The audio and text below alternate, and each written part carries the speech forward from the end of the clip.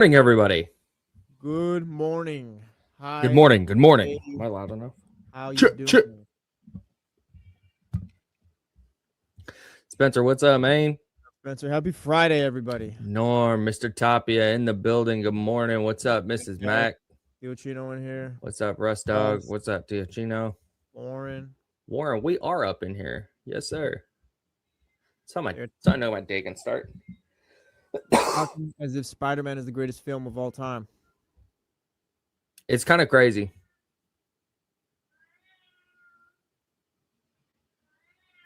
Catcher, hey. Yeah, shout out to the cat. He's being so loud today. It's so annoying. Do you not understand what I do for work? On the pod last night. Went to pod hella late last night. And he's just and then the other cat's taking a shit and stepping around in his box. It's like, my God, dude. What's up, Zebra? Good morning. What's up, Zebra? Ew. Hey, Kyron's here. Hi, Kyron. Kyron.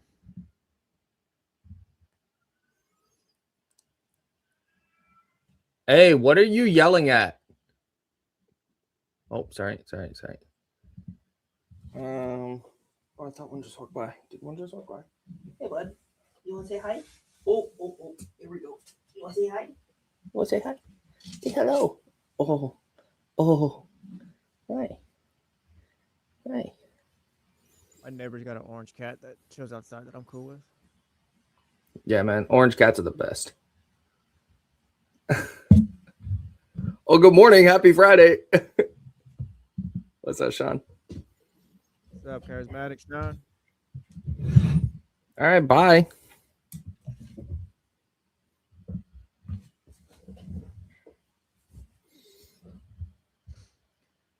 Have a day. Yeah. We got like 30 seconds. Yeah, we do. A K-pop group that shouted out my K-pop show posted my reel on their story. Nice. I mean, it's just big time for me, you know. They've probably got a couple million followers. How many followers do they have? 5.1 million followers. That's huge.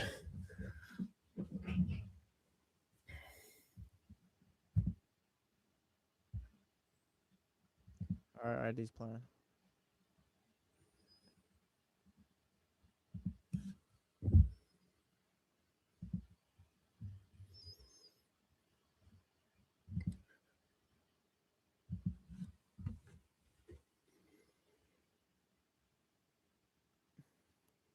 Hey, good morning. It is the Friday show. It's a Friday show. It's a Friday ass Friday, as we like to say. It's July 31. Dude, I have 10 things that I want to talk about off the rip here that aren't sports. It's Friday. I mean, if there's ever a day to do it, it's today. Well, but we got to talk about Deebo Samuel returning to the 49ers, and we will, because I have many thoughts on this. We'll handle business today, no doubt. But can we talk about this event we had to go to yesterday? Of course. And just these sales events in general? So what it is it's basically a meeting with clients, and there's food and like prizes, and we announce like winners for ticket drawings, and it's a whole thing. And it's honestly, I have a good time at them. Like I'm not out on these things, but we have to go talk with clients, and I'm weird, and I know that, and I'm not trying to like scare anyone by being weird, because we've talked about this before. I'm terrible at small talk. Yes, as am I. I hate it. It's just the words like, "Hey, you got kids?" Like that's a weird. Like that's a. Oh, where are you? All the Where people are I you from? have in my life, like when I reach out to them, it's not like, oh, hey, how you doing? It's like just literally just jump into the conversation, because we've known each other for decades at this point. Right. Yeah. And there are people like Katie from the Wake Up Call on 106.5 The End is amazing at this. No, just thriving. Just, I mean, dominant in these settings, right? Mm-hmm. And I envy people like that, because I don't know what to say. Like, I don't know what level of question, because you know me, you've hung out with me. if I walk up to somebody and I want to be like, "Hey, how's it going? I'm Kyle. I'm from ESPN 13. Excuse me, ESPN 1320. What would you do if the robots took over? Like, let's get into it. Like, let's have a real conversation. Let's be friends here. Right, but I can't say that. I can't walk up to a person from the Museum of Science and Curiosity and just be like, "Hey, so this AI thing, what if the robots become sentient?" Yeah, no, you can't. You got to start out with, "Hey, hi, how you doing?" Like, "Oh, that's pretty crazy. Gonna be 100 all next week. It's gonna be super hot," and then you hope that something kind of builds off of that. There's nothing I like less than, but it's hot. Yeah, man. Oh, this heat. It's been crazy, huh? I lived down in Arizona for a couple years. Oh, I bet there's, yeah, man. 120 is, it feels different. Yeah, I got family in the Midwest. Oh, God, the humidity. Am I right? Yeah, that's why we had to make it back out here. Yeah, right. And now we're back. It's like, oh, all right, see you later. Yeah, I don't. We're gonna drink. But so I need to sit down with some people who do well at those events and figure out what I'm supposed to say. Because if you see me in public and we chat, the small talk part is going to be tough for me. Not because I don't want to do it. Like I want to engage, but I just don't know. My brain is immediately like, great, we're already cool. Let's move forward to the real stuff. Let's just get past all this. Yeah. We don't need to talk about the weather. I don't need to ask you your favorite color, okay? Do you have the steak? The steak bites are really good. They were, by the way. Oh, they were great. Everything that was passed around yesterday as far as the appetizers was great. I don't know why I was getting dragged for being excited about the steak coming around, but whatever. We don't have to talk about it unless you want to. No, I do. No, I do, because I have a problem with this. Because I'm standing there with Damian Barling, D'Lo and KC, 2-6, and Jesse, and we're talking, and I'm going, guys, they have this like carne asada. It's really good. And I was talking about how good this steak was. And as I'm talking about it, or right when I got done talking about it, the guy walks up with the steak. And I was like, oh, there it is. Like I got like, oh, hey, that thing we were just talking about, we can have it right now. Yeah. And then you guys made fun of me. You're like, hey, I got a little too excited there. Oh. Well, I mean, it's ridiculous. It was a good time though. I think that was my first event since I've been doing the show where like now I gotta show up and like be part of these things. Before it's like, oh, I'm just a little producer over here. I get to go home. Like now it's like, oh, I'm terrified of. We got this event called Upfront coming up, I think in October. It's like, oh, that's the real deal stuff. It's like, oh, you got to dress up for that. You got to like talk to people and all. Yeah. But, this was fun. This was actually not that bad. It was good. It was a good time. You dressed up a little yesterday. Yeah, that's another thing. Showing up to sweats and shorts every day at work, oh my gosh, is so great for my brand. Because the moment I put on some dress shoes and a button up, people are like, wow, you look great, Jazz. It's amazing. I set the bar so low and I exceed it so high when I need to. It is perfect. I've got the game figured out right now, people. You were not that this isn't to like, I don't want to, I want to walk a delicate line here because you looked nice yesterday. Like you did. Yeah. It was a button up shirt, black pants, and I think you wore brown shoes with the button up was kind of like a tan and brown. A good look for sure. Shout out Marshalls, got me going, dude. Legit. But it was an outfit. Like it looked good. It was just regular. It was regular. The fact though that, like you said, the fact that people act like you walked in a 3-piece suit, that's a W. I got a standing ovation. I was like, this is weird. Everyone's still clapping. You got the loudest ovation of anybody, by the way. Oh yeah, it was nice. Yeah. All right. Good building. I'm Kyle. That's Jesse. I have one more question, and this is related to something we're going to talk about later because I want to rank which Kings jerseys you can buy right now. Current players that you can buy right now. And I want to go through that because I think there's some interesting conversations to come off of that as you go through the process of trying to figure out what jersey you're trying to buy. But I want to get to that later. The other question I have is right now I'm being fed ads from Nike on Instagram for NBA player jerseys who have changed teams this year. Mm-hmm. Jaylen Brown, LaMelo Ball, Giannis Antetokounmpo. And they have an extra 25% off code. So I can get a Giannis Bucks jersey. It's the black alternate that says Bucks in gold and it's outlined in like green and blue. Green and blue, just green, doesn't matter. And I can get it for like $50. We were talking about this yesterday during the event we were at. Like, that's honestly not like the other ones. It's like, oh yeah, there's a Jay Crowder Milwaukee Bucks jersey since he Yeah, left. no, thumbs down. No, it's like, no, you can. This Giannis one's gonna live forever. Like that's gonna be like I said yesterday. It's gonna be a Mitchell Ness one day. Should I do it? Should I just hit the brake, pull the trigger, and do it? Low key, you might. Yeah, I think so. All right. Well, Like a Jaylen Brown Celtics one would still play. I think. I don't know if they hate each other. so okay, so they have a Jaylen Brown. So they have a Jaylen Brown Celtics joint, but Mhm. it's the white one with the gold letters. Oh yeah, those ones aren't bad, but I know which ones you're talking about. Like I just don't. If I'm buying a Celtics jersey and go I'm with going the to wear a Giannis. Celtics, I That's- want it yeah. to. The Giannis ones is all time great. Like I said, he'll retire as a Buck. That one will age really well. Okay. All right. Very good. I'm gonna go see if I can find it at the break. I had it saved for a while, and then I was finally like, no, I'm not gonna do it. I'm not gonna do it. And then you guys talked me into it last night. Yeah. So shout out to you guys. I want to do that Kings jersey thing a little bit later. But what we're going to talk about right now on the jump, I'm Kyle. That's Jesse. Deebo Samuel's back with the 49ers. 49ers heard me. I told them, get going, hurry, make the signing now. You were like, oh, well, maybe we wait till August 14th after the first preseason game. They're like, nah, we're going to do it now. Wait till the show's over. So many thoughts right now. But a few days ago, I did a thing. It was actually last Friday. It was when you weren't there. I did a thing because Dante Whitner was like, the Niners need to sign Deebo and make him a running back. And I was like, that's a terrible idea. What a horrible idea. Why would you make a guy who turns 31 who's 30, turns 31 in January, play a position full time that he's never played before? Like that doesn't, I don't love that, especially when all of the metrics say that he's not as good of a runner as he was in his prime. Like not effective, not, oh yeah, he's worse because he's gotten older. Like, no, he's just not an effective runner anymore. And then yesterday we were talking about it, and I was like, no, I think you wait. You see with Pearsall, and I guess we can start here. I don't think they needed to wait for Pearsall. Yeah, you're waiting till next season, it seems like. Yeah, man. The fact that they said get Deebo in here coming up, the next one, no, the one after this one coming up. Right. Not next season as in October. Next season. Yeah, man. And so the fact they went with Deebo, this isn't rando veteran who last played in 2024. This isn't just a guy who's eating training camp snaps. Like they wouldn't do that to Deebo Samuel, and Deebo Samuel wouldn't sign with a team that had that plan for him.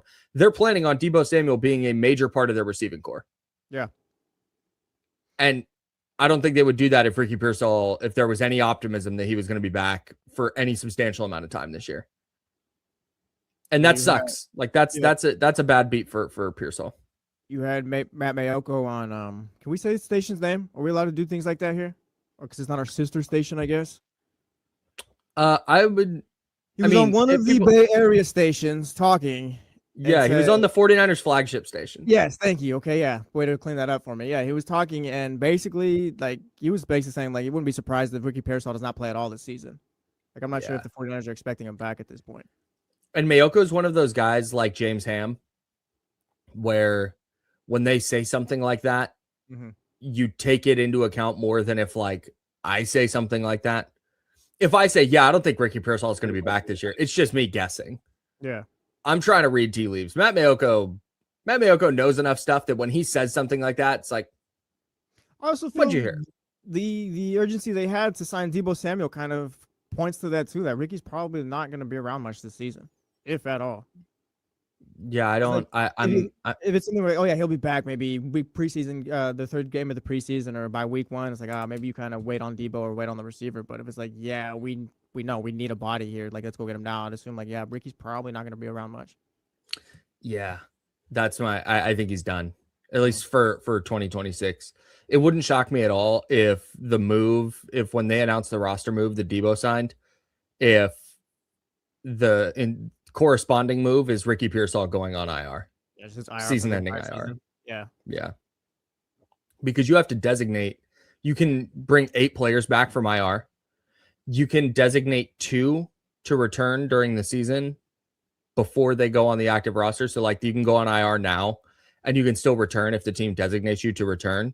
So this will actually be something to watch. I'm going to get in the weeds a little bit, but follow me. You can designate 2 players to return before they go on the active roster. But if you do that, the if you do that, it counts towards your 8 Yeah, you get 8 slots. IR You get, returns. yeah, 8 IR returns. Yeah. Which the 49ers have run up against a couple of times. So they don't mess with that.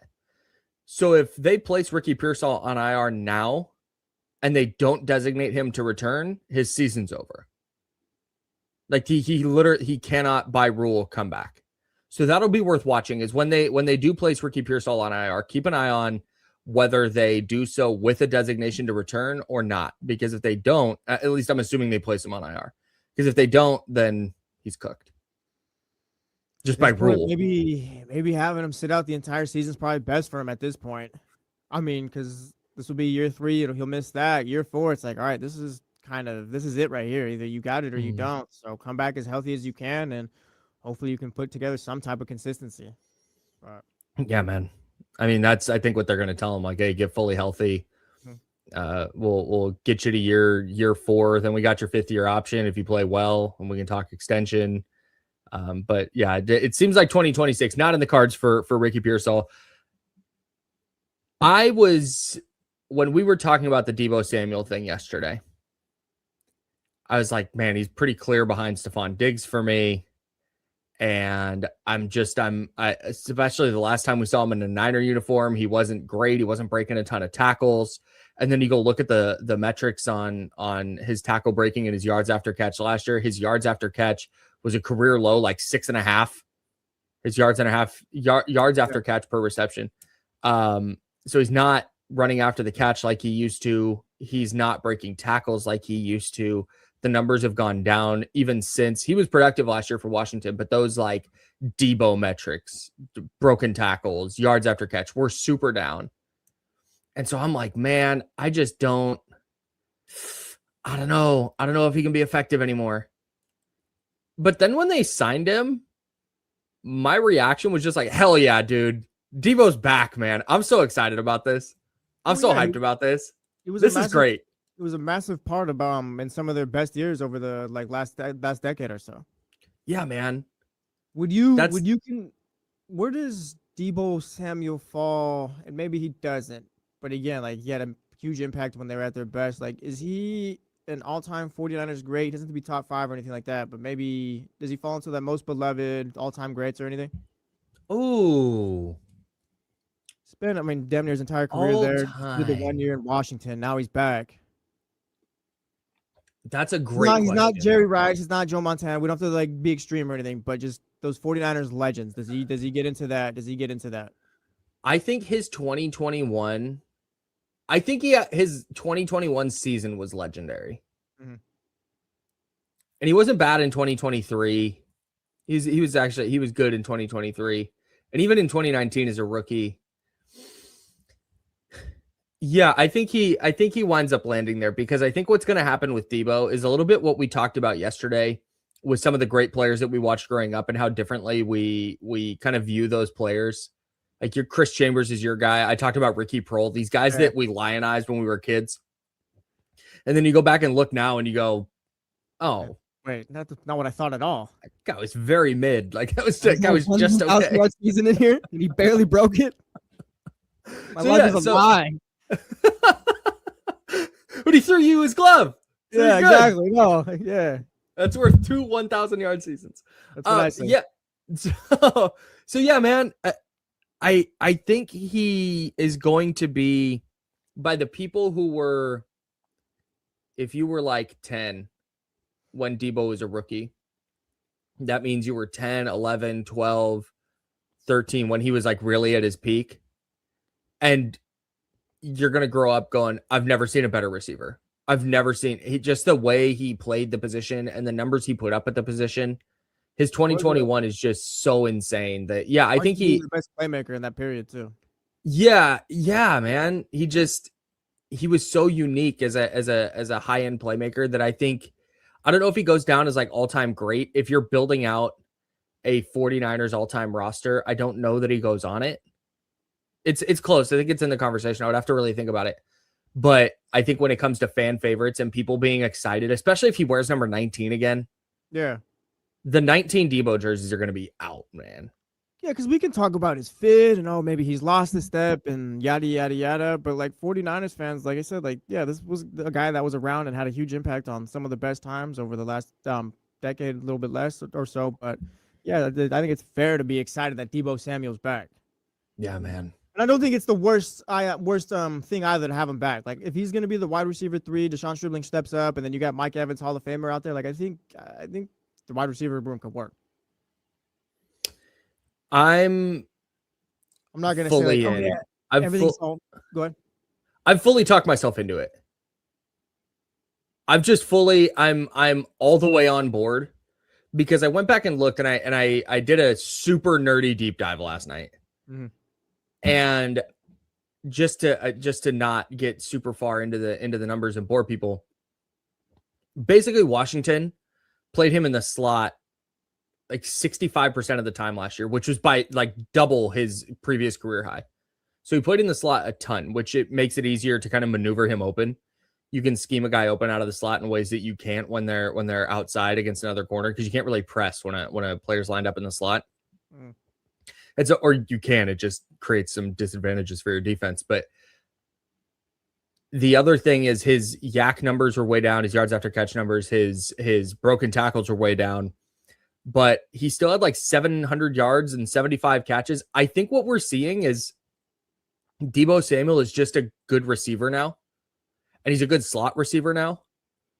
And I know he's a different mold than Wes Welker, but like that Wes Welker just dump off easy, it's 2nd and 8 and the pass rush is coming. Oh, hey, there's Deebo for 6 yards. Yeah. And now it's 3rd and 2. And I think he can be really valuable in that way because I think he's still explosive enough that defenses have to worry about him. So I think there's value in having Deebo Samuel. I think it's just going to look a lot different. And I think he's going to be more of a quote unquote normal wide receiver. I think they still do some of the wide back stuff. I think he still gets a handoff here and a jet sweep there. But I think for the most part, it's just going to be Deebo Samuel, the slot receiver, being Brock Purdy's safety blanket, more or less. Again, this is always weird when we say it, but he's kind of just the guy, I guess, in the 49ers wide receiver room where like I don't know if he's one of the leaders again or whatever, but again, he's not that playmaker that he was. Deebo, we need you honestly just to be our 3rd wide receiver, line up in the slot, just do the little things that we need, and we'll just handle the rest still. Like, that's kind of what it is. Again, just the guy is harsh sometimes, but like you get what I'm saying. No, but I think it's valid in the context of he's not the super special playmaker that we were just talking about. Yeah, he's one of the foundational pieces here. Yeah, but if he's your 3rd wide receiver, I think you're fine. Mm-hmm. My concern is that Kyle Shanahan and the 49ers try and lean on him like he's still that guy, where they get into a 2nd and short that turns into a 3rd and medium because they lost 4 yards trying to get Deebo on an end around that he can't turn the corner on anymore. I don't know if we'll ever get to that point this season because there was like they did break up at one point, and I'm sure there was like Kyle Shanahan and John Lynch realizing like yeah, Deebo just can't do all the things that made him special like a couple seasons ago. So I think they can be realistic. At least maybe I'm hoping or whatever. But again, yeah, I think they know what it is with Deebo. I hope so, man. Also, I think like we've talked about it for the last couple of weeks. I think this is a better move than bringing in Stephon Diggs. How come? Stephon Diggs open like makes your ceiling higher in that wide receiver room, but again, like I said, I think yesterday, the day before, it kind of felt like winning the offseason type of moves, where like we're just getting big names, throwing them out there. Like I don't even know if he's familiar with Kyle Shanahan's offense or if he like would instantly be a fit. I mean, Kyle Shanahan can get anyone the ball, and that's fine. But again, like it's like Stephon Diggs was like more of a name. He's a 1,000-yard receiver, but maybe with drafting Deshaun Stribling in the 2nd round, bringing in Deebo, that's probably. Like, I don't know if it's the quieter move, but just it's a seamless fit.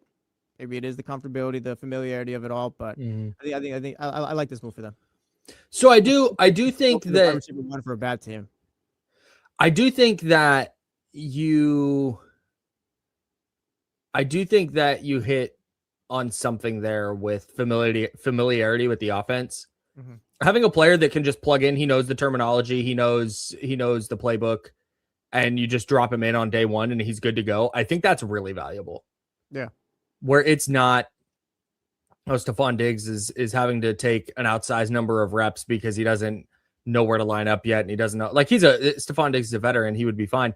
But with Deebo, it's like he's going to sign and put a uniform on and go. There's not going to be some weird ramping up period where he's got to take 2 weeks to learn the offense. Like he's just in. He's ready to go. I think that matters at least a little bit. Yeah, no, I'm with you. And I mean, like I said, Stephon Diggs is probably at this point in his career like belongs on a bad team where he can just get a bunch of touches and all that way. I don't know where he fits elsewhere at this point. Let me get to 2 things in the chat here. 916-909-1320, 916-909-1320. If you would like to call the show, you can. If you want to shoot us a text on the Mojo's local Tap and Kitchen studio text line, we encourage you to do so at 916-909-1320. And then we also have the chatty house at youtube.com/ESPN1320. Norm in the chat said Tabor Pepper and Jake Moody fueled the breakup. Dude, I know Norm's, if I know Norm, he's probably doing a bit here. Yeah. But just in case anybody thinks that, the altercation with Deebo led to Tabor Pepper not being on the team anymore, way more than anything Deebo Samuel said to Jake Moody or Tabor Pepper led to Deebo Samuel being let go. I promise you, Kyle Shanahan didn't prioritize the kicker and long snapper over Deebo Samuel. You see what he did to Jake?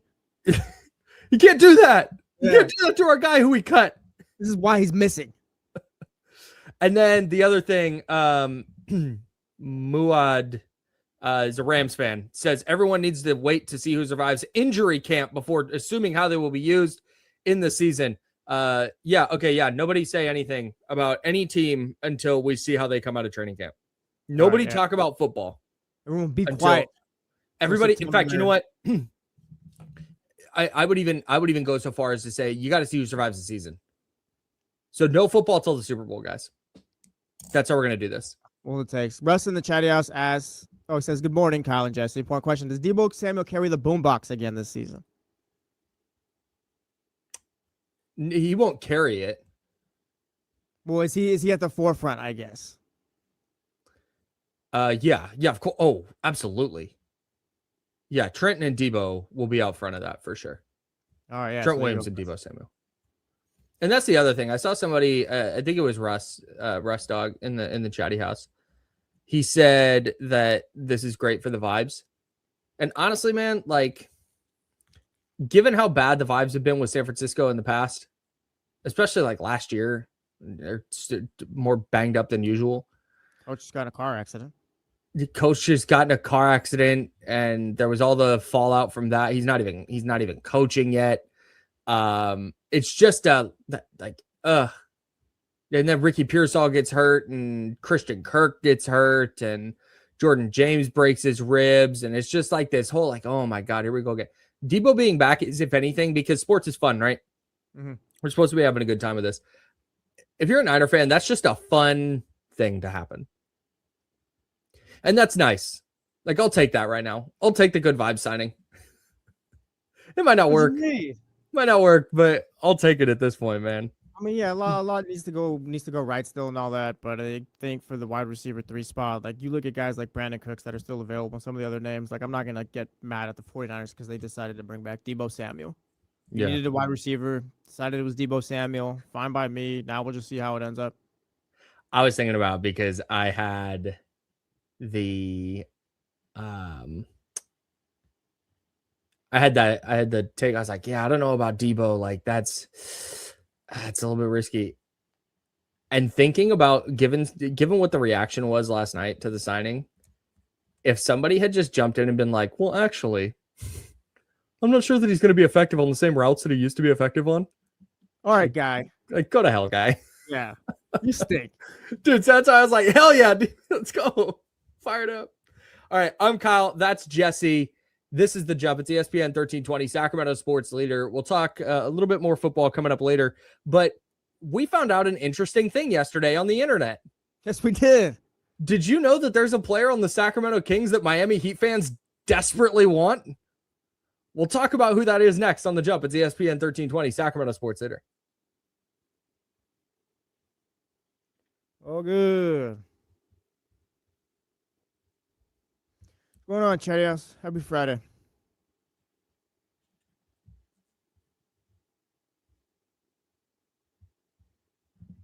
This is weird. What a weird thing to say.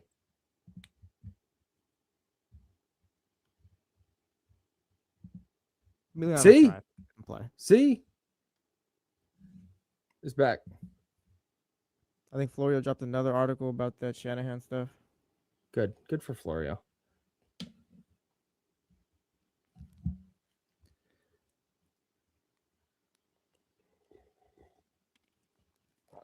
I'm sure he has, but I don't pay that close of attention. Did he address the fact that his own co-host is like, yeah, I knew about that shit? Oh, I haven't seen that. Yeah, I knew that day. Christian, I guess tomorrow I'll be seeing the greatest movie of all time. The way people were talking about it, I thought it was Yep. The Odyssey, but Spider-Man is Apparently. just lit, I guess.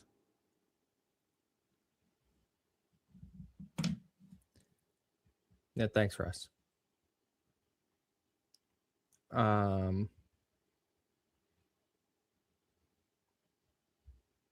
Yeah, I gotta figure out how to announce my Premier League team. I think I made a selection. Nice. I might do that next week.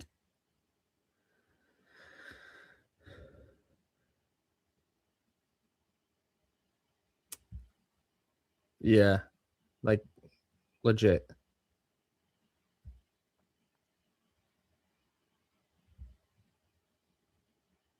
Oh.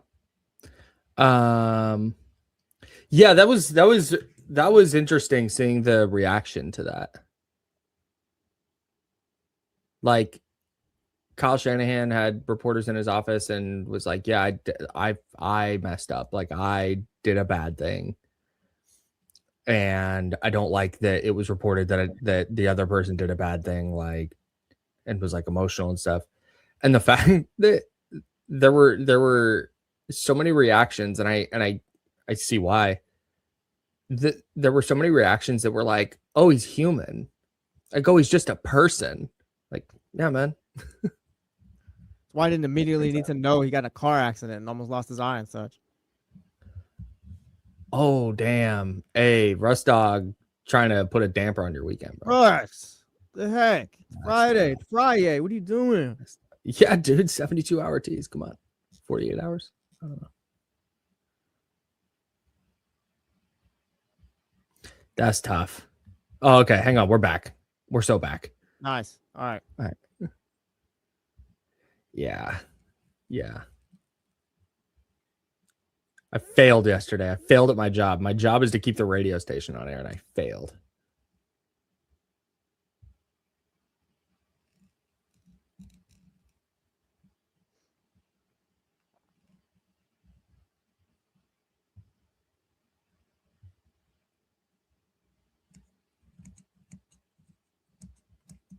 Music's all we got.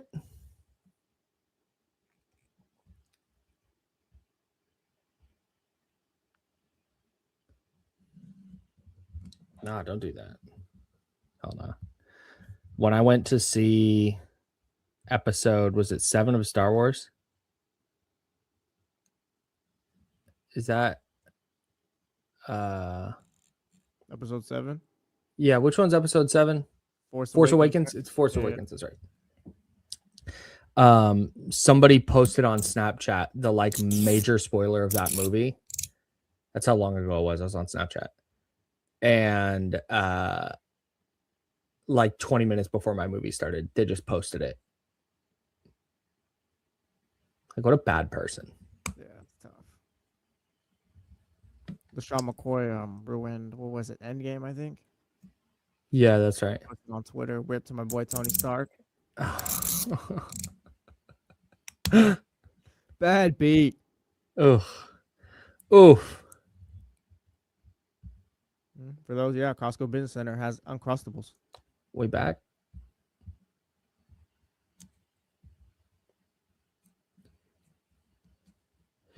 I've put a lot of thought into doing this about a lot of things. But I feel like saying a team won't win a championship can't go on the board. Yeah, that's like you're just taking the field at that point. Yeah. Like one of 29 other teams or 31 other teams might win the title. Like, all right, man. So I feel like that would mess up the mojo just to iron out that point, Norm. I've thought about it, but I think it would mess up the vibes because it's not supposed to go on the board. They need to throw some fries with these tenders. I don't think I could just walk out with just tenders. Like, dude, so get some fries. Well, I'm saying Costco doesn't sell fries. They got the tenders at the food court, but I don't think they sell it with fries or anything. Oh, they got the tenders at the food court. Yeah, I thought you meant it like in the freezer section. Got it. No.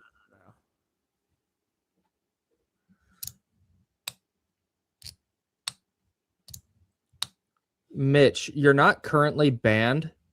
You're on hiatus. If you ask if you're banned again, you're going to be banned. We're back. Welcome back to The Jump with Kyle Madson and Jesse Tapia. I'm Kyle. That's Jesse. We have a whiteboard where we write takes. All right. Yes. And it's when like I feel strongly about a thing or not just me, the person, the royal I feel strongly about a thing. I'm writing it on the whiteboard and I'm staking my claim to this take. This is what right now I have from before the baseball season started. The A's will make the playoffs this year. That looked great for the first couple months. It did. Looks real bad right now. And then Jesse, you've got that the Broncos are going to win the AFC West. That sparked from a conversation we had the other day. There's an asterisk on there. Well, it's barring, I guess, some major training camp injury. But yeah, I'm locked in on the Denver Broncos. If you've not followed my exploits on this board, I'm 0 for 70. He's 0 for life. I've not gotten a single thing right that I've ever written down on that board. Every take that Kyle has written down on that board is just been a travesty, a tragedy, a calamity, all that. Dude, all not even that's it. Yeah, all the E's. It's not even like, oh man, he was almost right. Like not even a little, like everything has been wrong hella. Like Buffalo a lot. Bills, wrong. what is it? Wide right every time. I mean, just not even close. Mm-hmm. And so we were talking during the break at youtube.com/ESPN1320. We were talking about, I should just write down things on the board that the opposite of what I want to happen. So would write, the 49ers will not win the Super Bowl, which was the example that was given to me. But I feel like at that point you're messing with mojo. Like you can't, if you're in the reverse jinx game, if you're superstitious like that, you can't force it. You can't say like, you can only use your powers for good. Well, because at that point, you're probably just gonna keep getting it wrong. It's like, oh, now this bit is just this is just sad now. Yeah, and he's trying to reverse jinx, and it's like, no, it's just losing all the time. Right, and so let's say I write down the 49ers will not win the Super Bowl, and then they do. The joke is going to be on me. I won't even get to enjoy it. Yeah, it's true. We'll get to point out how you were hating on them all season long because you didn't believe. Yeah, you wrote it on the board. Yeah, that'll be the spin we take. I'll do some individual games here and there. Like that Cleveland game last year. Yeah, that was, you tried it. You tried your best. It didn't work out. I have watched the 49ers go into so many games just like that Cleveland game and just faceplant. I watched them do it in Cleveland a couple years ago. Like and then they won easily. Yeah, it was not even a game. It was not even a game. Whatever, man. I'm Kyle. That's Jesse. A's making the playoffs. Denver wins the AFC West. DeAndre Hunter, of course, is on the Kings. And then, of course, days since Kenny's been fooled by the internet, and days since 1320 killed someone off on the board. It's been a while since we killed someone. Yeah, we've been doing well. Nice. Love that for us. No, didn't you just recently kill Percy Harvin? No, you dude, did. You did. No, you killed Percy Harvin. That wasn't on air. That wasn't on air. That was before the show. That was before the show. And no, I didn't. He had migraines. That was what it was. He had migraines and you were like, I think he's dead. You ever had you ever had a migraine? I don't think so, no. Like, at least not in the way people describe them. Just headaches, I guess. Really I had never had one. And I always wondered because I had the same thing. I had the same thought as you. Like, it's a headache. Like, how are these debilitating? Like, I get like sometimes a headache Hold on. sucks. I know the difference. It's just I haven't had a migraine the way people get them. Right? No, right. Yeah. I'm saying me. I Yeah, did okay. not realize there was like I knew the symptoms, but I thought the symptoms were like not like your headache is so bad that like X, Y, and Z. I couldn't wrap my brain around it. I couldn't figure I couldn't fathom what a migraine was. And so they just existed as this thing that other people get. And I don't, and then I got one and I'm sitting at my dining room table while my wife is cooking dinner one night. And I love the smell of garlic. Garlic and onions, like aromatics when you're cooking, is just divine. I'm sure you love Gilroy now. Oh, Gilroy's a great, what a great town, city. But as she's cooking that, I start to realize like I don't want to smell anything. Like I'm nauseous and my head hurts. And now all of a sudden it's like, why is our kitchen light so bright? Mhm. Just full blown, like I had to go upstairs and go to bed. That's the only thing my body could do. And ever since then, that was my first migraine. I've had one or two since. And when you tell me a football player just deals with chronic migraines, it's like, I don't know how you do it. Yeah, I don't know how you, yeah, man. I don't know how you do it. But anyways, I'm Kyle. He's Jesse. It turns out the Miami Heat want somebody on the Kings. At least the Miami fans. What Zach did you Levine. I'm just scrolling Twitter and I look. Some Miami Heat Twitter person or whatever, about 10,000 followers, quotes what James Ham said, attributed what he said yesterday.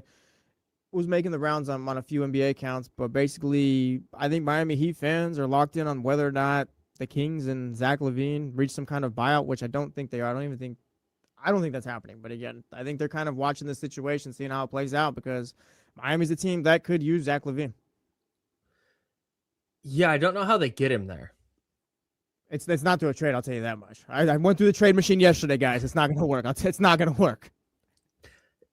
If it's not via trade, yeah, and it's not, and it because just, I don't think Zach's leaving money on the table to take a buyout at this point. yeah, if the Kings are going to buy him out, I think the Kings would be comfortable buying him out. I don't know this. I'm totally guessing here. I'm guessing if the Kings were going to buy him out, he would have to take like a $20 million buyout or $25 million buyout, like half. Yeah, you're going to have to help out the Kings a decent amount here, I'd assume. So I think that's why they're good going like, nah, you're on the team now. Mm-hmm. We're not promising you anything, but you're going to play here. And maybe teams can get creative, right? If Miami really is like, they're as good as I think they're going to be, but they need one more piece to really get them over the hump. And Zach Levine has been playing well. And they're like, man, we could really use Zach Levine. There's ways you can make money work with bringing in third and fourth teams and moving stuff around. Like there's ways you can do it, but I just don't. I think that's more of a next year thing where Zach Levine's a free agent and Miami's gotten a year to figure out exactly what it looks like with Giannis and with Bam and with Andrew Wiggins and with Davion Mitchell. I think they're going to give themselves a year to figure it out. And then Zach Levine becomes a free agent and then they can sign him to a mid-level or whatever amount of cap room they have. Yeah, and I've seen this thought thrown around too, where it's like, why would you keep Zach Levine around? He doesn't want to be there. Like, just buy him out and move on. Like, it's a bad thing for the Sacramento Kings to have players who don't want to be there, bad energy and all. But it's also like the Kings can kind of afford to deal with that this season. They don't need to hurt themselves in terms of just buying him out for the full contract or whatever it is, just to get him out of here. Like, they're not expecting to win much this season. It's all about development. If you got to put Zach on the bench, then you just do that. Let's play a game real quick. Nice. Not really a game. I'm just going to ask a question. All right, never mind. Sorry. All right. Friday ruined. Everyone go home. How much would Zach Levine? Let's just go to the hypothetical world where he goes to the Heat. Mm-hmm. There's a buyout with the Kings and he goes to Miami. Is he the level of player that he would make you feel differently about the Miami Heat? A little bit, because do we still think Zach is an elite scorer? Yeah. Okay, then yeah, I think then yes. You already got Giannis and Bam. I love Bam. I think Giannis, of course, not I think. We know Giannis is one of the best to ever play this game. Right. So you got your foundation there, you got your top two. You're just missing that scoring, that shooting, and Zach's got all of that right there. Zach can create off the dribble, do everything he needs to, create his own shot, scores at all three levels. Like again, he's an elite scorer. So I think if you wanted to talk to like argue about Miami being title contenders, like with Zach LaVine there, I think you can make it. I think you could make the argument now with Giannis and Bam because, of course, it's Giannis and Bam. I don't know if I'd put them at the forefront there. They're more of a top 6 team to me right now. But if you do get that scoring, Andrew Wiggins had a big year last season, shot the ball well. Like It's really good. That's a really solid team right there. Zach LaVine here in Sacramento at $49 million, gross. Zach LaVine over in Miami or maybe the MLE. Hey, mid-level? you can work with that. Yeah, man, and it's they have a roster to me that's constructed in a way that masks some of the things that makes Zach LaVine a quote unquote non-winning player, right? Mhm. Like I don't know, the scoring against that group with Davion Mitchell and Andrew Wiggins and then Bam and Giannis is just going to be a nightmare. Oh, it's going to be one of the best defensive teams in the league. I got so much. That's so much length. Pause. And so much size. Pause. Yeah, That twice. I tried to think of it. Hey, I was. it just happens. Play through it. It's fine. All That's right. my All right. fault. Thank you. All right. And I had the hands inside the jersey. It's fine. So I think Zach LaVine would be a great fit. Like I don't know that I would suddenly say, well, that makes Miami the best team in the East, because we still would need to see Zach do it consistently on a night in, night out basis. But they also wouldn't need him to score 25 points a night. He could do what he could be impactful on that team, averaging 16. You just need somebody who can space the floor, somebody that the other team has to worry about in guard. Would you take Miami with Zach LaVine over the Pistons? Over my Pistons. Wow. Yes, your Pistons. Um, I think we'll both take the Knicks and the Sixers over the Heat with Zach LaVine. Yeah. For now, Mhm. now, I wouldn't be surprised if during the season Miami shows to be the best team in the East. That wouldn't shock me at all. But for now, being, I I'll do guess, that. like, yeah, we don't have to go through every team, but like the Pistons, the Cavs, the Celtics, the Raptors, the Hawks, the Magic, the Hornets, the Pacers will be back. Like I can make the argument. I think the Heat could be better than those teams if they would add Zach. Maybe you get a little. Yeah, bit if they're adding Zach, Zach, without him, but go ahead. if they're adding Zach LaVine, I think they're in that upper tier, Mhm. and I think they're probably ahead of Detroit. Because I think God bless I'd be- John I'd- Collins, I'd I just don't know. I just don't know what Detroit does from a scoring standpoint, because I don't think John Collins can take the workload they need. Yeah, and Tobias Harris, I think there's a ceiling to that kind of player he is and all, but he definitely is. I don't know if he's an elite role player, but just definitely that scoring off the bench not off the bench, but I think he started with him this season. Point being, like that role player scoring that you need. Like he was a big important part of them, and now with him gone, you got John Collins. Like I think that is a little bit of a downgrade. Jalen Duren still isn't even signed. Yeah, God, that's true. He's gonna sign though. Is he going to sign a deal? Or is he going to take the qualifying offer? I think he signs a deal. You'd hope. The qualifying offer's low, man. I know. And it's really risky. I just don't think he does it. Yeah, we'll see. But yeah, point being, like, yeah, you can make the argument that the Heat with Zach would be better than all those teams. Again, I think they'd just be chasing the Knicks and the Sixers. But once you're playing on the court, we'll see how that all shakes out too.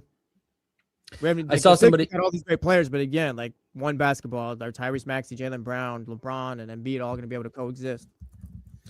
916-909-1320, 916-909-1320. If you want to call the show, you can also shoot us a text on the Mojo's local Tap and Kitchen studio text line. You can also hit us on YouTube at youtube.com/ESPN1320. Sean in the chat says, sadly, the Kings need Zach to stay out of relegation. No, they don't. Like, they might, but we talked about these yesterday. Go ahead. You did That's the thing. Like, oh, they need Zach to stay out of relegation. Like Ham's talked about it. Zach can do whatever he wants. There's a chance that like Zach maybe isn't getting minutes toward the end of the season. Like, there's nothing promised to Zach LaVine. Zach LaVine playing well, like doesn't really matter here. Mm-mm. Like if the Kings at one moment decide, oh yeah, we want to see what Nick Clifford looks like at the starting 2-guard spot, we're gonna see what Nick Clifford looks like at the starting 2-guard spot, despite what Zach LaVine is doing. At least that's how I take it. I didn't get the idea based on what James Ham said about Zach LaVine, and that the Kings have sat down and told him, you're not promised a role, you're not promised minutes. When you opted into your contract, you opted into The only thing this he's promised is that situation. $49 million right now. That's it. That's a great way to put it. I don't get the idea that if they're saying that they're super worried about the relegation zone. Mm-hmm. I genuinely don't think that that's part of their calculus at all going into the season.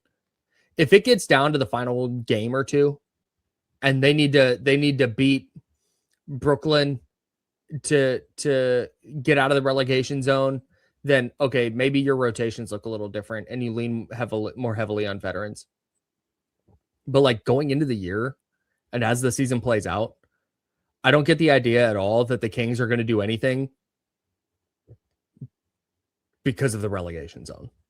I genuinely, if last year, and I've said this before, if last year they didn't care about lottery balls, if last year they said, nope, we're not worried about losing, we're not worried about winning, we're not worried about losing, we're trying to win every single game, forget the lottery balls, those are fall while they may, and we'll make the best of it, which they did. They got their guy, Darius Acuff, at number 7 overall.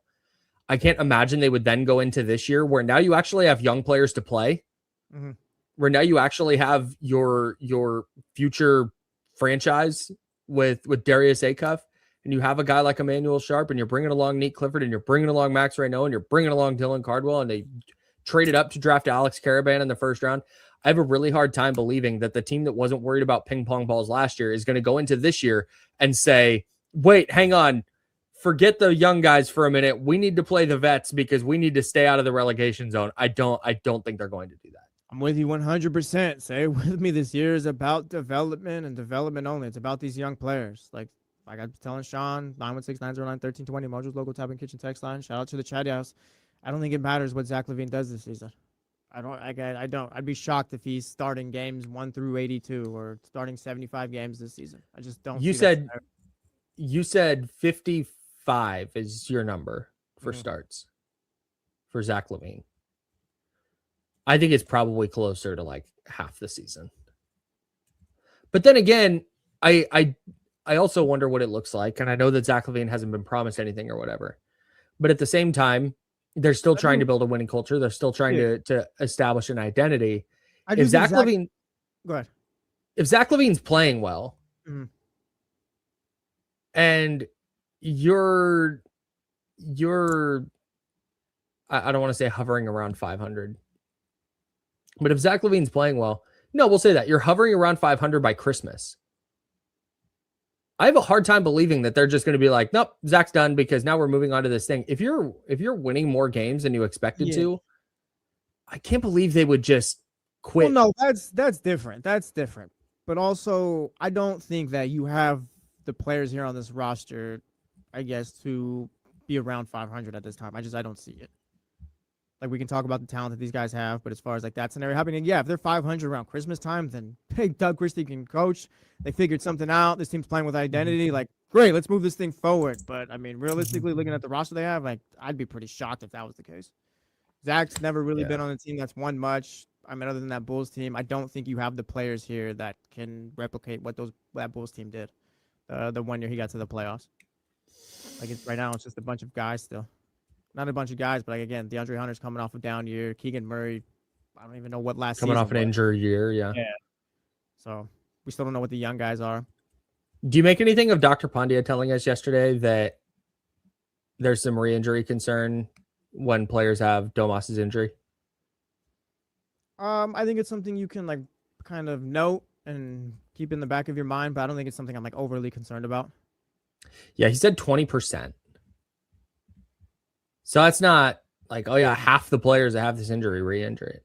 But like, it is something I'm keeping an eye on because I had just kind of gone, oh, we're gonna get 75 games out of Domas for sure. I'd assume that's just kind of professional sports though. Like the way these guys go about it, like there's a bunch of guys where it's like, like the way they've gone about like not getting surgery or waiting and putting it off, like there's a chance of re-injury. But again, it's just you got to be on the court, you got to be on the field. That's just ultimately what it's about. So you'll take whatever shortcuts potentially if you need to, or just do whatever you can to help yourself out. Yeah. Like, I'm sure like Domas is dealing with that, but like there's a bunch of other players I'm sure in the league that are kind of similar scenarios with different injuries. It's just It'll part of the game, be I guess. it'll be really intriguing to see how they navigate this if that situation plays out where they're winning more than we think they will. And I say hovering around 500, like let's say 3 or 4 games under, like they're doing okay. And maybe their schedule lightens up a little bit. We should get the schedule sometime in August, and maybe the schedule lightens up a little bit where you go, all right, hey, maybe they push for 500 in 27. Like once January turns, maybe they push for 500, and it's kind of interesting. If it's that, where they've been playing a bunch of veterans and they've been leaning on DeAndre Hunter, and Keegan Murray's having a better year, and Domantas Sabonis looks like an all-pro again, and Darius Acuff's fine, and Zach LaVine has been the best version of Zach LaVine. It's going to be very, very interesting to see how quickly it goes from this is about developing young players to we have to play our guys to win as many games as possible. Yeah, but also I think it's a little bit dangerous too, because is that kind of fool's gold? Like we're not expecting like Yes. that's not gonna be right. Like that's the thing. Like Right. even if they are, like maybe you still do have to go towards development of the young guys. And I know it's not. It's tough. It's a tough avenue to go because you'd be winning games in this scenario. You'd be hovering around 500. We called it maybe 3 or 4 games under. We have to get crazy about it. But again, it's like these aren't going to be your guys going forward. So like you got to stick to the plan still. No. Maybe, but let's go. But like I said, let's say they're pushing for 500 in January. That would be crazy. It would. We're in be January insane. talking about the Kings being around 500. That'd be nuts, right? I have a really hard time believing if the vibes are up and like, oh my God, they're lighting a beam and Keegan's playing well and DeAndre Hunter looks great. And oh my God, look at what Zach LaVine's doing. That all of a sudden they're going to be like, nope, Well, as it's we're Nick talking through Clifford this- time. Well, that's the thing. As we're talking through this mythical scenario where the Kings are hovering around 500 come January 1st, I'd assume like maybe Nick Clifford and those guys are playing well on those rolls off the bench. It's not just the starting 5 playing 48 minutes. Like maybe Nick is getting key minutes off the bench, but like he's playing well. He's just doing well in his role. So is Maxime Reynaud, maybe Dylan Cardwell in whatever minutes he's getting. Point being, like, yeah, the young guys are just thriving in their roles off the bench, maybe in this hypothetical. So maybe in that scenario, like, yeah, the guys are developing. It's just not as starters, they're not just one's not the starting 2 or the starting 5. Yeah. Yeah, I don't know. That'd be crazy if they were having around 500 in January. That's the thing. That's where I keep going. That's like, right that's now. like, oh, so we have a good basketball team on our hands. Like, I don't think that's the case here. I'm sorry.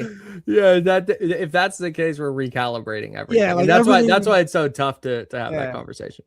But if Somebody- we're talking about- yeah, Sean in the chat said Acuff would have to be all NBA for the Kings to be 500. And it's like, yeah, Yeah. man, I agree. That means they've got a lot of, like you said, a lot of young players really playing well.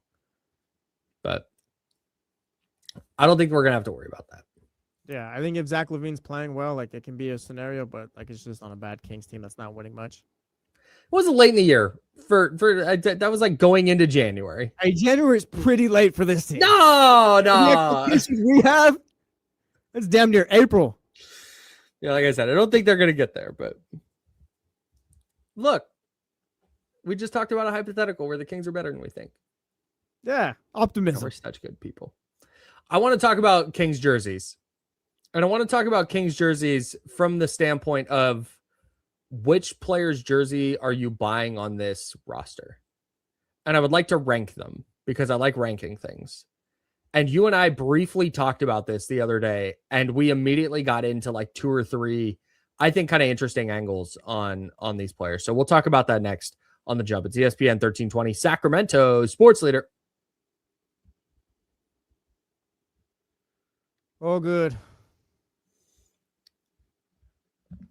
Sean, I'm going to need you to explain this because I saw you say you basically have the same odds for 1 as you do for 15. If you finish in the relegation zone, I thought you could only fall to 12.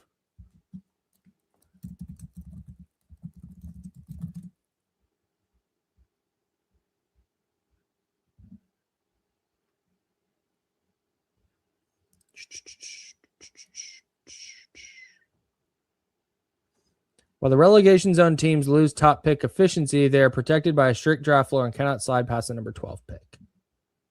Yeah. Like, you don't want to be there forever, obviously, but okay.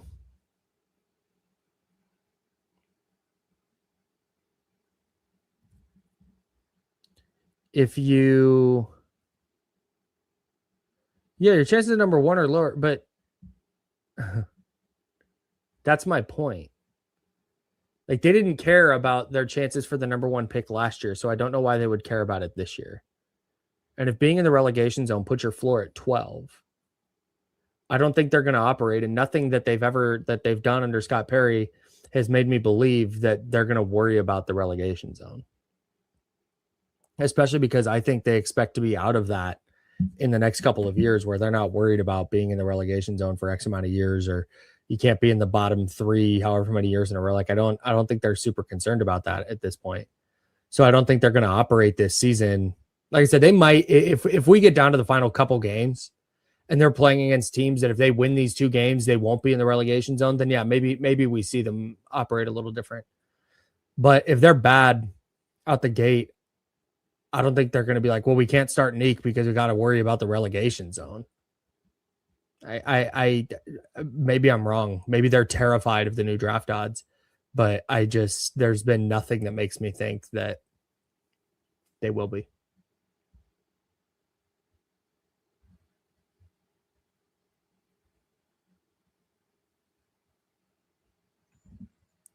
Good question. I'll save that one.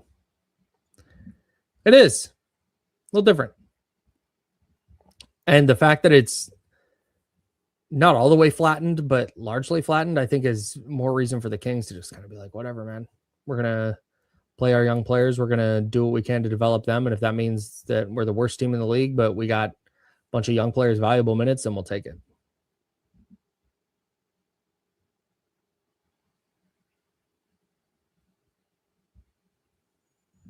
Stop it. Stop it.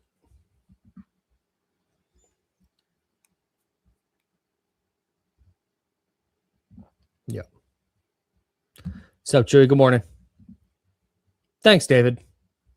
It's really nice.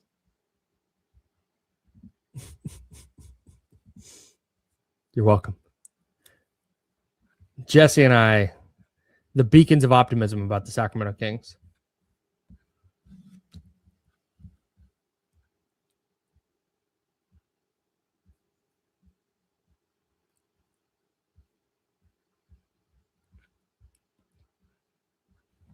I saw Kyron make the joke earlier. I don't have COVID. I'm not sick at all, actually.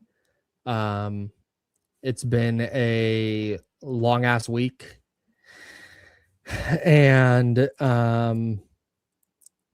I worked from home today because I got back late last night and was up late last night working because we had that event yesterday afternoon. So we're here. Thanks, man. Shout out Mexico. Do we want to talk about this? Do we want to talk about this at all? Yeah, sure. That's how you start it. Yeah, I'm sure they're not with me. Oh, hey, Stefan, come here. Come here. He knows I don't have anything for him. Cats are such dicks, dude. He's standing like 3 feet away from me, looking at me like, ugh. All right, we go. I don't have anything for you, but I'll pick you up. Stefan, come here. Oh, that's a good boy. Welcome back to The Jump with Kyle Madson and Jesse Tapia. I'm Kyle. That's Jesse. We're hanging out with you until 9 a.m. Hey, very, very quickly before we get into this Kings jersey thing. What you got? Did you see what Drake London, the Falcons wide receiver, did after proposing to his now fiance? I saw it in the rundown, but go ahead and tell the class. Bro. So Drake London, on his second ever date with his now fiance, they ate Taco Bell. And she said to him, I would be so happy if somebody proposed to me inside of a Taco Bell. That's how much I love Taco Bell.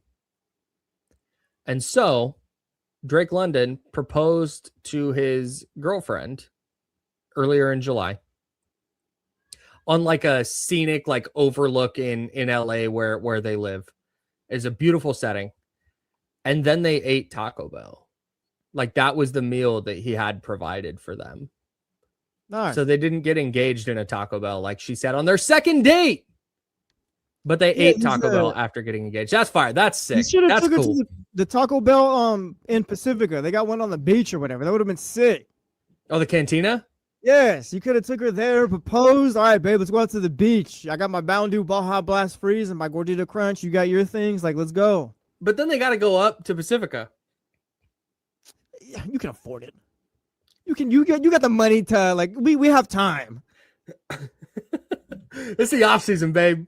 Yeah, We're like going north. we're going to Pacifica for no reason. We're Well, no, they taking got a little Taco Bell vacation. there. Yeah, we'll visit this Taco Bell on the beach. We got this Taco Bell cantina, babe.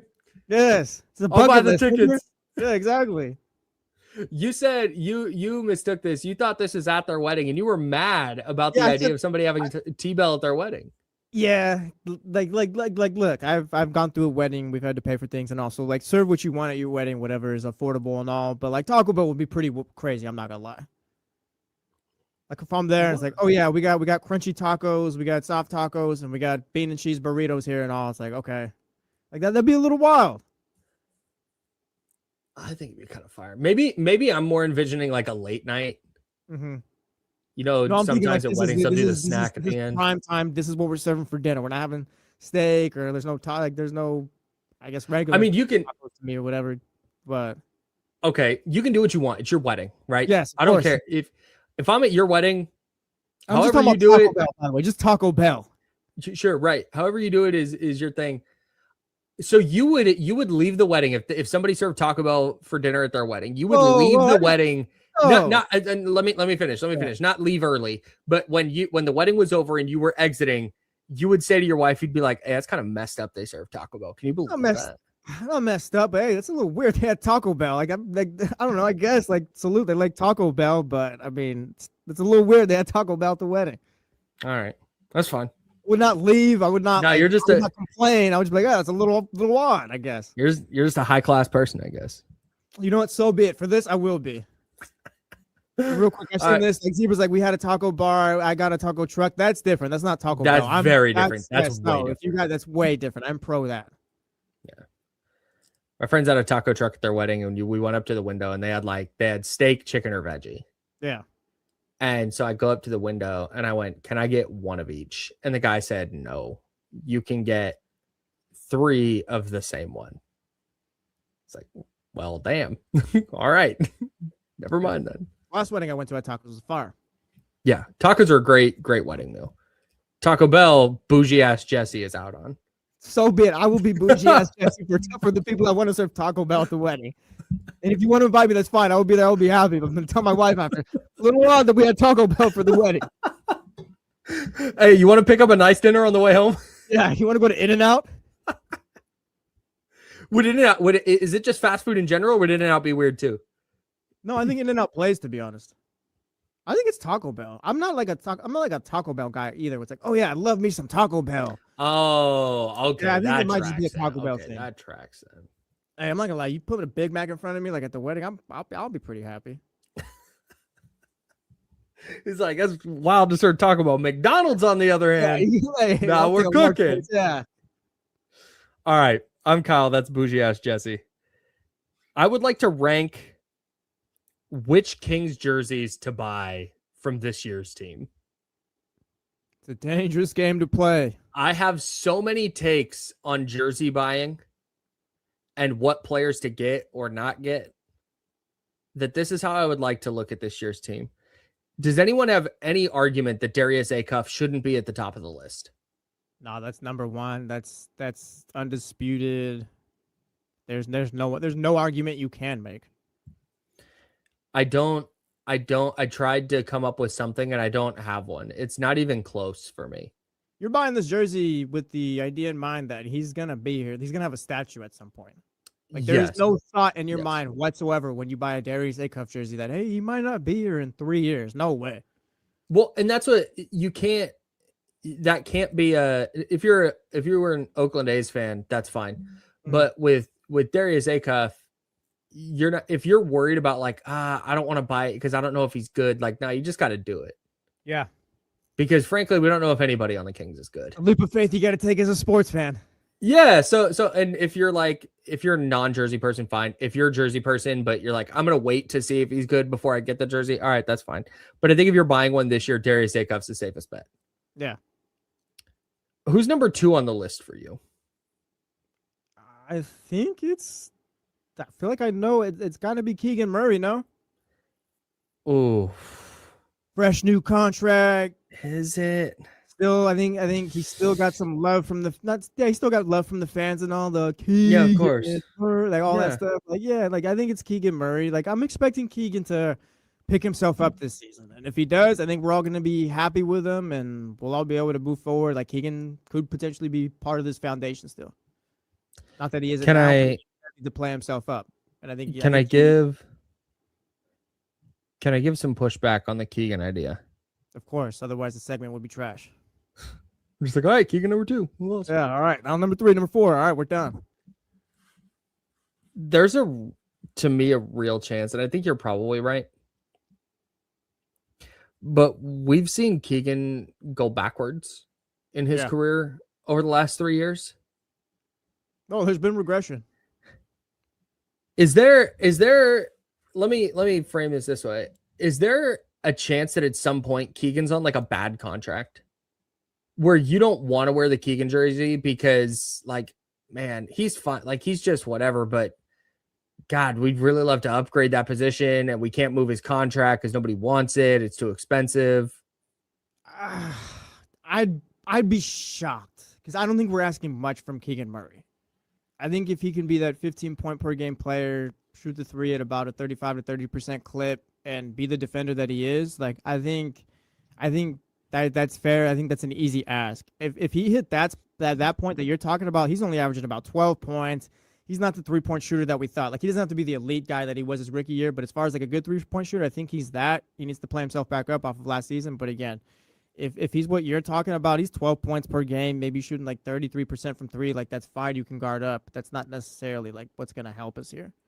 Like I guess in that scenario, but like that'd be like, okay, something went terribly wrong, and like I don't know how he regressed to this. Because again, I'll chalk up last year to injuries. Like I think he's gonna get back to what he was years 2 and 3. Okay, let me ask this then. Is Keegan Murray a cool jersey to wear? Yeah, I think so.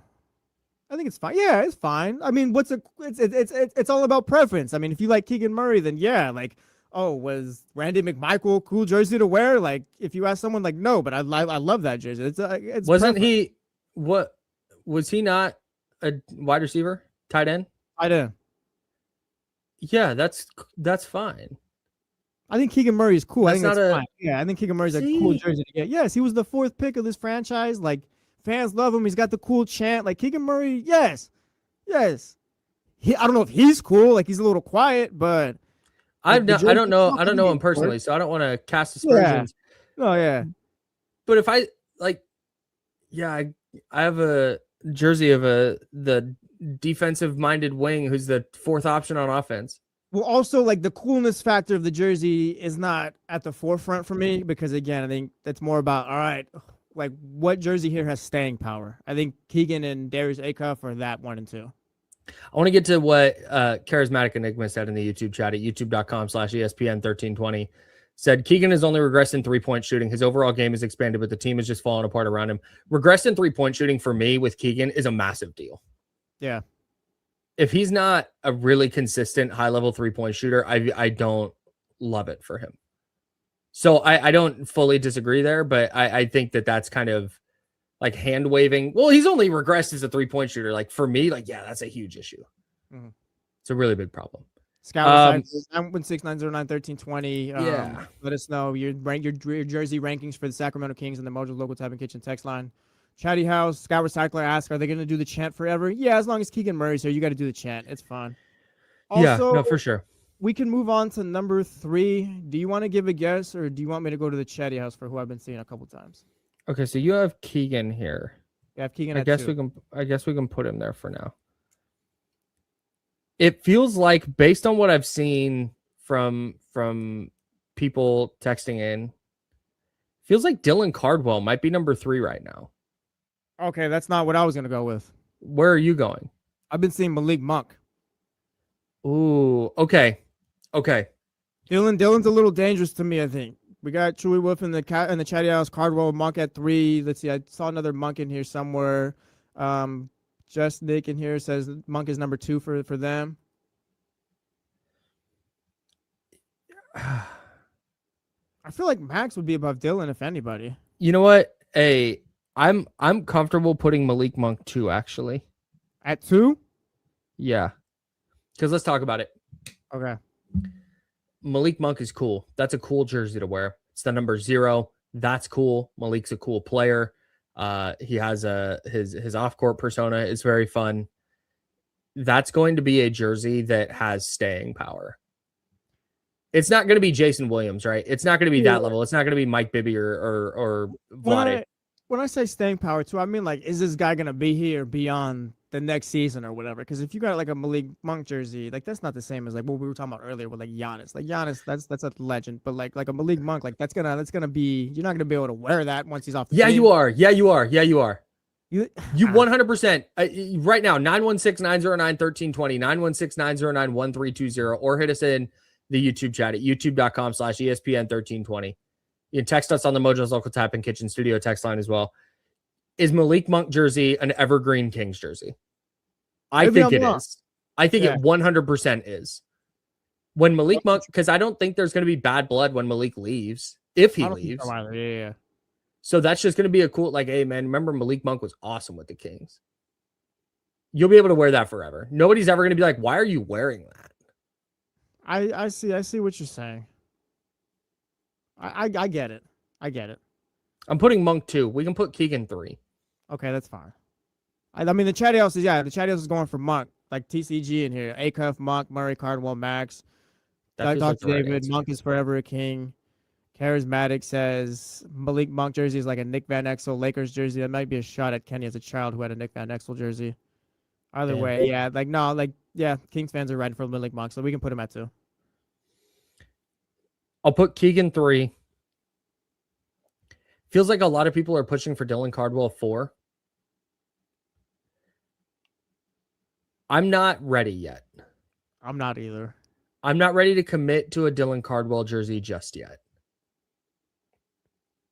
Because real quick to 916-909-1320. Shout out to the 916. Says yes, a Monk Kings jersey will be similar to any Westbrook jersey. As far as I agree. Will you be able to wear it wherever? So yeah. It's just a cool player. Yeah. My only concern with Dylan Cardwell is that he's fun for now on this bad version of the Kings. And on a version of the Kings 3 or 4 years down the road where they've filled out their roster a little more and they're trying to contend. I just don't know if he has a role. Like he definitely might. I'm not ready to go that far. Like, I don't know if his ceiling is high enough, because you have the same question about like Darius Acuff, right? It's like, yeah, there's some question. You don't know he's going to be good, but I feel better about that than I do about Dylan Cardwell, because I think if Dylan Cardwell's fitting, he's like a third center. Well, yeah, I don't even think anything's guaranteed to Dylan Cardwell this season either. Like, I think there's a chance. I mean, we'd hope he kind of plays well in the minutes he's given, but maybe he falls behind in the rotation potentially. So yeah. I'd be hesitant on a Dylan Cardwell jersey right now. If we were thinking about any of the young bigs, I'd go Maxime right now. Can I put Emmanuel Sharp in front of Maxime right now? That's you're going out on the limb. Like, you're kind of it's a risk, but I see the vision. I think I'd go.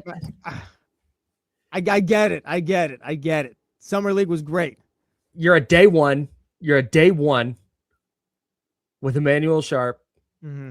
Kings fans will be like, wow, hey, that person is in it. Like, they got an Emmanuel Sharp jersey. Yeah, you can't. I'm sorry, no, you can't. But then if he doesn't work out, it's like, yeah, hey, I got this Emmanuel Sharp jersey. Like, it's a little ironic. Yeah, like, great. You get to wear that to some music festival or whatever. Congrats. Yeah. And I don't think you can do that with a Dylan Cardwell jersey. I don't think it plays the same way. You can do it with a Maxime Reynaud jersey though. Yeah. Yeah, I think the max. I think a max. I think the max. I think max can go 4. Yeah. So no I just think Domantas he's Sabonis good yet. enough that he's going to be around the league for a long time. Yeah. Domantas I don't Sabonis know where. not part of this yet. Nah, man. No, was once. I mean, there's plenty of jerseys already out there. Was once franchise player, big team. It was amazing. We were having a great time, and I mean, he's still here. No one's traded for him yet. Can he potentially stick around? I don't know. I wouldn't do that. But again, like, can it be kind of revived here? For me personally, no. Mhm. The guy got Mike Brown fired. I can't. I'm out. Like, I just don't. I'm not going to hold him up on that pedestal in that way. I can't. I don't like he's probably not going to be here long term. I think they're going to trade him the first time a team throws a first round pick at him. And if you really want a Domantas Sabonis jersey, I think you either have one by now, or if you really want one, you can wait until he's traded or leaves in free agency, and then they'll be like half off. And you can get one then. I got you. Yeah, I think you're right too. I just wanted to throw that out there and see. Zach LaVine is at the bottom of the list for me though. Yeah, because it's not even because I think having a jersey ironically is kind of funny, and I'm into that. If that's not your bag, that's fine. But I think having a kind of like a jersey, not like ironic, I think is the word I'm looking for. But I think there's too much of an avenue where this Zach LaVine thing ends really, really ugly, where you just don't want to wear that jersey around anymore. Like, you just don't want to have that. You don't you regret having that in your closet at all. well, I don't think you're ever going to regret having a Domantas Sabonis jersey in your closet. No, I got you too. Like with the Zach thing, like it was part of the Fox deal. We all didn't like that. He had the Vivek connection there, where Vivek liked him, I believe. So we don't like that. Nothing about anything that's gone on the court has been good at all. The energy has been off. Like, yeah, it's just been all just bad. So yeah, his jersey would be at the bottom of the list. I think guys like Neek, Dylan Cardwell, Alex Carabans, if you want to include them as well, like those are definitely the wait and sees, I think. I can't believe we haven't brought up Neek yet. That's I a just bad did. beat for Nick I Clifford. just That's did. a bad. I know, but it took this long. He That's a would've bad been beat next. for Nick Clifford. Yeah. He was a first round pick last year. He was, yeah. Like he probably would have been the next name to come up after Maxime Renault, or I guess after Domas, because we brought up Domas after that, but it would have been him or Dylan. They're kind of in the same boat where I think you just kind of wait and see what kind of player do we got here. Like, what is your role? Who are you going to be? How I long are you couldn't sticking around for? I couldn't buy a Nick Clifford jersey, even though I was once a president of the Nick Clifford fan club. I can't buy that jersey because in a different way than Zach LaVine, but I feel like I might come to resent Nick Clifford. Like, he just doesn't ever quite become the player I thought he was going to be. And that's not his fault. This is not a Nick Clifford problem. But where, like, I have that jersey and it hurts because it reminds me of what could have been. Mhm. Or I bought this because I thought he was going to be this, and it turns out he was like the 10th guy. Like, he might be around, and I think he has enough. I think he has enough of a skill set that even if he doesn't reach his ceiling, I think he has enough of a varied skill set, and I think he's switchable enough defensively that he'll find his way onto a roster. He'll be in the league. He might be with the Kings. Yeah. But if he winds up being the 10th guy on a team, I would feel like, man, I think he could have been a lot better than that. No, I got And that's why I think I'm avoiding a Nate Clifford jersey for now. Is there anyone that we've missed so far? I don't think so. I had Keegan Malik, Dylan Cardwell. I mean, there's the You mentioned Alex. The two ways. Oh, pass. Yeah. Pass on all those. I think Acuff won Monk too. I think it is Monk too, because let me go back to That's the way the I'm leaning. Mojo's Local Tap and Kitchen text line. Shout out to the 530. Malik Monk helped break the 17-year drought, got robbed of Sixth Man of the Year twice while being here, and he will always be a jersey you see when you go to a Kings game years from now. Yeah, Malik's just got a lot of love in the city from the fan base. You know, it's very Deebo Samuel-ish to me. Mm-hmm. Had a couple of like really special years, never quite achieved the ultimate prize. Wait. What? Wait. We did forget somebody.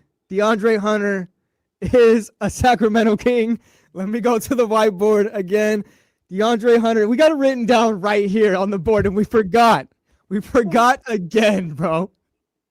It's not just an us thing. It's the D'Lo and Casey. The D'Lo and Casey wrote that down on the board. DeAndre Hunter is on the Kings. It's in all caps. It's underlined, and we still like DeAndre Hunter. Yes. Hey, I dog. ask a question. Do we forget about anybody? You know what? Hey, for that DeAndre Hunter #1, go get your DeAndre Hunter jersey today.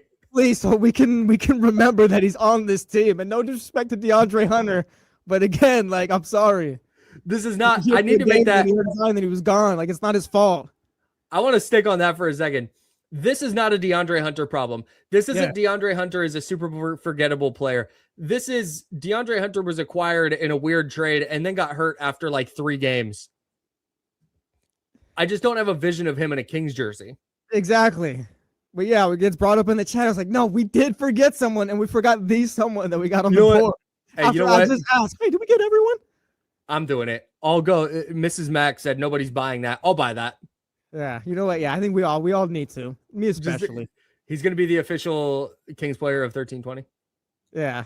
DeAndre Hunter just sitting here listening to the jump like, guys, you guys forgot me. It's me you forgot. Salute to DeAndre Hunter. Jeff Hardy Rose asks, what about Alex Caravan in the chat? Yes, we just threw Alex Caravan with like the Knicks, Dylan Cardinals. We'll wait and see if that plays. I think if you're looking at a non-A-Cup rookie, though, for me, it's Emmanuel Sharp is in a tier by himself. Yeah, it's got to be. He's got such big fan favorite energy. Mm-hmm. And I think he's going to be a good player. He's someone who spent a lot of time in college. And I think he spent all 4 years. It spent all 4 years. But I mean, point being, he knows who he is in the league. He's got an NBA body. And I'll like knock down the 3, stay in front of your the guy you're guarding. Like, yeah, he'll be around. Secret Fun thing. I have a couple of friends who live in Houston and are big. Like they're all about being from Houston, and they've been posting Emmanuel Sharp Summer League highlights. So we have new Kings fans down in Houston because of Emmanuel Sharp. I was like, why is this person posting Kings highlights? And I was like, oh, right, Emmanuel Sharp. He's their guy. Yeah. Bad beat for our guy DeAndre Hunter. Just Nick in the chat. I don't even know his number, he says. DeAndre Hunter's 15 of them. I can't picture him in a Kings jersey. No disrespect to DeAndre Hunter. This is an us problem. This is an us problem. We're at fault here. He is number 15, by the way. Nice. Good pull. Yeah. See, we do our jobs well. I'm buying that. I'm doing that. Before the season starts, I'm buying a DeAndre Hunter Kings jersey. Yeah, we'll adopt him as our favorite player on the jump. That's going to be our guy. Yeah. And then they're going to trade him in the middle of the year. Yes. That's fine. It's all good. I'm Kyle. That's Jesse. Hey, basketball talk. Basketball coverage, that is, on ESPN 1320 is presented by Xfinity. Score the most reliable Wi-Fi. One price, 5 years, 1.5 like DeAndre Hunter. Guaranteed. Xfinity. Imagine that. And imagine Deebo Samuel being back with the 49ers. We'll talk about that. I want to talk about how many teams in the NFL can win the Super Bowl this year. And then we've also got a quick little update on the Kawhi Leonard situation. We'll talk about all that next on The Jump. This is ESPN 1320, Sacramento Sports Leader. Oh, good. Oh, that was funny.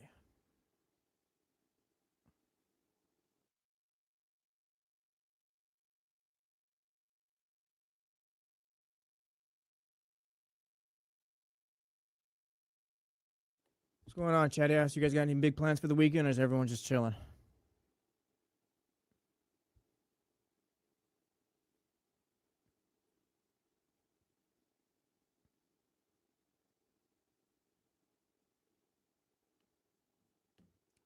Me and Kyle talked about that, or Kyle briefly mentioned it a little bit earlier. He didn't say what number he was, but he said 19 would be best for vibes.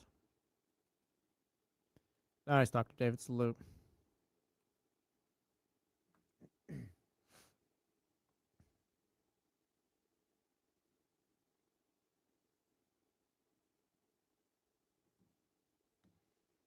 Those weekends after, like, you've been doing stuff for, like, the past month every weekend, like, where you're just not doing anything, like Dr. David said, in the past. Oh, yeah, it's going to be a tough week, Will.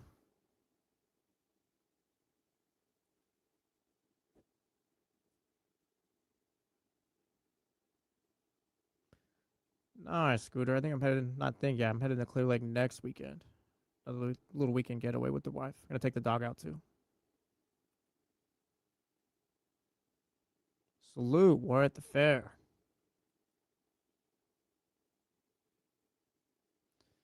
I'm on the last season finally of my Road to the Show guy. MLB 24. I'm gonna have to get MLB 20. What is it? 27 out now? 26? Either one. I'm gonna have to get one of those finally. Do you guys? We have this conversation all the time. I feel like for me on the outside, like, of course, I'm not a Kings fan, but just been watching all the time. Like, I feel like Cousins is a Raptors guy. Cousins, I don't know. He should be, but he's always provocative the way people talk. No, at least for this franchise, like for this franchise, I think you're muted right now. I believe The Now you're bar for retiring jerseys needs to be higher than that. like he's a franchise legend. I think. Yeah, but the I bar think for that's that what is it comes low. down to. Yeah, The bar for yeah, that I is know low. the thing. I'm sorry, get you it. can't just get your number retired because the franchise hasn't been great and you were really I good. get He was it, one of I the he get was the best center in the league there for a stretch, but I get it. wow, the number 15, nobody's ever going to wear that again. DeMarcus Cousins, wow, what a player. What did he do? Well, did big playoff moments? Nah. Like, Yeah, but again, it is. I get it. It's fine. no, Whatever. salute. You could have DeMarcus Cousins night. You could do a whole thing. 'Cause for me, Jersey it's and the like, yeah, Raptors is a let's get lot. some- That's a lot. What about a Wall of Honor? Put his name up. Sure. That plays. I'm fine with that. I still think it's kind of crazy that the Warriors retired 9 for Iguodala. Yeah, Like, that's like, even that to me was like, wow. Like, I all can't right. really look down on any team because my team's got about 1 million retired numbers. Yeah, they're gonna have to start wearing letters in Boston. Yeah, we're coming back.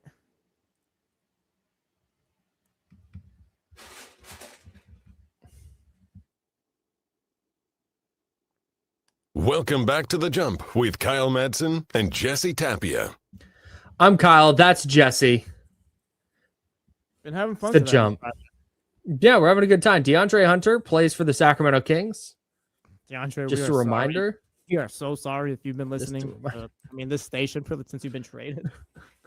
It's not anti DeAndre Hunter. We like Yes, DeAndre it's Hunter. not you. It is us.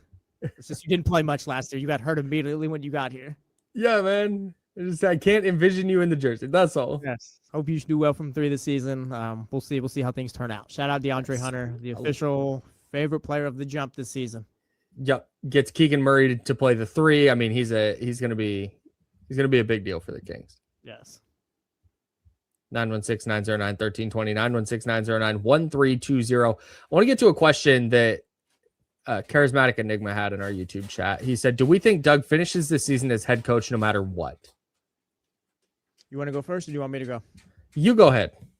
No, I don't think he finishes the season no matter what. If this team is like 5-20, 10-20 through the first 30 games, whatever you want to call it, like there's a chance I think he's fired mid-season. I don't think Doug is going to get the entire year to figure out whether or not for the front office to figure out whether or not he's a good coach.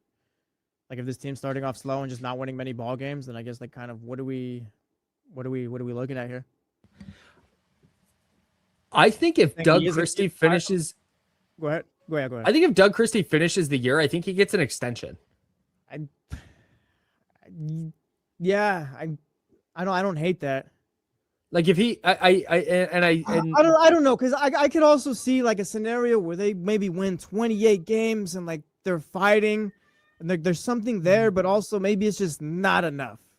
Maybe Scott Perry just has someone else out there that he has in mind that he'd like to take over. It's just like, yeah, Doug gave it his best shot, but we'd like to go in a different direction. Not to say like I get what you're Okay. saying as far as like if Buy he could that. finish it. But I could see that where like maybe they go like 28 and whatever, 28 and 54. I think it'd be whatever it'd be 28 60, whatever. You get the point.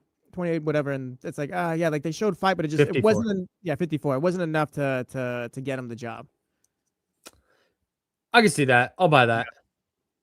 I had a professor in college who it was a geology lab. So we had to like do stuff in the class. It wasn't just lecture. and we would get done with our work as a group, and then you had to take it to him, or he'd come to your table or whatever, and would look it over, and you had to explain your work, and it was pretty valuable. Mhm. But as we would be answering the questions and doing this stuff, he would look at it and he'd go, "I'll buy that."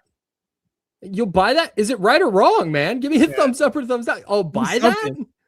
So I'm BSing enough? Is that what you're saying? I don't. But anyway, so I just said I'll buy that to you, and I meant it like I meant it actually, not like okay, whatever. Like, yeah, I want you to know that I meant that. Right. So no, I don't think it's guaranteed that Doug finishes the season no matter what. Mhm. If the Kings are 5-20, I think he's gone, like ASAP. I think there's a lot of scenarios where he doesn't finish the year, for sure. Yeah, so yeah, no guarantees that Doug Christie finishes the season with the Kings, at least for me. I just wanted to answer that question. Yeah. Before we shift gears back to football here on the Jump. It's ESPN 1320, Sacramento sports leader. Deebo Samuel back with the 49ers. I want to talk about what that means big picture, but Chris Ochoa, our guy in the chat at youtube.com/ESPN 1320, said, any real concerns in the 49ers wide receiver room? Does Kyle Shanahan's system make the wide receivers look good? There's definite concern for me. Like, I think that if DeJon Stribling is good with Mike Evans and with Deebo Samuel and with Demarcus Robinson and then whoever the 5th and or 6th receivers are, I think it's fine. There's concern with health for sure, but I think that group can be productive enough. Yeah. But there's questions that definitely need to be answered. Yeah. So from a question standpoint, there's definitely concern. But I also think that Kyle Shanahan's going to be able to generate offense. The question for me though is not, can Kyle Shanahan generate offense? It's, can they be a Super Bowl caliber offense? Like, that's what this comes down to, like that.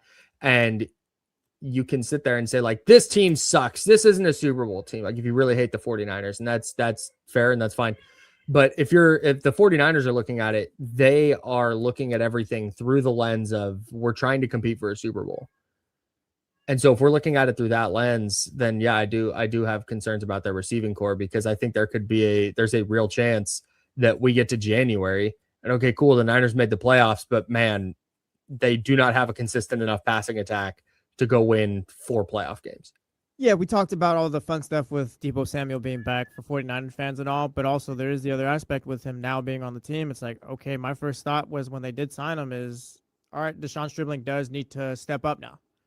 Deebo Samuel is not the wide receiver 2 of this team or anything close to it. If he's going to be the wide receiver 3 playing the slot, so be it. Fine, I think I can work with that.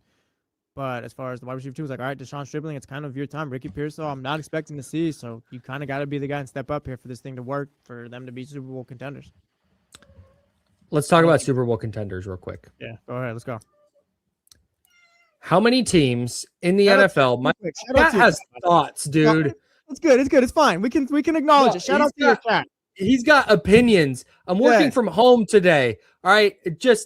I'm not sick. I'm fine. Everything's fine. Yeah. I need a day to not commute the 160 miles that I commute. I just needed to not do it for a day. And I'm thankful and appreciative of you, Jesse, for when I say, hey, can I do tomorrow from home? You're always like, yep, bet, got it.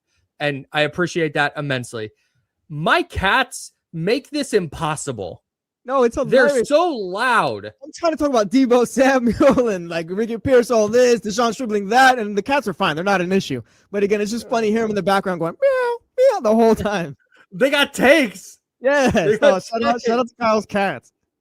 Dude, it's just Patrick Willis and Stephen Purdy.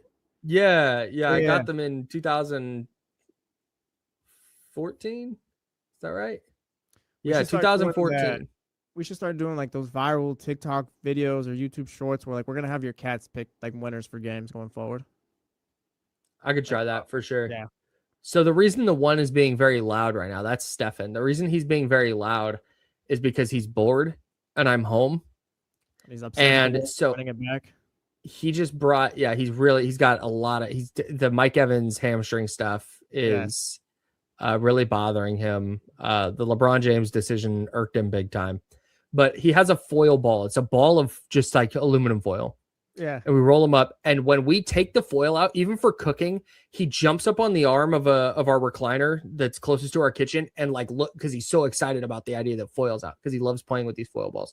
And he picks them up and he carries them around the house, and with it in his mouth, like yells because he wants to play. And I'm sitting here. He does not know I'm working because he's a stupid cat. And I shouldn't say that. He's a cat. They're very smart. They're very smart. Yeah. But he's just a cat. He doesn't understand I'm working. He just sees me sitting here and he's like, Dad, play with me. And so he brought his ball in here. His ball is currently sitting right here on the floor.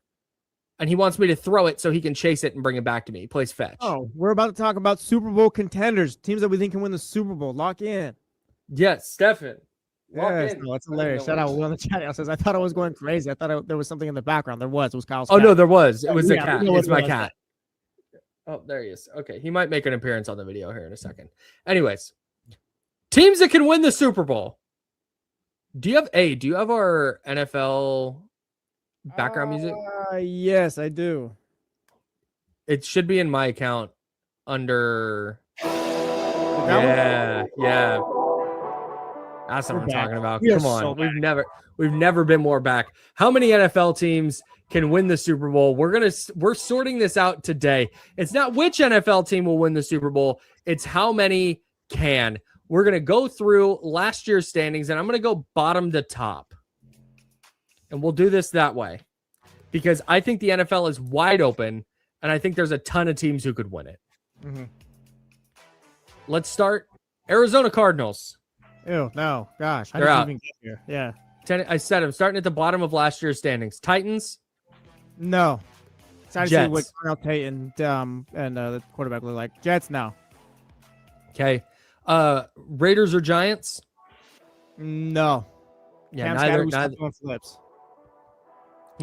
I think the Raiders and Giants, who combined for 7 wins last year, could both be pretty significantly better. If I had to pick a team that like maybe could potentially scare teams and maybe sneak into the playoffs, it'd be the Giants though in that scenario. More so than the Raiders? Yeah. Interesting. Okay. The Washington Commanders, can they win the Super Bowl? No. No, they can't. I think they could be a playoff team again. If you told me they won the NFC East, I wouldn't be shocked. I'd be floored if they won the Super Bowl. Browns are a no. Your New Orleans Saints. But Tyler Shuck guy.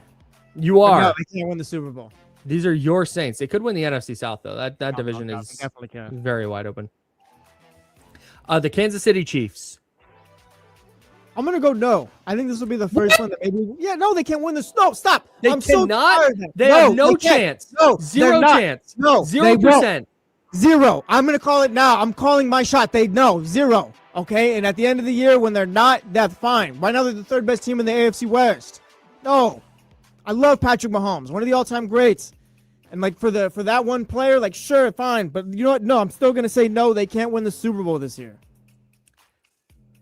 They were bad enough last year with Mahomes playing that I think I'm inclined to agree. Nice. I'm gonna go no right now. I think the Chargers and the Broncos are the best teams in that division. Maybe, like I said, Patrick Mahomes one of the best to do it, but I need to see it. So I'm gonna go no right now. Okay. 0. No. The Cincinnati Bengals. Can the Bengals win the Super Bowl, Jesse? Yes or no? No, they can't. No. I'm not They going to say cannot. every team can. Yeah, they cannot. They won't. No, they can't. If I told you one of Cincinnati or Kansas City won the Super Bowl, which one?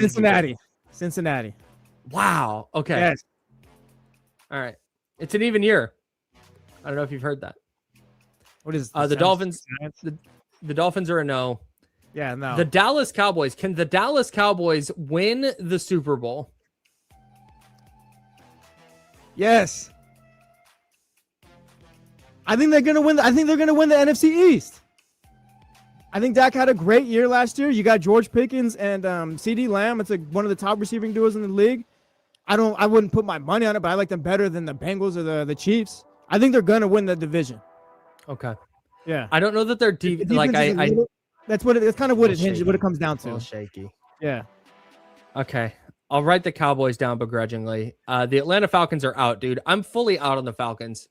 I've seen some people being like, yeah, Bijan Robinson, Drake London, Kyle Pitts is bad. That team's dangerous, but get out of here. They're already signing Cooper Rush because Tua Tagovailoa is already hurt and Michael Penix can't practice. Yes. Get him out of here. Also, with the The team- Dallas thing, real quick, with Dallas, I can acknowledge Dak stinks in the playoffs, but I'm not gonna. I guess for this exercise, I'm not gonna hold past issues against them. I think with the team they got here, like they can make a run potentially. Yeah, I think that's a fair assessment. What about Tampa Bay?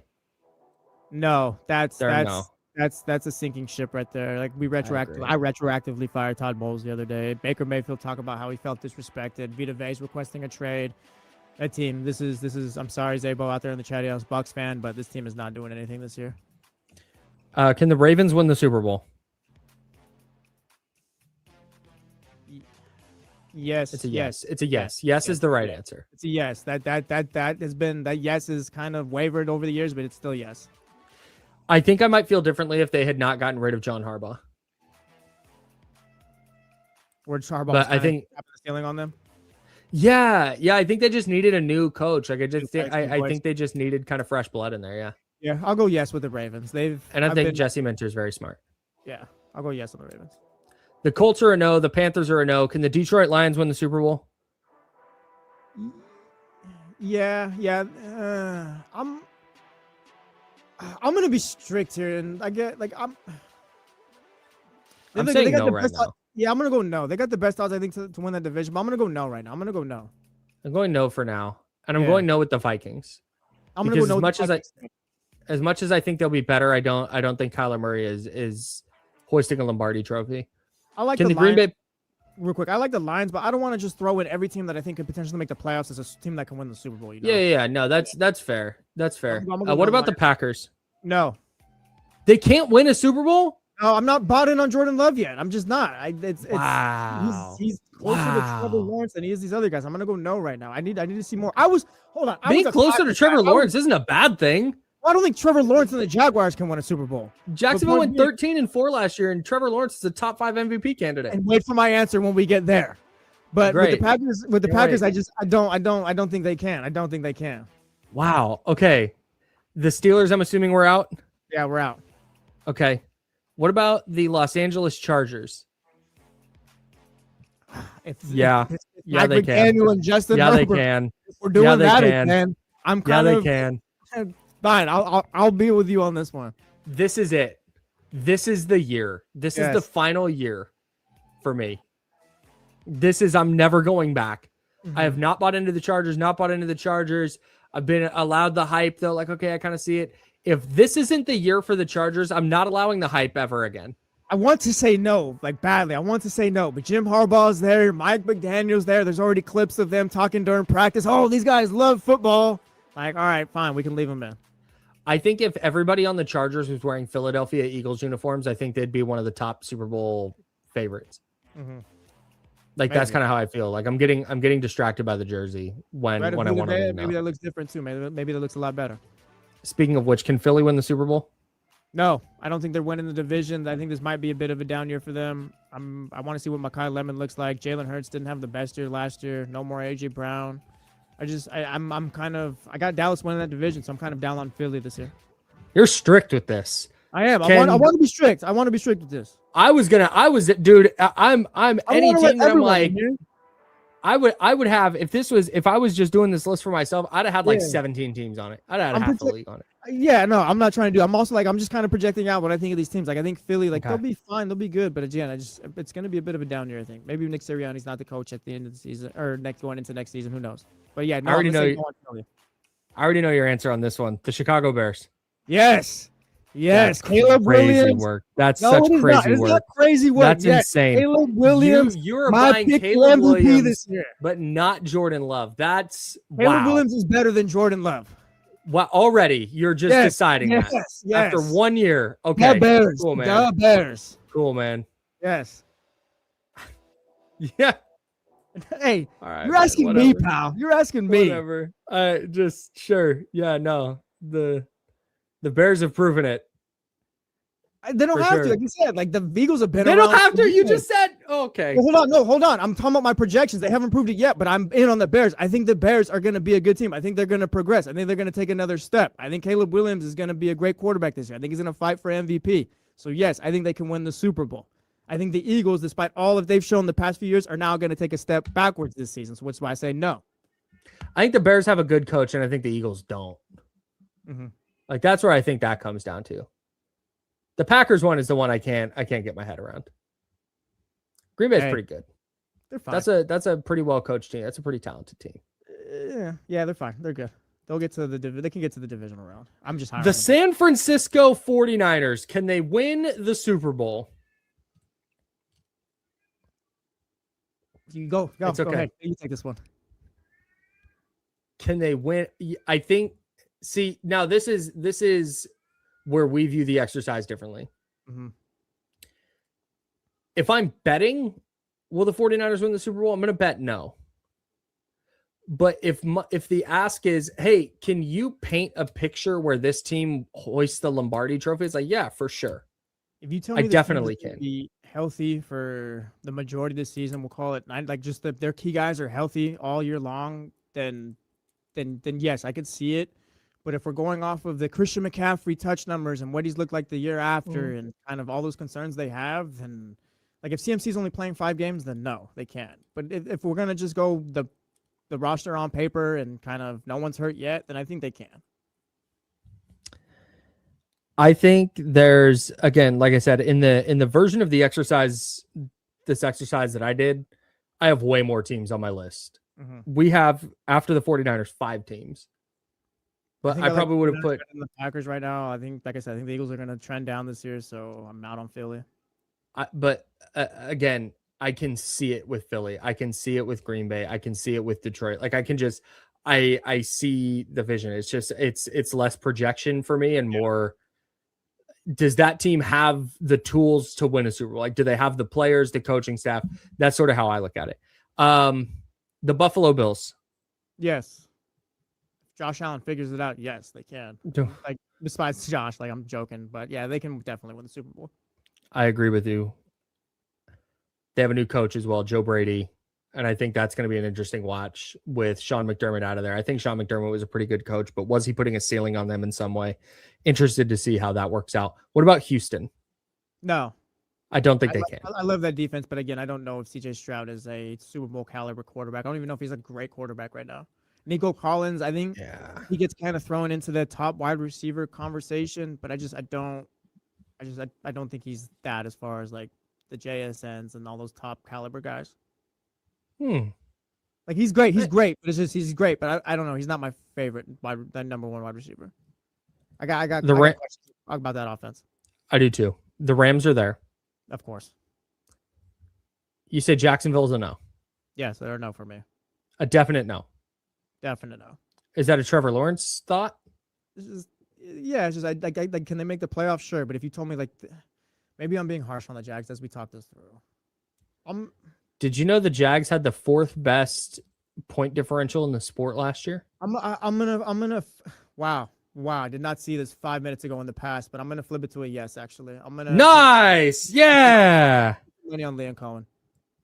I love that. Yeah, 5 minutes ago, past Jesse was like, no, that's insane. No, but like, no, I'm disrespecting them a bit. I'd say yes. They finished the season on an 8-game win streak. They went 13-4. The Jags, the only teams with better point differentials than them were the Seattle Seahawks, who won the Super Bowl, the Los Angeles Rams, who were widely regarded as the second best team in the league and who went to the NFC Championship game and lost to the Seahawks, and then the New England Patriots, who went to the Super Bowl. Yeah, I'm not giving them enough credit. So yeah, I think we'll go, if I'm going progression with the Bears, then no, I think that's fair for the Jaguars and what they got. Nice. I love that for us. Yeah. Can the Patriots win the Super Bowl? Yes. I love the AJ Brown. I like Drake May. I think Drake May is really good. That team. I love Mike Vrabel. That defense is very good. So yes, they can win the Super Bowl. I think we see them regress a little bit. 14-3 was a lot. But yeah, I don't know if they're going to 14. I'd still pick them to win the division this year, but if they go like 11-6, they're going to be really dangerous in the postseason, I think. Can Seattle still win the Super Bowl? Yeah, they can, man. They just did. You think so? I know they just did. They did 6 months ago. That's fine. All right, fine. We just watched them do it. I know, but again, like the Rams is like this dominant team. Like, fine, if you want to throw them in there. If I had to put money on it, I'd say no, but we can throw them in there. Yeah, but this isn't. Would you bet on them to win the Super Bowl? It's just can I know, they? I know. Yes, they can. Yes, they can. Fine, whatever.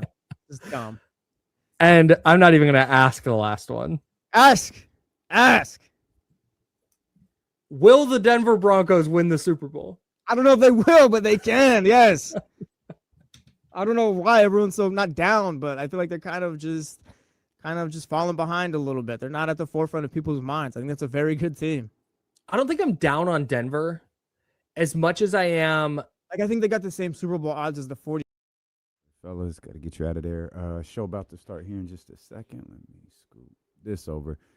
I got that weird login, y'all. So I'm going to step out real quick, reset this computer, and be back in like a minute. Hang on.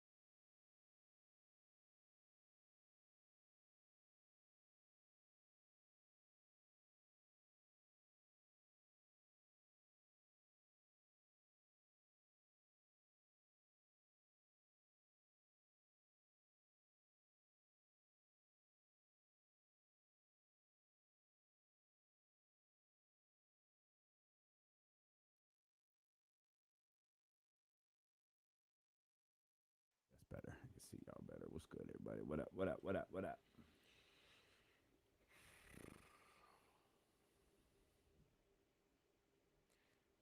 How much time? 2 minutes. Did you guys happen to see that?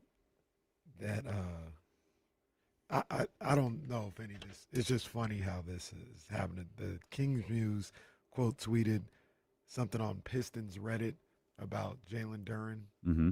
Did you see? Did you read? I that? didn't. Mm-mm. So on Pistons Reddit, basically, long story short, it talks about like a house sitter or somebody that works at a vet place, at a vet hospital that takes care of Jalen Duren's dogs. Oh, no. And they said that Jalen Duren's assistant asked for records on both dogs. And they're like, the only time you do that. When you're moving, you're changing vets. I didn't- Changing vets. And they said it's either surgery or changing vets. And they're like, they wouldn't ask for both. I was gonna say, if it was surgery, the vet would know because the vet would recommend the surgeon. We got him screaming D-Lo, KC, D-Lo, KC, D-Lo, KC, D-Lo. We got him screaming D-Lo, KC, D-Lo, KC, D-Lo, D-Lo. We a number one spot. We a number one spot for some sports, huh? Got the city going crazy when we work, huh? We top two, but we ain't two, we in first, huh? And when you need the real, we is who you search, huh? D-Lo, KC, D-Lo, KC, D-Lo, KC, D-Lo. We your number one spot. Yo, what it do, baby? Hey! One more time for the Friday vibes. Yes, sir. We welcome you in here. It's the final day of July. So long, July, so long. The Friday, July 31st edition of D-Lo and Casey. I'm Damian Barling. The ultimate needle mover in God mode himself. He's Kenny Caraway. Yes, sir. Acknowledge me. And we are live alongside EP. What are you doing with him? Yeah, man. We off and running. King's Muse getting everybody. Apparently the aggregator sites really got people in their feelings the last couple of days. Oh, man. I opened Twitter one time and saw a tweet that was fed to me. I was like, okay, if you click on this, it's going to take you down a rabbit hole. There's no going back. Be very, careful with what you do next. And I read the tweet, update in all caps. I read the tweet. I was like, I'm reading. I'm like, okay. Now, I can guess. One I know. Mhm. One I can guess. Just read it. It's like, just leave it at that. That's my man. Just leave it. Didn't leave it. Oh. Went down that rabbit hole. And it was cute. And honestly, it was cute. Yeah. Like, it was cute. When James tells you something that he hears, James is telling you something that he hears. He's not telling you something he hears from a friend's vet who requested dog records. That's not what he's doing. Salute, with all due respect. That's not what It's he's one doing. of the best leads I've seen in a while. Right? That's crazy. Well, it's the first thing we've heard about Jalen Duren in a while. Apparently, Jalen Duren's vet was asked to provide records of the dog. Normally, when you do that, you're going to a new vet. What we should do is follow up. Like, we should find the vet, call, hey, did you send those records to California Yeah, yet? where? Did you send those records to... You ain't got to say who, but just Yeah, what state. Did you send the records to California? Yeah. Sacramento, right? Yes. Okay, great. Great. We'll talk to you soon. Did you get Zach LaVine's record? You know what? Never mind. We'll talk Zach about LaVine that got later. dogs, I think. Well, apparently, Zach LaVine he's ingrained in the Kings culture, and he's getting a contract extension when this is all over. Now, see, look, so to what you talked about, All caps. I didn't think, I remember when James said it on the show, Yep. and I was just like, yeah, it sounds about right. Like, Well- I can imagine them not promising him anything. Can I tell Yeah. you what was funny about that particular clip in that particular moment? James said that months ago. Mhm. He might have said it multiple times. Here's the spoiler alert about what we do. Every goddamn thing we've said multiple times. The season has been over since April. The season has been over since November. Right. We've said the Before same New thing Year's. over and over and over and over again. And so I know that Jesse put that clip out there. I know that the clip was out there, and it's like it's King stuff. Like, it's fine. And then I started getting all of these alerts about quote tweets, and I was like, what is happening? Well, someone caught it Yeah. and ran with it. And it's like, all right, great. It's always a good look when you know, you and I or James or Jesse, like, we're out there. And it's like I guess I didn't know the story about the Miami Heat until very recently. Now that's- or Heat yeah. I should say Heat fans. Right. That they're in on, like, Zach LaVine. Yeah. It's like, oh, That was a revelation to me, too. I Okay. didn't realize that either. Yeah. First of all, nice to meet you. Would you? What you want some wine? Do you guys want to sit down and talk? Like, how do you guys want to approach this? And I ran the clip back. I was like, okay, great. Left it, and then it's on Hoops Hype now. It's on Full Court Press. It's on all of these saw that. different That's what's up, tweets, too. and it's Yeah. like, oh, okay, great. And then this morning, update, all caps. And look, I don't mind that. I didn't mind the tweet at all from Dave. Yeah. Didn't mind it one bit. But again, I'm Just stupid. Be careful. It's my fault. Yeah, you got to be careful. It's my fault. And I'll leave it at that.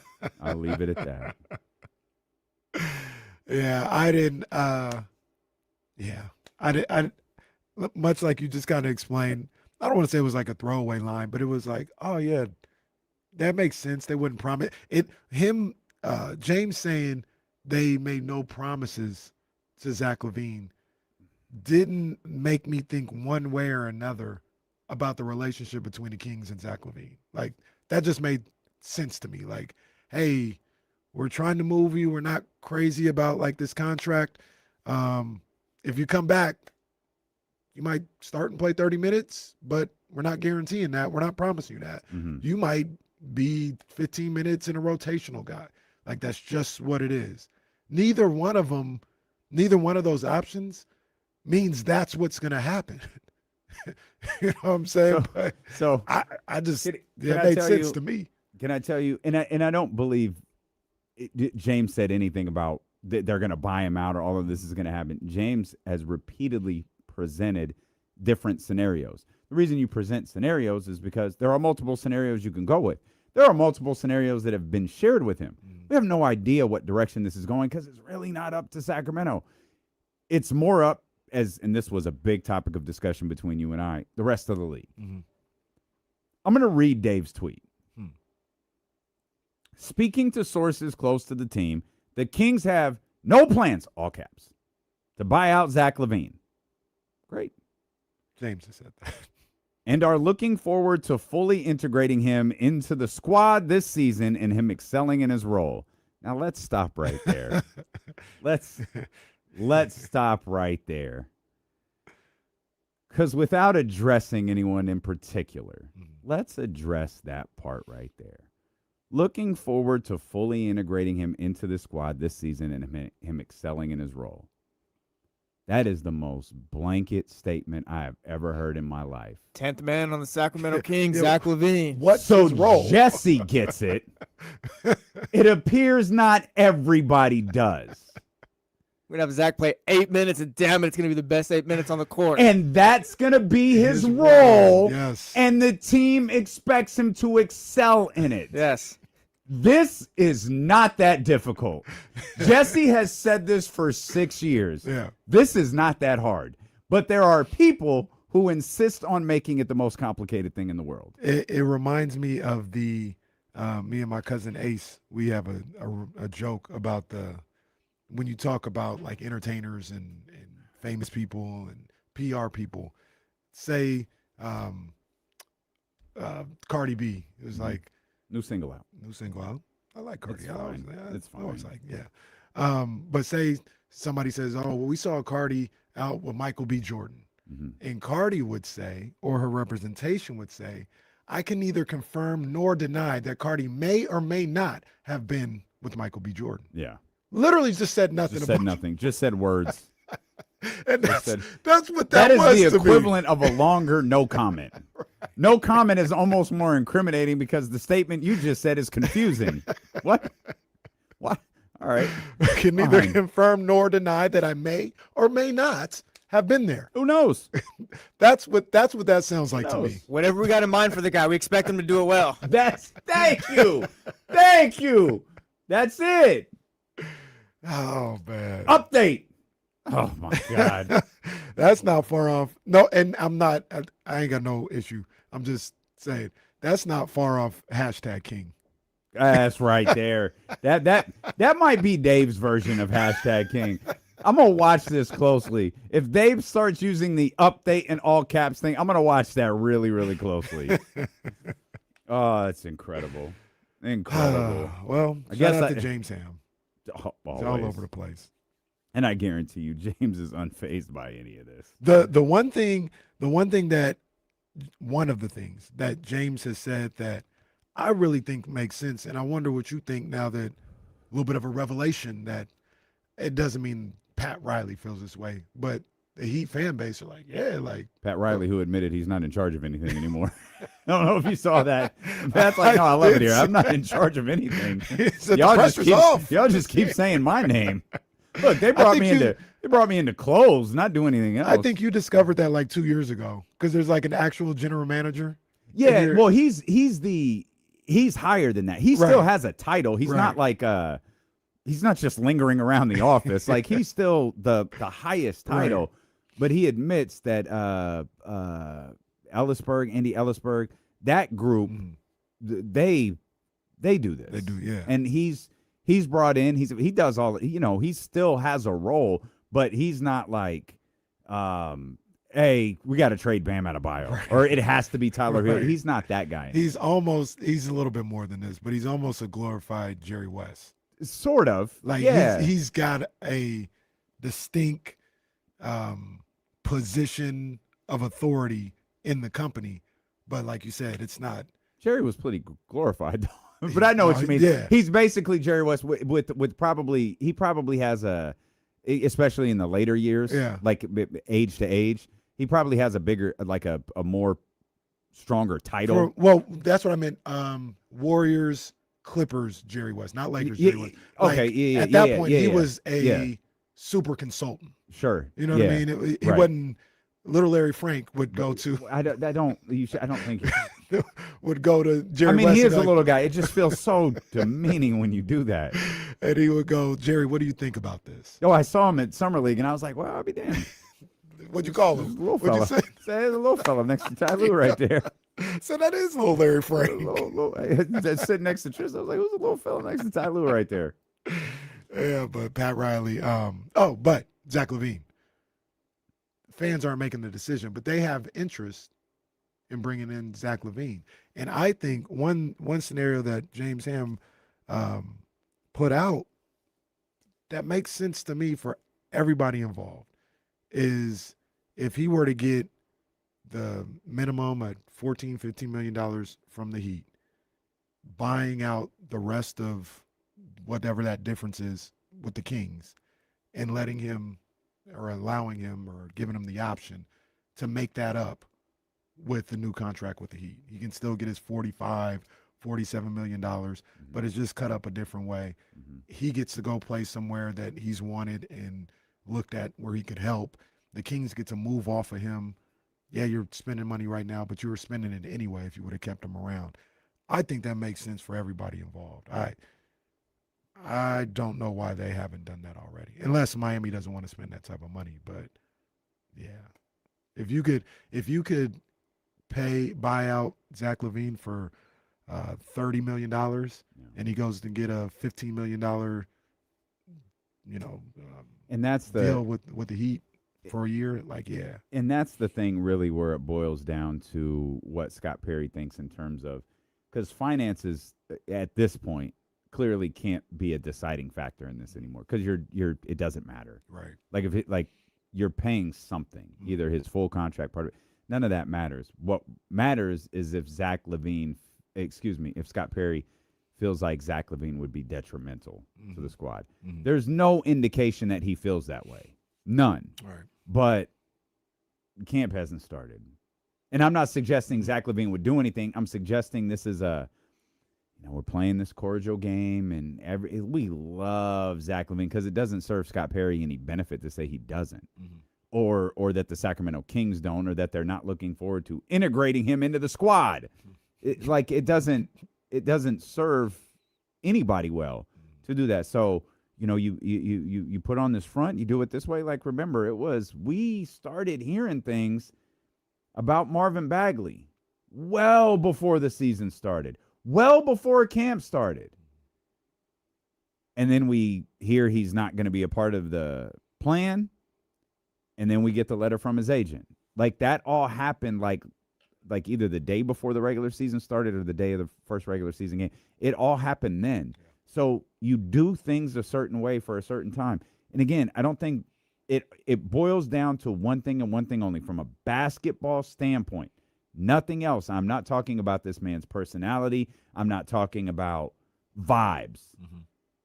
Does Scott Perry think that Zach LaVine being on the team is detrimental to their process? Right. If he doesn't, great. Do your thing. Like, go out there. Like, again, money doesn't matter at this point. We're too far into it. You're paying something either way. Right. It just boils down to can you get the most? Can you accomplish your goal? Whatever that goal. Can you accomplish your goal this year with Zach LaVine on the team? Yes? Cool. Can you accomplish that goal with Zach LaVine starting and playing 30-plus minutes? That's your next question. And if the answer to that is no, then you ask a third question, and you get to the point where it's like, okay, this is it. And the answer may be, are we comfortable with Zach LaVine and where we want to go with this team, playing 30 minutes a night, being an integral part of it, being a part of the starting five, doing all of that stuff? The answer is yes. Cool, like that. Then it's just yes, and that's what we got. I can't imagine that it is, but again, I have no clue. We talked about this with Doug Christie. I don't know what Scott's goal is this year. Yeah. It's a weird year. Yeah. Like, if it wasn't for relegation and lottery changes, I don't know that they would be playing to be good. I don't know that they would. I don't know that they would be playing for anything other than playing, like the Wizards were last year. Yeah. I don't know that they, before the trades, like when it was just the young guys. I don't know that they would be doing anything other than that. But we don't live in that world anymore. So this is new. I don't know. Now, what you just laid out is the perfect way to look at it, because if you feel like Zach is going to buy into whatever to his role, we don't know what it is, but buy into his role and be helpful in that way, like, yeah, you keep him around. But if you don't think that's the case, then you move on from him however you see fit, whether that's a buyout, a partial buyout, or whatever. Because to your point, the money's already going to be spent. Like, you can't say, no, we don't want to buy him. Well, I don't believe. You can say, no, we don't want to buy him out because that's a lot of money to spend. You'd be spending that money if he was on the team. Even in a trade, you'd be taking back the money, and you would hope that it's expiring deals like you have with Zach LaVine. So the money is already the money. I put it on a shirt. The money is already the money. Man, that's the name of my next album. D'Lo and KC-isms. It's already there. So at this point, like you mentioned, it's just about fit with whatever your plan is. And even if you think he's a good fit, but he's willing to take some type of buyout, because I couldn't remember exactly what the contract. I was thinking of the MLE. Somebody in the chat said it. Miami has, I think they have a partial MLE. It says anywhere between $7 to $12 million, depending on how the contract is structured. If you paying Zach LaVine $34 million, if you're the Kings on a buyout, let him go get a $12 million MLE from the Heat. Good, man. Chalk that up. Keep him moving. If you don't have any plans for him after this year, just do that, because it's not. Almost definitely don't. No, I can't imagine you do. Absolutely doesn't feel like it is. So I don't know. I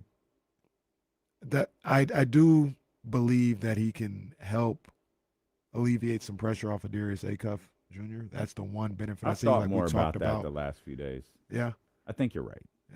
Yeah, but I don't. He can, but also when I say that, I'm saying, can he help in any way? Yes, he can help. How much? That might be a 3% help. It might not be a lot. It might not change the fortune of Darius Acuff's career. So if you look at it where it's like, oh yeah, he could help there, but I'd much rather not have him in the locker room or something like that. And you go do what you got to do to kind of keep whatever cohesion you have in that locker room that you started to create. You keep that going. If he can be part of that, cool. Like, yeah, you don't do anything unless you have exactly what you want. But once again, like you said, it's up to what Scott is looking for. Update. Deebo Samuel is a San Francisco 49er. Come on, man. I think we talked about that here on this show, before anybody.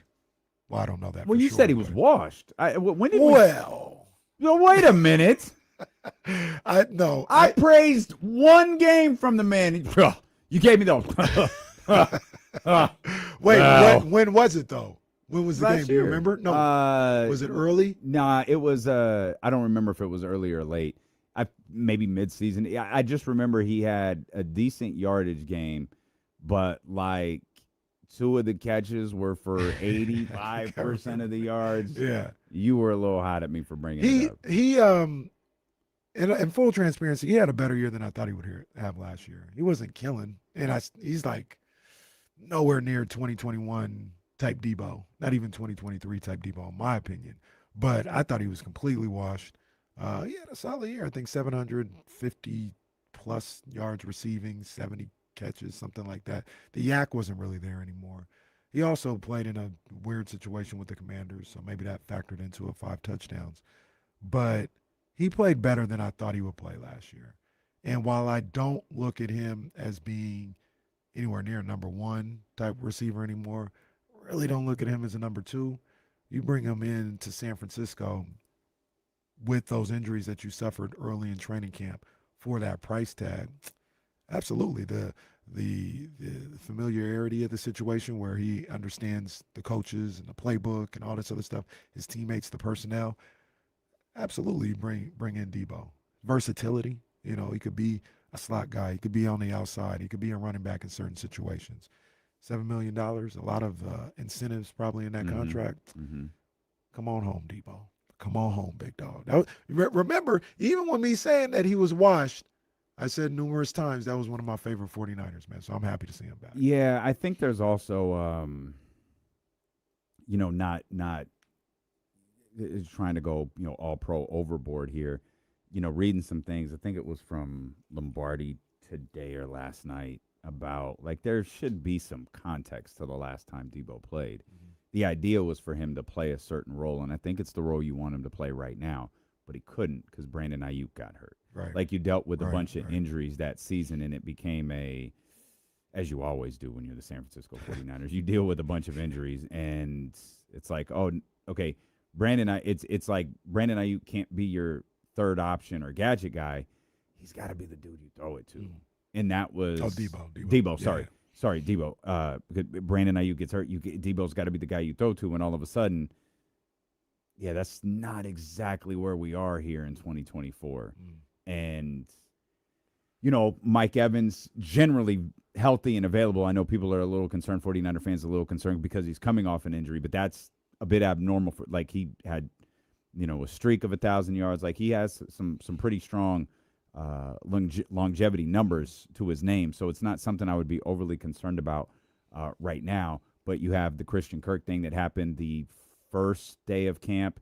And then, of course, some of the stories coming out now about Ricky Pearsall. I saw Matt Mayoka. Like, I don't – that's insane. Like that. Matt Mayoka said on KMBR, he might not play this year. Right. And it's like, oh, wow. And which now it's not like, man, he can't stay healthy. It's like, actually, this is really sad because I thought he had an incredible story. He got shot as a rookie. Man. At a team appearance or leaving a team appearance in the city. Like, he gets shot, and he comes back, like, that year. Mm-hmm. He plays football that year, and it's like, that's an incredible story. Mm-hmm. And then it's like and then, football happens, like, injuries happen, and it's like, oh, this actually really sucks. Right. Like, he had the moment. It's like, dude, if he is the player that they say he is, this is just an incredible story. It's an incredible note to his career, but the injuries now clearly taking a toll. That's just awful. And hopefully, when you talk about Ricky Pearsall, they probably end up having surgery, getting that PCL taken care of, and honestly, he had an up and down last season as far as injury goes. But it was all related to the one injury, to the PCL sprain, right? And he could never really shake it. Yeah. Goes through the off season and working out and all this other stuff, starts training camp. And it's not a new injury. It's the same one that they tried to take care of without surgery. Hopefully, if they have to, cut on him, get that taken care of, and he can start to have a relatively healthy career after that. But like you mentioned, and Matt Mielko mentioned, it's probably going to cost them this season.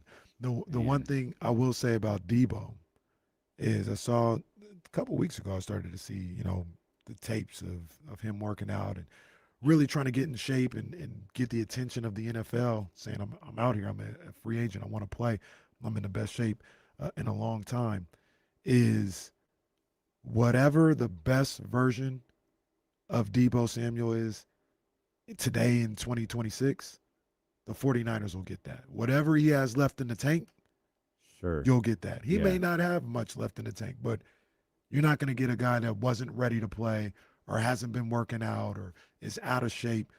I think I want to say he's 29, 28. Whatever the best shape he could be in at this age, you're going to get the best version of Deebo Samuel.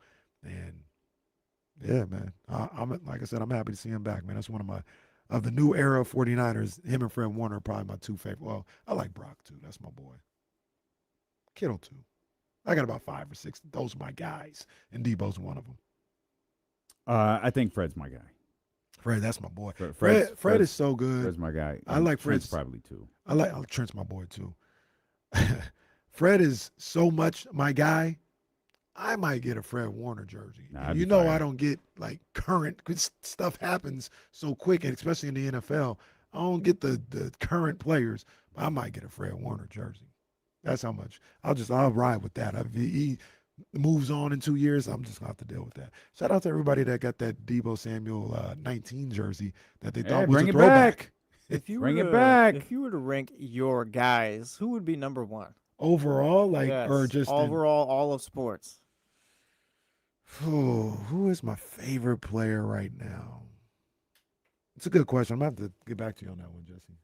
That's a good question. That's a good question. I don't know. I'll have that for you on the after the break.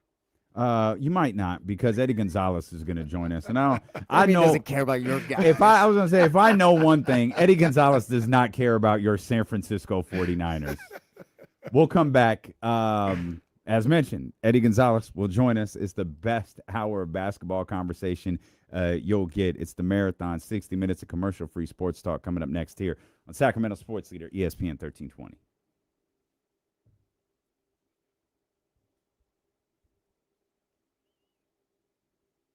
Oh yeah, we'll do it in the chat. I saw that Harrison Bader story. It's kind of crazy. Oh man, come on, man. Come on now.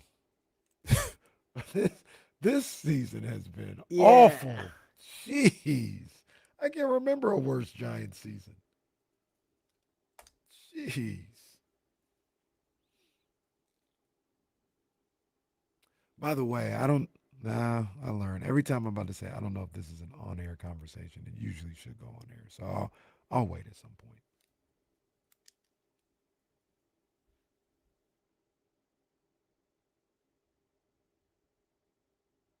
This isn't an on air. Are you all the way up on Canaan as in like this morning? One episode behind. Oh, One episode behind. This Fightland is starts. fire. Fire. Ooh. Ooh. Absolute Spoiler fire. alert I to watched it all before. I watched it all on the plane. But fire. when Marvin beat his ass, oh man. Oh yeah. That's one of the great characters in Power history, hands down. It's one of the great evolutions of a Yeah, character. man. London Brown, he bodied that role. Yeah, that was great.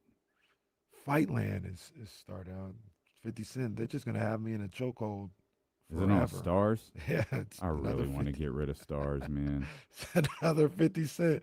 It's gonna have me in a chokehold forever. That has started. I'll check that out. And then I think Origins is in about a month or so. Oh yeah, I can't go anywhere. I gotta watch that. So 50 got me. 50 got me.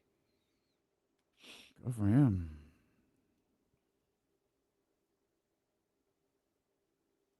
I don't know how many platinum albums he had, but he got platinum TV shows all over the place. To answer that question, my guess would be 3. For sure 3. Well, for sure 2. But he might have got one with Curtis. He probably did. Oh, Probably with Curtis? Yeah, because Curtis had I Get Money. So that might have carried it to platinum status. Well, Curtis was probably I Get Money. That was probably around the time like that shift started to happen with how album sales were counted. Because Get Rich or Trying didn't do that. Neither did The Massacre. The Curtis. I'm positive there was a faster way my stupid ass could have done this. Curtis was also the Kanye West battle. Yeah. No, that wasn't Curtis, was it? Yeah, that was Curtis. Oh, he got his ass whooped in that battle. He did. Graduation was insane.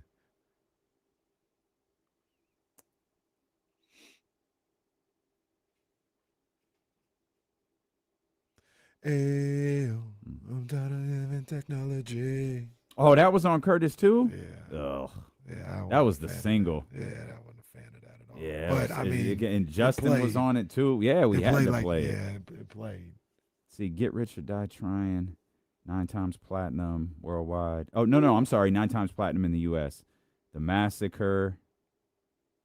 Probably 5. Good guess. 4.8. Curtis. I'll say 1.5. See, Curtis. Maybe 2. I can only get. Let me try this. Curtis only showed me. You got the numbers in front of you. No. That was a pretty good guess. It was worldwide 3 million for Curtis, 1.3 in the U.S. What's up, Eddie? We're just talking 50 That's Cent what albums. counts. So y'all talking about No, the ghosts? No, those are good. Those are good numbers. It's good guesses right there. I got an echo again. I think. Oh, Lord, it's been happening all week. it's we everybody don't. that We goes don't. on Not the me. show. Not me. Okay. Okay. Yeah. Fallout, come back in, and Yeah. and maybe that'll. Oh, you guys told him wrong. You got to slide out. I ain't.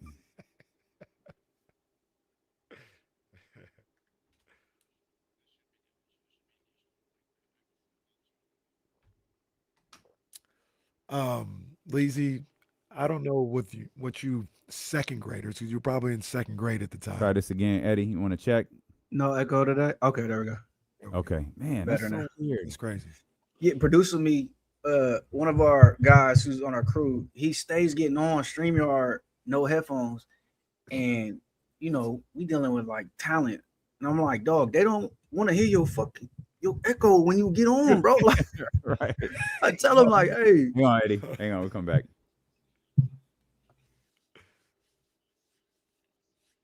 Man, Eddie Gonzalez with us here as the marathon kicks off. 60 minutes of commercial-free sports talk.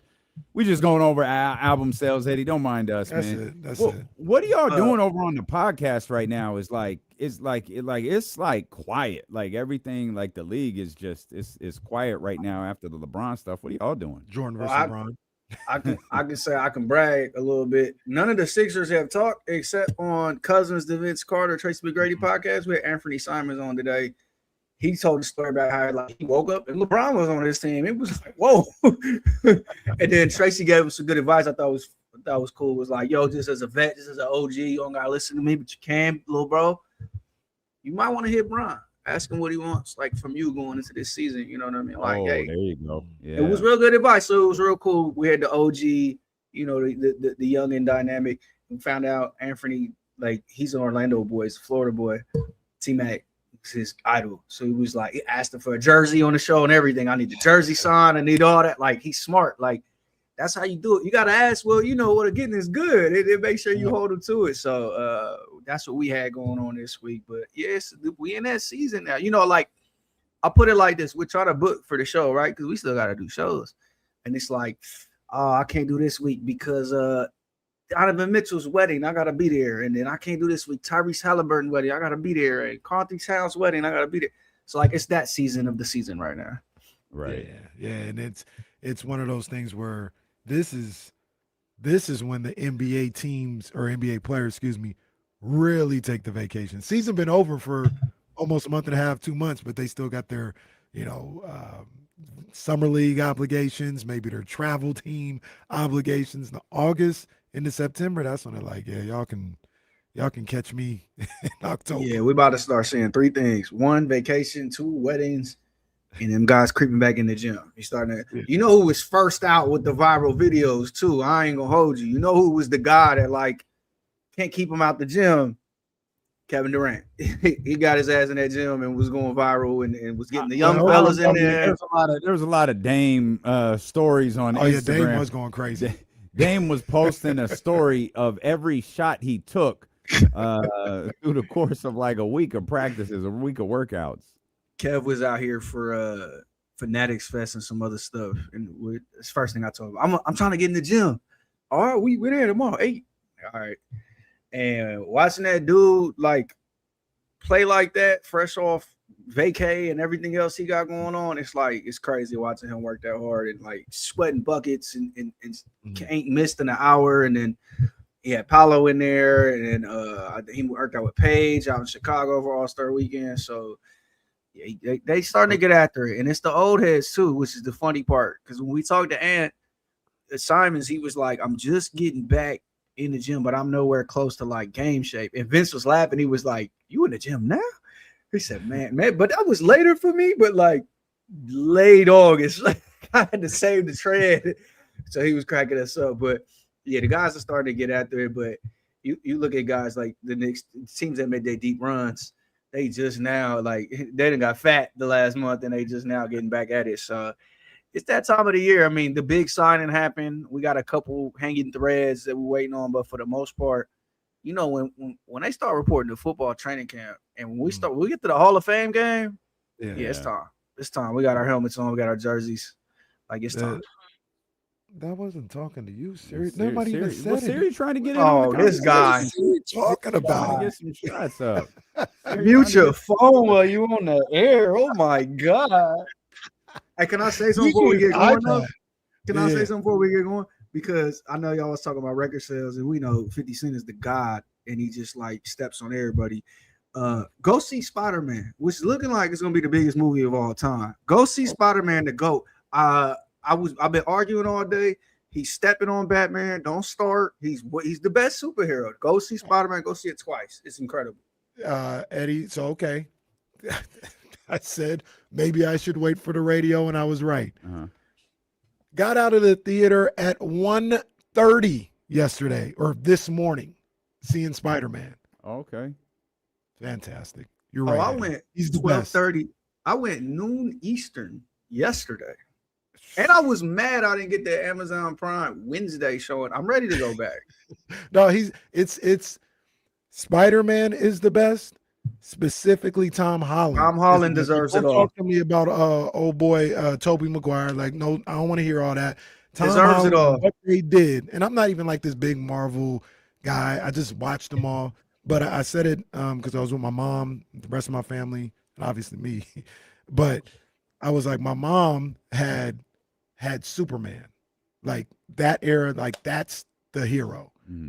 I probably had Batman. When Batman came, like Batman was it for us. Like Michael Keaton Batman? Yeah. Or like, okay. Like he Christian was like, Bale Batman. what Batman was probably like the first superhero that came back for our 89, generation. yeah, because Superman, we were a little young. Right. Like, yeah. Yeah, if we born missed at all. Christopher Reeve. So like that Yeah, Batman yeah, run yeah. Batman was it.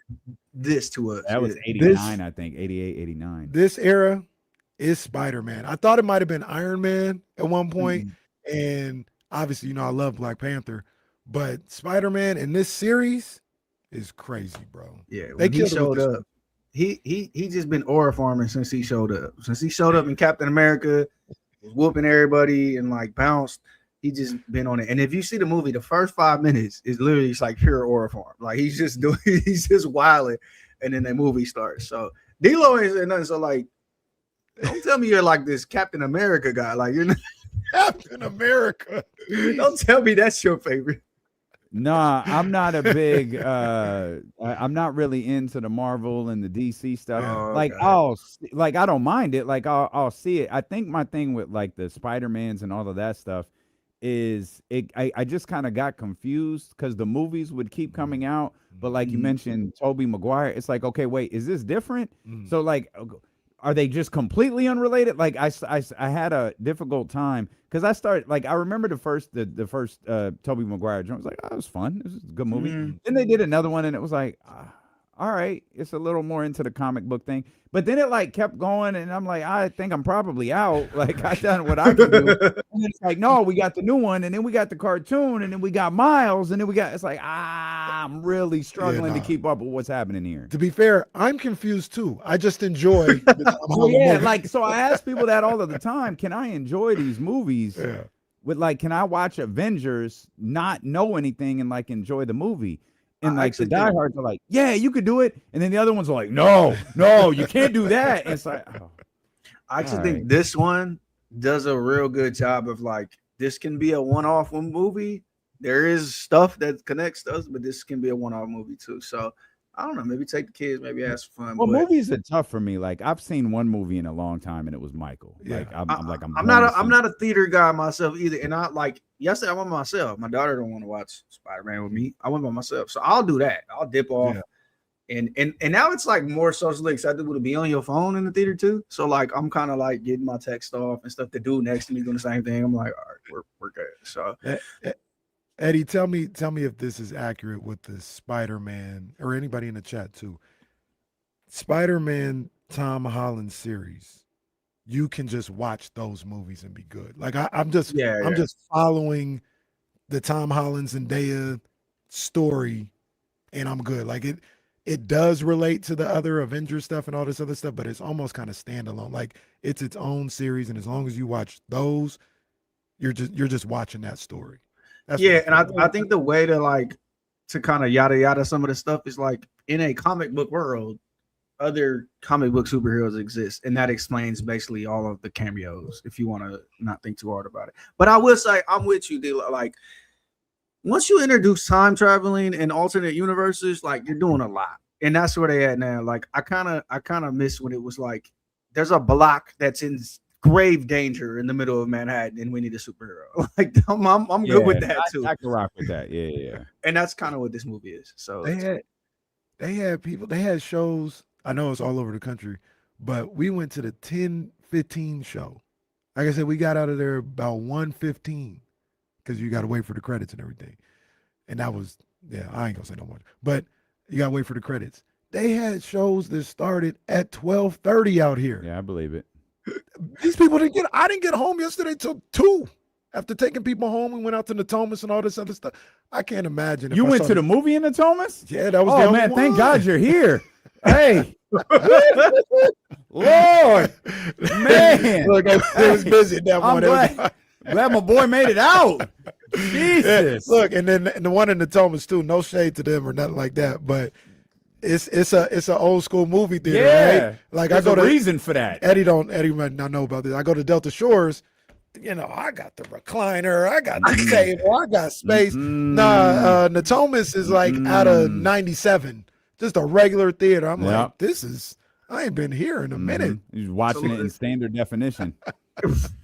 So let me ask you, because I see something today. It was Jalen Rose's daughter, and I don't want to hate on her. I'm not like her target audience for her content, so don't get me wrong. She went to the theater with an acai bowl. I'm like, and I love an acai bowl, but I'm like, this is not your living room. So okay, cool. People bring snacks, whatever. Acai bowl, it's a bowl and a spoon. It's all kind of stuff. It can be loud. Then she does a video on the way out.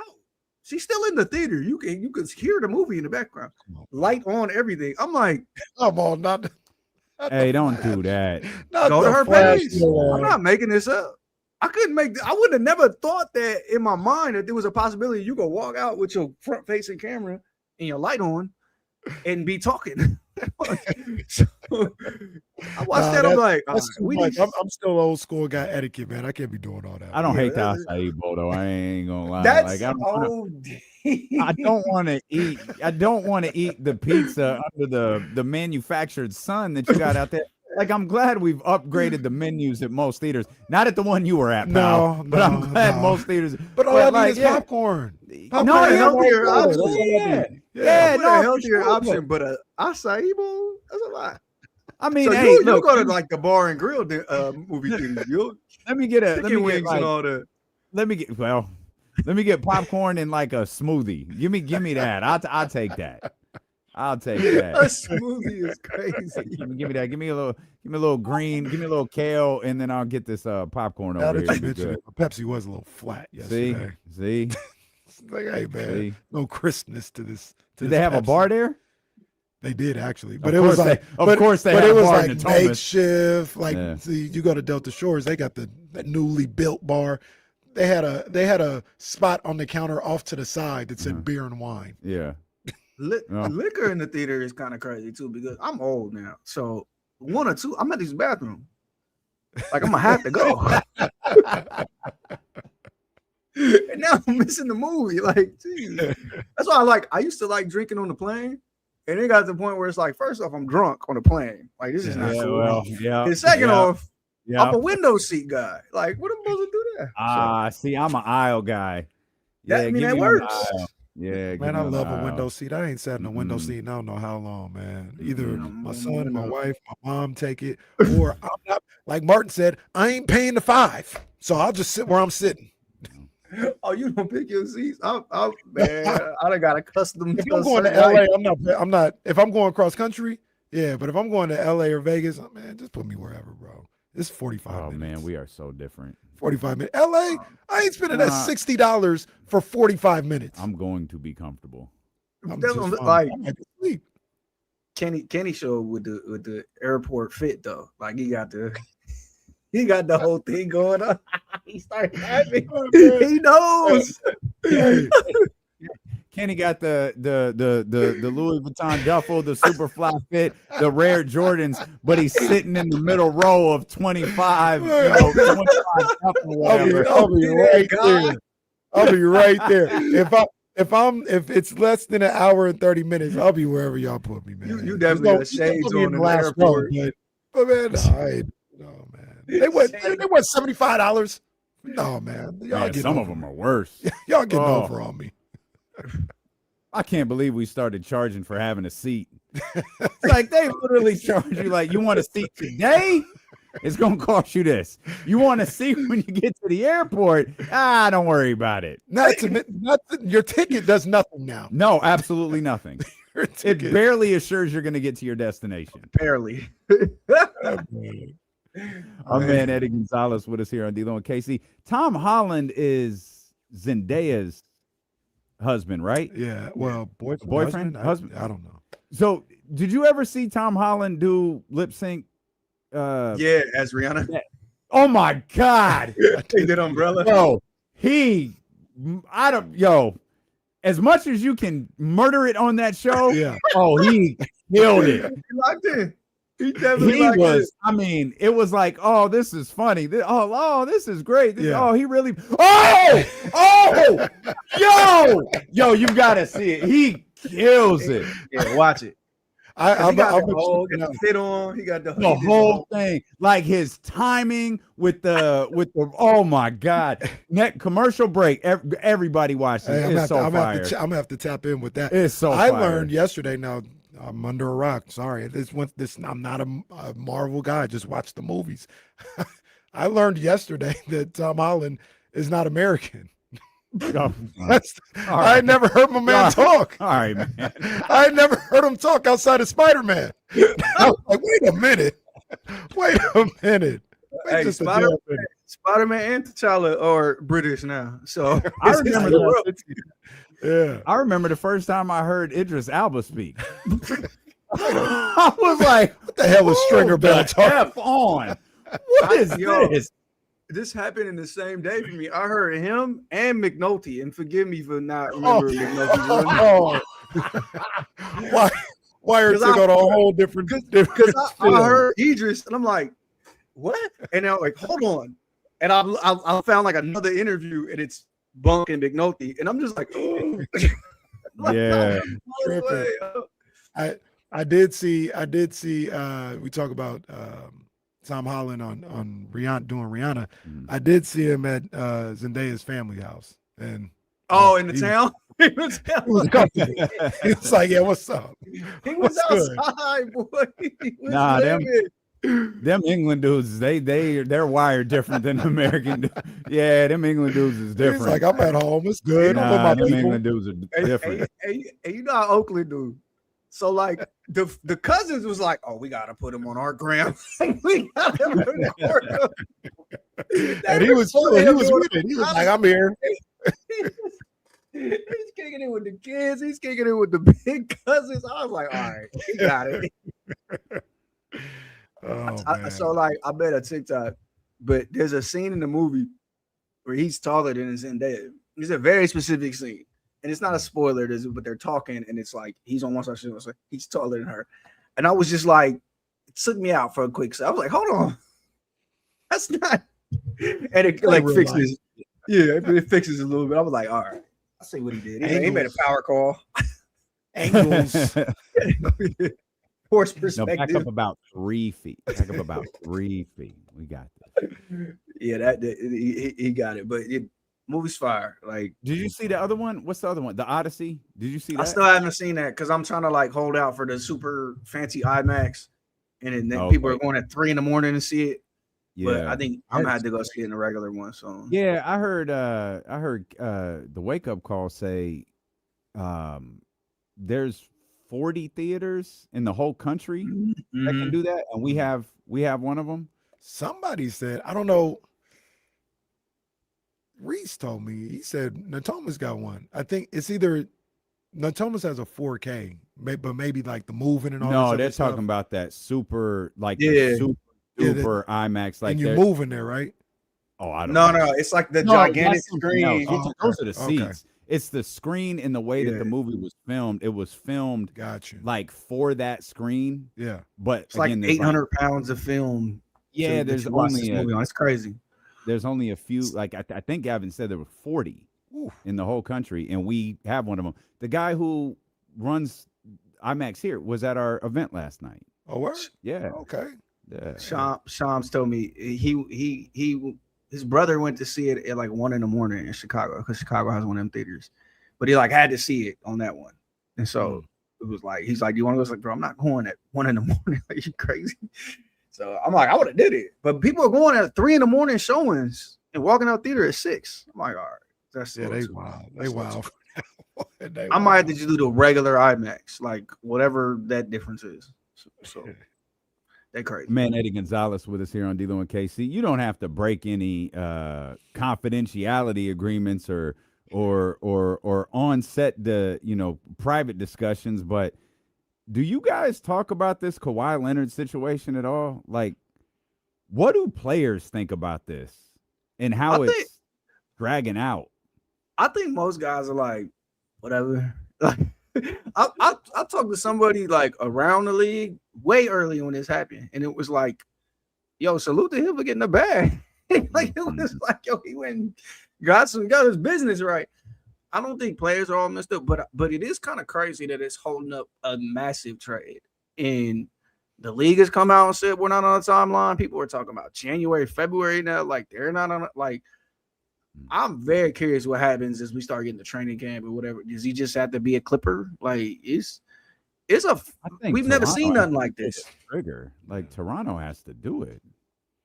But can they not do is the league not allowing the trade? Like, that was how I understood it. Like, does Toronto eventually say, nah?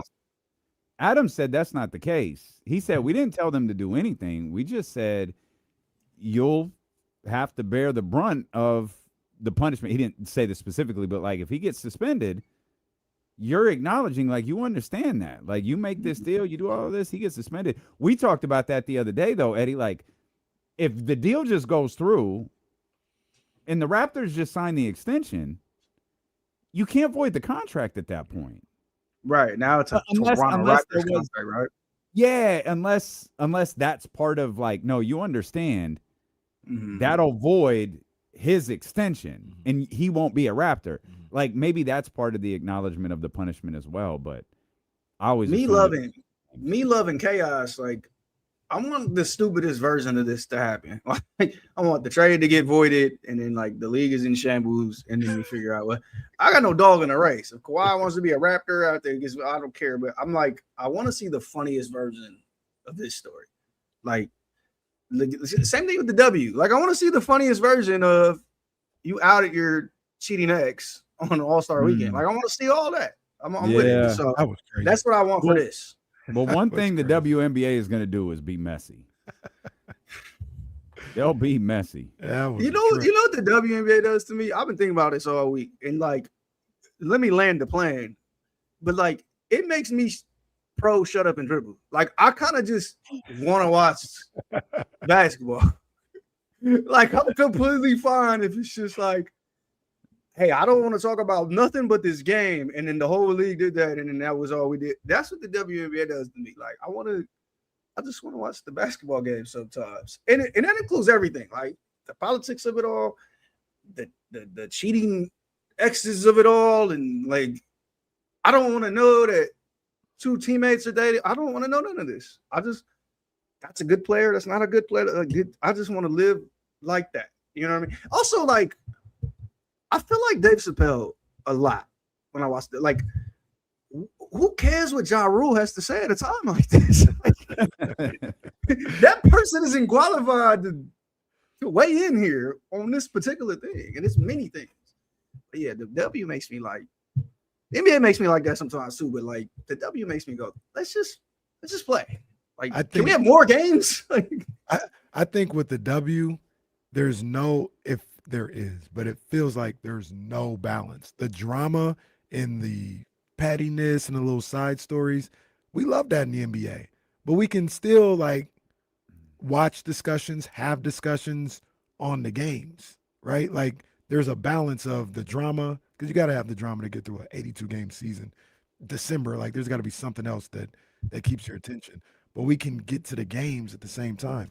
The WNBA, it feels like we never get to the games. Like we never get to the games. There's always either like something catty, something like really like political and stupid, or something. It's just we never get to the games. We never get to, hey, Olivia Miles, man, like this 10-game stretch she had is just crazy right now. It's just always the nonsense. Always. I know we're 3 men here, and like we're in women's business, so excuse me. But like I want to just be a Caitlin Clark fan. And it's like it's no smut on my name about that. Like she's fun. And then like so is Olivia Miles, and so is A'ja Wilson. Like, can I just do that without getting yelled at? No, between your desire for people to shut up and dribble and that Caitlin Clark reference, this is going to be clipped and aggregated for all of the wrong reasons. Yeah, so they're going to splice me together in the worst way. But like, you know, again, I'll give you an example of drama I can get with.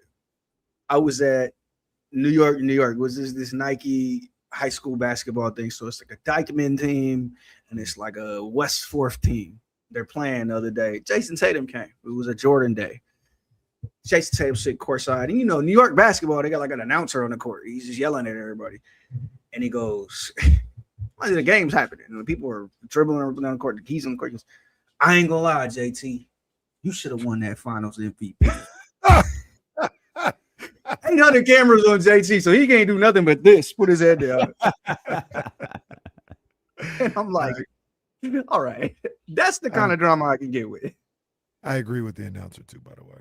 I always have. Same, obviously. Same. Yeah. No shade to Jalen. I thought that was Tatum's title or Tatum's award. JT looks bigger. I don't know if he's gaining weight. I mean, he's putting on muscle. Everybody has on muscle in the offseason, but he looks solid. Might be playing power forward this year. JT was he's gonna have a lot to carry. That's what he's got a lot of stuff he got to carry this year. But they tried to make a little something out of his little speech to the campers. Did you see that a week ago? Yeah, I saw it. Should have put Dennis Scott. Should have put Life After Death behind it. And then you got Brandon Jennings tweeting me. I'm like, all right. I didn't see what did Brandon say. I didn't see that. I was like, Eddie, all right. Because Brandon Jennings was going on and on about this clip, and I said, yo, whatever Jason Tatum did to Brandon Jennings, I want him to do it again and laugh when he does it. So he tweets me the first time. It was like, I just think Jalen's better. Ha. And that was it. Then he circled back like 3 minutes later. He thought about it or whatever. He was oh, yeah, he definitely thought about it. And he was like, keep that energy when you see me. I'm like,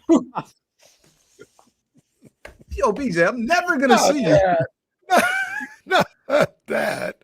Keep that energy. We about to fight because you hate Jason Tatum? Like, I'm not crazy. You should have hit him with one of those classic Eddie quote tweets and said, Brandon, you can't get into the places I'm in. you lost access to those a long time ago, bro. I just left it alone, man. I'm like, he's a podcaster by nature. So the more I do this, the more he's gonna try to get us to watch Gil's new show. I'm like, you got it, buddy. You got it. But yeah, man, that clip was funny though. I had to hit my man. Like, hey, look, you unintentionally funny as hell. The wording was. I don't think it was nothing. I'm just saying. Why does it always happen to campers? These poor kids are always they're always in the crosshairs of some beef. Like I'll never forget them poor kids in James Harden. James Harden. Just hey man, we just wanted an autograph. Yeah, we just want you to show us how to do a crossover. Like, why do we? Daryl Morey is a liar. I will never play for Daryl Morey again. The kids is like, who the hell is Daryl Morey? You saw my ball? What is They this? speak English. They like, what? Do a step back. They're looking at their like upset. Upset. Does this mean we're gonna get to sign basketball or not? Daryl Morey can stop us from doing that. I don't know. They in the sidelines and them big ass camp shirts. Like, what? But see, to your one look, size all fits camp to your original point, this is entertaining. This is what makes the NBA fun. But we still got the games. And with the WNBA, like I don't know, WNBA be getting too serious. Well, Maybe that's the situation. Well, they wasn't like, serious when they posted that bet on their social come on, media. man. Come on, hey, who? Well, hey, who's what's it- the yo? Like, if I'm Millie Beasley, I'm recording all that. For those Nah, that look. missed it, Reese and Paige Beckers posted a video of them making a bet. The WNBA posted that on their That's page. Crazy. A wild ass ending to that game. Oh, they stole it. They stole it. My girl stole it. and the game I've ever WNBA seen. took that tweet down. Yo, so they called a landing space foul Mm, on a shooter who landed both feet, mm. didn't touch nothing. And this is in a game, they're down 4 with 18 seconds to go. Here's 3 points in the ball. I was like, yo, I'm literally watching the game get fixed. When the FBI takes the W to court in 3 years, that's gonna be on a projector in the courtroom. Look at her feet and look at this TikTok they did. They was betting. And then Israel was on the podium and was like, yeah, I'm gonna need my money. Yo, Yeah, crazy. W came out and Great said nobody's game, getting suspended. It's fine. I'm like, oh, all right. We just out open now.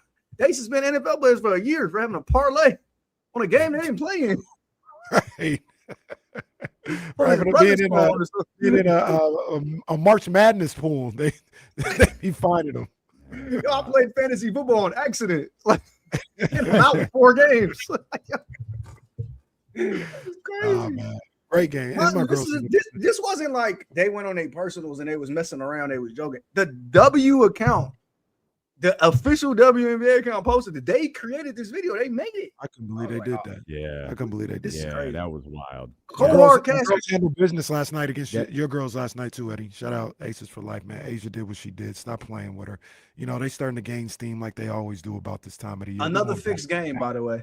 Oh, Another but- fixed but game. now you keep talking about them gaining steam. They're 20-8. They've had a phenomenal season. that. Well, they had before the break, they had a little rough spot. I think they went 2-2 or 2-3 or something. But now we ain't playing with y'all no more. It's our time of year, and we showed the Liberty. We I putting the don't- Liberty in the dirt right now, to be honest with you. I don't think it's your time of year. You might want to peep Minnesota, but go ahead, Eddie.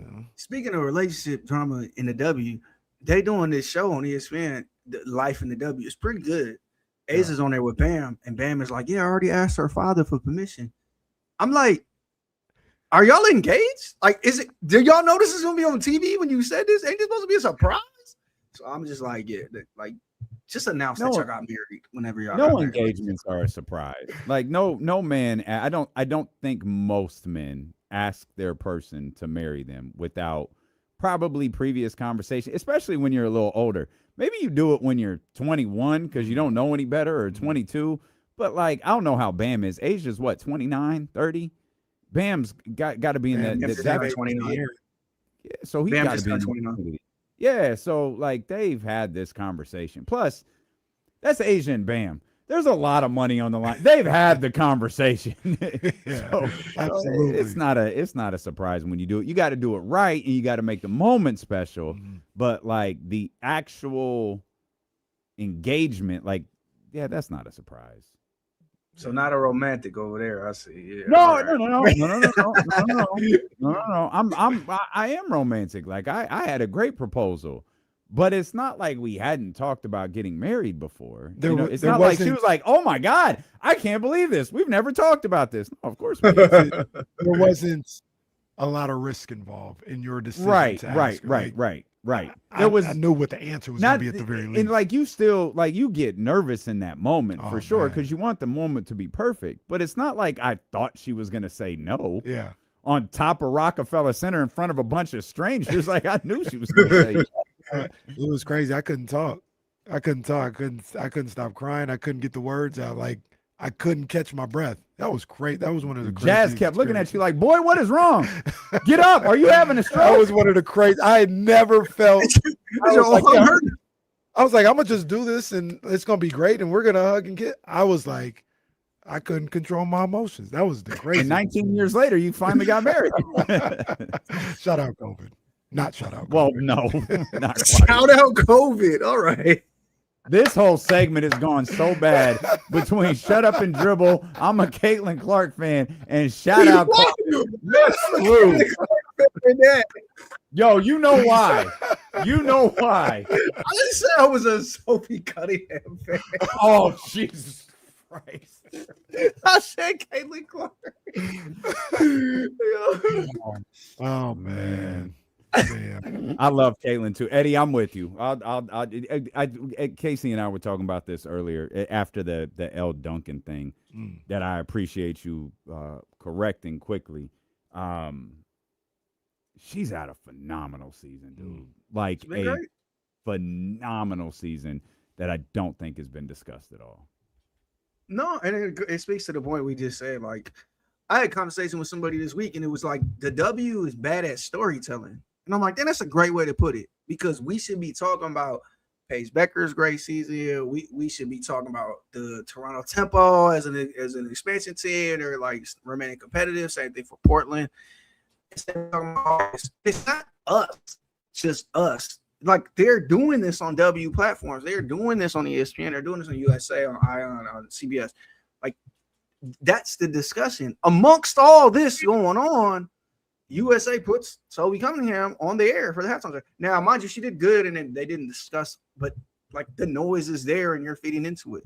Same thing with the gambling thing. We should be talking about Paige and Angel Reese, two of the best young stars in the league, and matching up. They've had great matchups before. They don't play the same position, but it's a huge game. Both teams are in contenders this year, and then we're talking about that. And they're answering about it after the game too. Like again, this is happening on W platforms. It's not just like the mob on Twitter going They're actually telling the story this way. Whereas the NBA or other leagues, they focus on different elements of storytelling when they advertise their sport. And the WNBA has a storytelling issue. It doesn't have a basketball issue at all, and it's frustrating. Speaking of like just the storytelling and the basketball issue as well, my son, we were watching the game last night, the Aces and the Liberty, and he asked me a question that I didn't have an answer to. He's like, who's going to win the MVP this year? I was like, it might be Olivia Miles. I said, it might be Caitlin Clark. You always got to talk about Asia. Who do you think wins the MVP?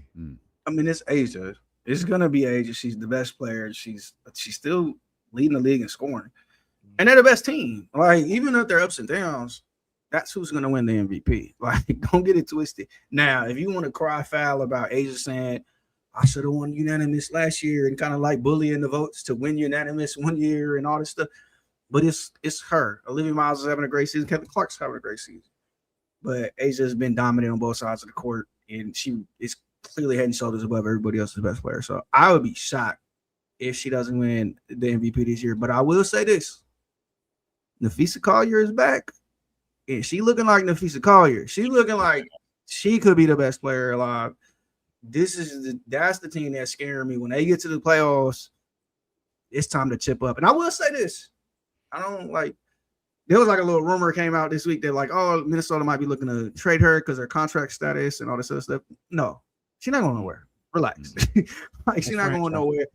Like, you know, it may be in free agency and all that stuff, but she's not going nowhere this year. They got a title staring at them, and you can't trade that away. Like, so Fee is gonna compete as trying to be the best player in the world, but that award is Asia's, health permitting. 5 titles by the time you turn 30, or excuse me, 5 MVPs by the time you turn 30. People got mad. Crazy. people got mad at the comments a couple weeks ago, like, yo, this is Tom Brady, LeBron. It is. And I love Tom Brady and I love LeBron, but what she's doing relative to her competition and in her league, like, yeah, she's that level of dominant in this sport. And the sport is as competitive as it's ever been. You can't do like the talent pool. The talent pool is deeper than it's ever been. We're expanding the league. And she's dominating at the level she is. She's ridiculous. Now, again, storytelling, she's the face of the league. It kind of don't matter if she's the face of the league. She's better than everybody, and that's the important part. Let me ask both of you guys this, because I remember her at South Carolina, but I wasn't super tapped into her career and who she was. I knew how good she was. Did anybody think it'd be this? Like, we're looking at the greatest player in the league's history, almost, or one. I don't know that it was this. You know what I mean? Like it was like the game's next great player. I don't know that it was. No, it wasn't this. And even when she got to the league, it was still like, you know, obviously this is on the way to be a great player, but like, not this. You know, Maya Moore got to the league and it was like, this is going to be the best player.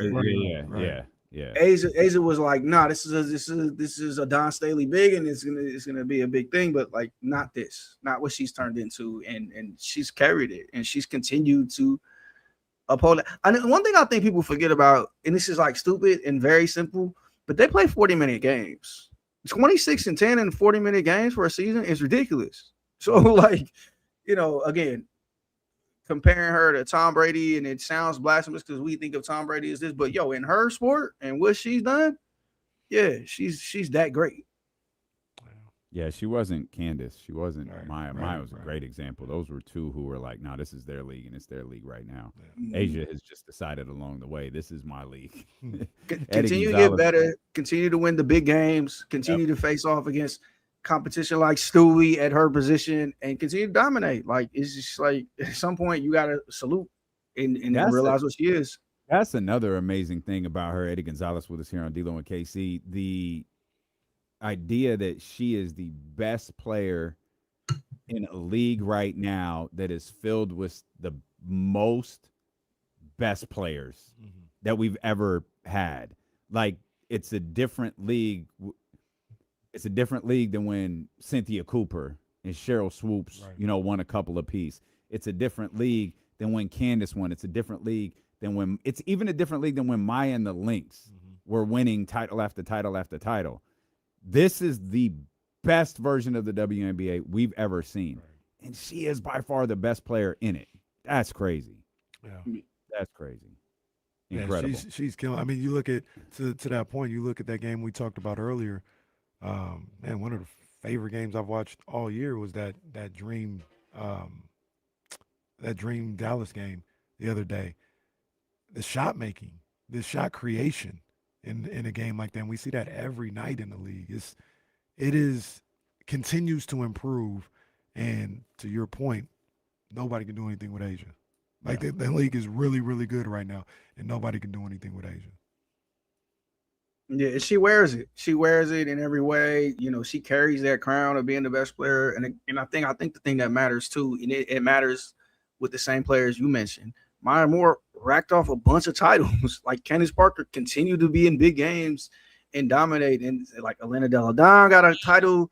DT kept winning. DT was winning in college. Like, Asia's winning in every level, and she's so dominant in the way. Even last year, it was supposed to be a down year, and it's like, you know, it's well known now. You know, they lose this game by 55 points, and then they just go crazy.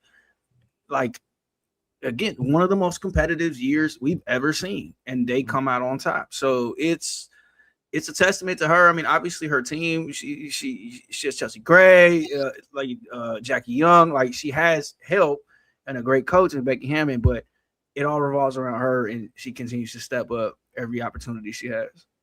Eddie, we talk about like that's Asia being the face of the W. Obviously, we all in this industry experienced LeBron James still at the age of 41 years old being the face of the league last Friday when he told everyone he was going to the Philadelphia 76ers. Casey and I had this discussion on Monday. Is LeBron the face of American professional sports? I think that's a great point. I think because the NFL is so spread amongst different stars now, Whereas there's not that singular Tom Brady. Even Patrick Mahomes, he doesn't have that factor of just like above the league in that sense. That it probably is him because basketball is the most forward facing. These guys are the biggest stars. American sports, yeah, he's in that place where like he's synonymous with sports for people who don't watch sports. Oh, LeBron, like oh, you're a basketball guy, LeBron, and it just goes to that. Like it once was Michael Jordan, or like it used to say rap to somebody, they'd be like Snoop Dogg, and then he's like that. So it's a great point. Like I do think he is, and I think he positions himself that way. But you know who I'll say I think there's competition for him in that sense? Steph Curry.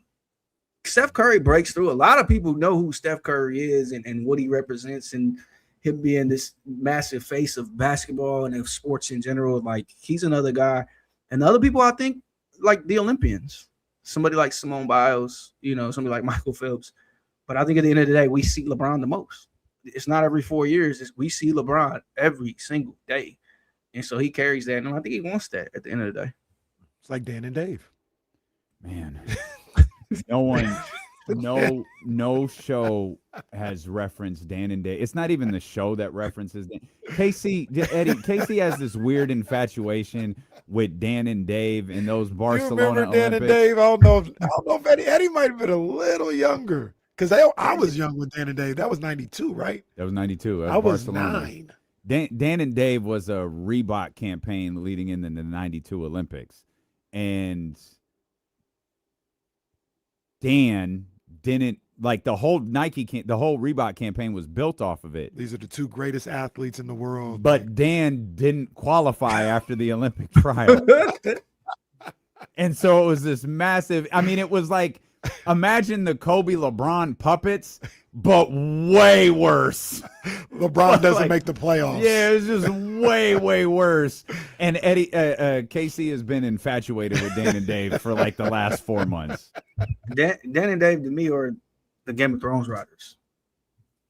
People hate them because they were on games. So they were on the last season of the show. So.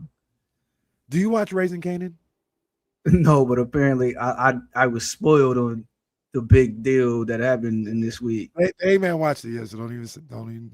I'm just one episode. I'm one episode behind. That's that. Okay, so to bring this full circle, Eddie, that's why we were talking about 50 Cent when you logged in an hour ago. We were talking about Raising Kanan and how like I know 50 has had like a couple of like platinum albums on his discography, but other than BMF, his television production is platinum hit after platinum hit after platinum. Oh yeah, 50's the man. Is it like I'm a big 50 stan, so not only does he have multiple classics to me, he just keeps hitting on TV. And I don't even watch every show, but like that dude is building an empire, so salute. Multiple classics. Oh, the first two are definitely classics. I'm counting the G-Unit album. Massacre's a smoker. Like, come on. I'm counting the G-Unit album. I'm counting Games album because he gave him that. I'm counting Power of the Dollar. Like, come on. I'm counting all the Straight Outta Cashville. Oh no, I don't know if I'm getting rid of some classics though. You getting the G units when they come out? I might have to just, I might have to. But I'm like checks over stripes. So I know. I keep some swooshes. You get a couple. You get a couple Reeboks. You get a couple of Adidas here and there. Hey man, go get them KD 19s. Tough. Tough. Very comfortable light basketball shoes. The perps. We'll get Damian the purple joints. I got the blue. I got the blue ones. They ain't. Oh, that they came out today. In the purple. Yeah. Yo, let me tell you a story. Let me tell you a story about KD, man. And Purple's always hit. Let me tell you a story about KD before we get out of here. We in a group chat. I'm like, man, it's knocked the stuff. It's fire. I'm about to buy this jersey. About to buy this. Like, I ain't buying some stuff. I support my man. He texted the next day in the group chat. He ain't said nothing in 2 days. He busy being KD. Hey, yo, send me your addresses for the knock the stuff. I'm like, yo, I'm about to send you my Cash App. You owe me $250. It would have been nice to know when I sent you the original text. Hey, man, we was talking about this all day yesterday. So. He's out there getting that work in. He must have, man. With the wrong person. Yeah, I mean, where Jabari at, man? Don't start that. Where's Don't Mario? start that. All right, Kendrick Perkins. All right, now. All right, we'll let you go get your weekend started. You tapping into Minnesota this weekend? What, SummerSlam? I don't love that card, but I mean, I'll be there for CM Punk. I'll be there for that. Like, I don't love Cody, so I gotta see him lose. But I don't love that card. I kind of been off it. I like that the internet fandom is like catching on to Unreal being just as fake as everything else. Oh yeah. I like that that's been happening. Like, I'm with that because that show was just like, oh my God, Triple H is just like the smartest dude of all time, and everybody's like, hey, yo, enough. Yeah, that's not quick. I don't follow, so I could be way off. But I'll ask both of you guys: any chance Cody turns this weekend? I think if he does, it's so. There's the rumor came out today that they wanted to turn Punk, but Punk is just like smoking it with merch and everything. He's too popular right now, so it's face versus face here. And if it's anybody, it's Cody. I think That never works either. it's Someone nasty. has to work as the heel. One thing Like- I am enjoying, I will say, is speaking of working heel, Roman is just running Seth out the building. Like he's just telling him about everything. I'm catching up on all the interview, well, the segments tonight. And I haven't seen him. I just heard about him. as like a real Seth hater, like I think he's like interesting merchant. I just love that Roman's just running him down. Like Seth is him. Don't do that. Seth is him. Who? Seth is a Hall of Famer. He's been doing his thing in this game for a decade plus. Yeah, He's one of the number main twos eventers. go to the they Hall of Fame. be putting all kind of people in the Hall of Fame, yo. They doing whatever. Everybody got them rings now. I'm gonna tell Coco you this. Beware is in the Hall of Fame. I think the Killer Bees are in the Hall of Fame. We ain't got to get into this, but they was doing this thing on Twitter. Will Smith versus Michael B. Jordan. Hey man, Michael B. Jordan need to not worry about what's going on up here at the top. Same thing for Seth Rollins. You be down here and you bump with the mid carders. You leave Roman Reigns and CM Punk and all them to do the head of the table stuff. Eddie, All right, chill. All right, you know what? We won't do that today because you're just gonna Don't throw tell in me. that shot. Don't tell me No, y'all don't thinking do that. Michael Jordan's messing with Will Smith. Hey, Like, who do you- come on, who's- bro. who's- You said, to be clear, you said Michael B. Jordan. No. Will Smith is here. He's the top. Yeah. He's the top. Yes. Michael B. Jordan is here. You in the middle somewhere, no. buddy. No, he's not in the. Okay, we're not going to do this today. Oh. We've had a fun hour. Michael- We're not going Michael to do B that got- today. Michael B got Michael B's a He got- director too. Michael B got about. We doing He all got that the now. three creeds. I'm about to say he You got about see the- 6. You right see now. the Tom. Is Creed is any Creed movie better than Ali? the first Yes, one. all of Oh them. yeah. Yo, better than All- Ali. Ali. You know what? Creed 1 is light years better than Ali. I just out the mud. But look, because I know y'all got commercials. If you come to my house and I hold them both up, you want to watch Bad Boys or you want to watch Sinners? Y'all are not gonna lie in my face and say put Sinners on. We about to all watch Bad Boys and laugh. Well, no, okay. It's a different type of movie. What you about to put on? That's what I'm asking you. Again, you could put any of the creeds on. Any of those three. Two was Bad kinda Boys special. 2. I'm putting Bad Boys 2 on. I'm putting Men in Black. Bad on Boys 2 was fantastic. 10 If we times could- before we could do. before I put on Creed. All right. And he don't See get what I mean? okay. So hold on, though. He don't get Black Panther credit. What are we talking about? Yo, What this is what I fucking- said. He the only person in Black. This is how limited his range is. He's the only character in Black Panther without an accent. He just showed up as Michael B. Jordan and said bruh a lot because he was from Oakland. He's the only one in that movie. Even the white dude Clue has an accent. Like everybody else has an accent except Look, no, but after what he did in Sinners, man, no, you can't do that. He What killed about Sinners. Fruitville Station? Fruitville? He went crazy. He didn't have a lot of speaking. somebody parts. made a great point to me about Fruitville Station. Recipes, Arthur Grant. Anybody that is powerful in itself. I dare Michael B. Jordan to make a great movie without the greatest director of the last 30 years. Like I dare him to do that. No, let them be tag team partners. Oh, okay.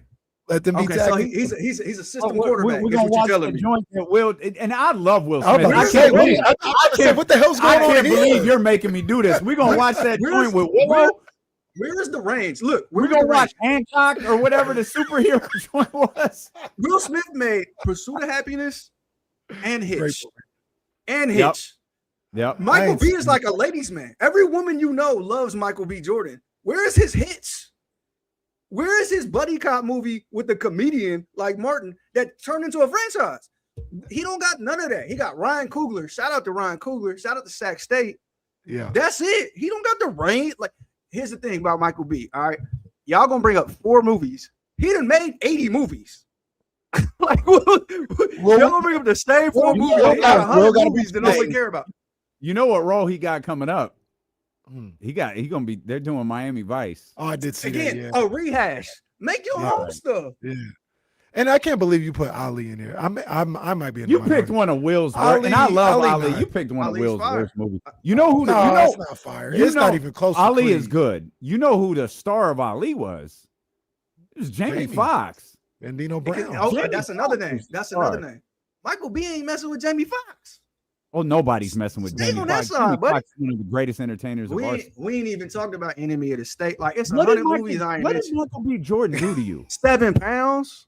Same Hey, thing Tatum did to I'm about Brandon to- Jennings. no, I'm gonna get Brandon Jennings on the phone. I was like, you know what? You might have been on to something. All Michael B did to me is play the same character in every single movie, no matter the costume, timing, setting, anything. Dog, he That's went all did. crazy in Sinners. You got to give him his respect for Sinners. He went crazy being the twins, bro. This is crazy. He went crazy in Sinners. I was not prepared. He went for and this. he went and chipped up. But you know who chipped up a couple years ago? Will Smith.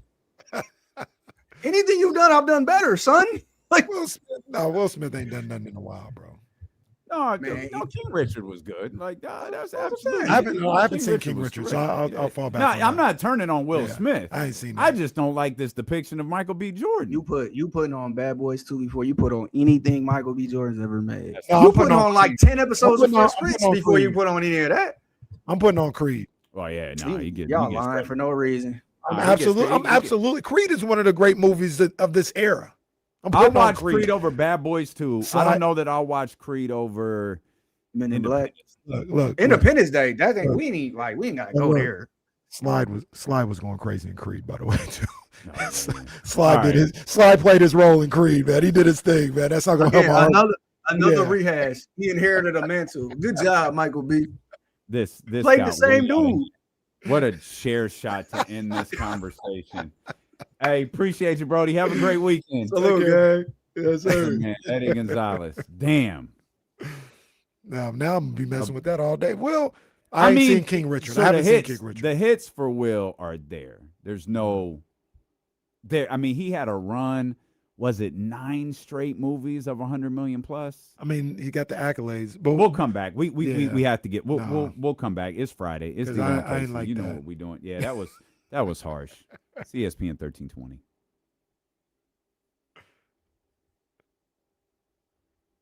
Rocky 1 is one of the great movies of all time. That's not saying anything. Creed is fantastic. Creed is incredible. Creed is absolutely incredible.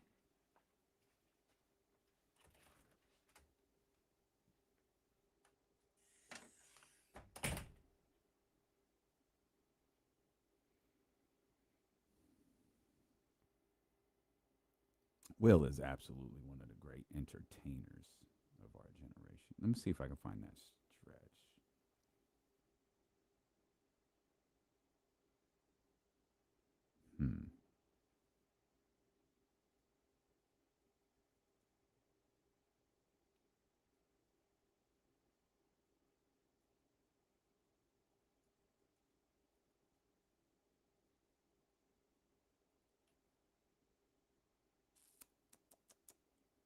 That's not what I wanted. He's widely known as the only actor 8 consecutive, not 9 consecutive. My bad.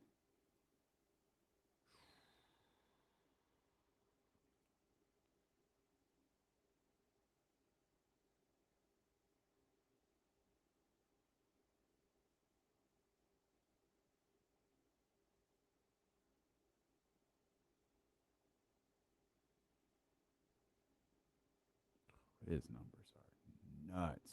Holy crap.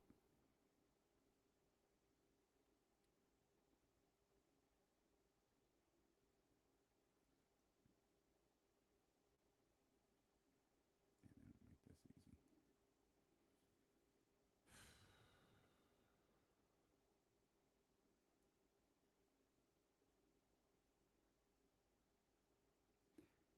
I forgot he made Aladdin. I never saw that. Never saw Aladdin.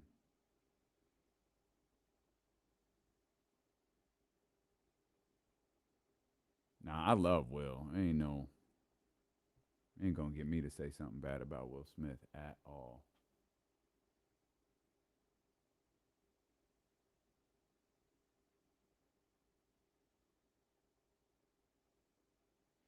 At all, at all.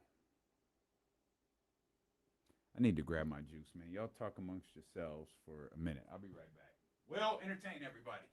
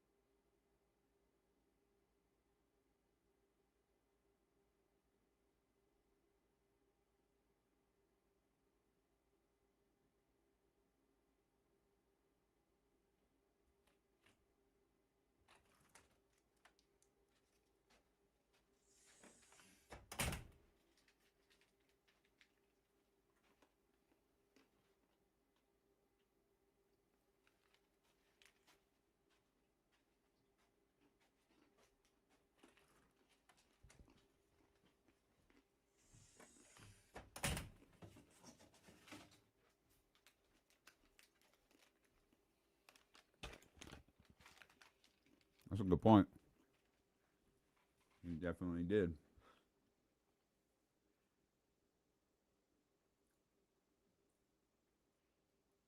Didn't they get sued for that? Because that wasn't really Freddy Krueger, right? Because the Fat Boys had the song. What song was A it? Nightmare on My Street. It was on He's the DJ, I'm the rapper. I know they got in trouble for it.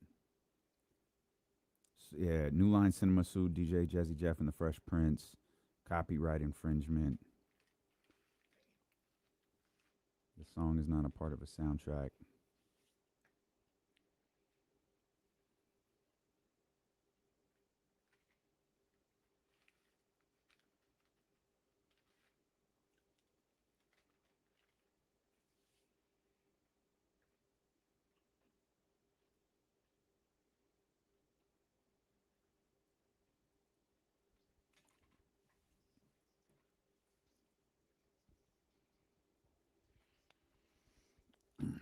Phone lines open for you here on this Friday if you want to talk. 916-909-1320. Of course, if you're not a talker, you're a texter. That doubles as the Mojo's local tap in kitchen text line. I could go for one of those burgers from Mojo's right now. Oh, yeah. 916-909-1320. Only thing getting me through the day is this Froyo Friday. That's what we do at our house. We go get frozen yogurt every Friday. Okay. We had a stressful day Wednesday, so we had fake Froyo Friday where I got home. It was much later than normal. And the girls were getting out of the pool. I said, shower quick. We're going to get Froyo. They were all excited because it's well past their bedtime. Yeah. And all I wanted was some ice cream, man. That was it. Man, that Froyo Friday, that sounds like a winner now. Oh, that's the move. Yeah, that's the move. We all look forward to it. Everybody gets up. It's Froyo Friday. It's a good look, man. The number I was Eddie's just unprovoked attack on Michael B. Jordan. At the end of our conversation, at the end of the marathon there, I said 9 straight $100 million plus films. It was actually 8 straight $100+ million films for Will Smith. I said Jamie Foxx, one of the greatest entertainers of our generation. So is Will Smith. Will Smith is absolutely, when you factor in, I know he's not everybody's taste musically, but he was definitely mine. Of course, the Fresh Prince of Bel-Air, and then the run of Independence Day and the Bad Boys joints and iRobot and Men in Black and I know he mentioned The Pursuit of Happiness there. Like, it was just an incredible Hitch, just an incredible run of movies for Will Smith. Trying to think of which ones, and I'm far. From Ali too. I think a little higher of Ali than you do. Yeah, I wasn't. It's not a bad movie, but I wasn't a fan of Ali. Like a lot of was people like, didn't like it. I did. I thought he should have won the Oscar for it. I thought he did fine in his role. I thought the movie left a little bit to be desired. The movie was essentially We Are Kings, right? It was the same. And I hate how it frame. ended too. Like that match it ended They on, all and how they in ended, there. I was Like everyone who tells Ali's story ends it there, because you get the story of the draft, the banishment, and the return. And then I think that also coincided with the time. Like, Ali is Ali. Like, he's a legend, an icon for sure. And I try not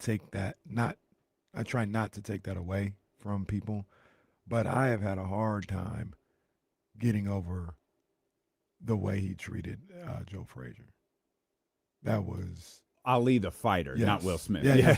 Yeah. Okay, got you. I've had a very, very difficult Yeah. time when I talk about Ali being like, oh no, it's cool that he did that, and and it was all entertainment. Like, nah, bro. Especially at that time when you were talking about another black man and you were pitting his own people against him. At that time, that was dangerous rhetoric, and I've who am I to forgive? But I have not been able to get over that. It's unpopular to criticize Muhammad Ali. There's a book.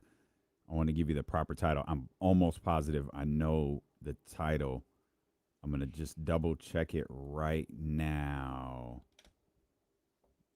Yeah, there's a book called The Ghosts of Manila. It's about everything you just laid out right there. And it's completely unbiased. It's a neutral book, but it does not paint Muhammad Ali in a very good light. Like, there is no fluff. It's bad, actually. Like, Right. it's pretty dark. Right. Like, and like the impact that what Ali did to Joe Frazier had on Joe Frazier. There's a modern equivalent to it. Like, if you're astute on both of them, it's Pac and Big. So the idea is Ali was working. Like, Ali's whole existence is based off professional wrestling. This is not trying to be funny. This is not our normal wrestling stuff. That's wrestling. It's not that. Like, it's just like he'll tell, like Gorgeous George, like he saw these fighters sell fights by talking, not by doing anything. What he was doing with Joe Frazier was working. There are a lot of people in Tupac's life who say Pac was working. Like, did he feel a certain way when he was in jail? Yeah. Did he learn enough to know that it wasn't true? Yeah. Did he see money in it, especially being hyped up by the big fella from Vegas? Yeah.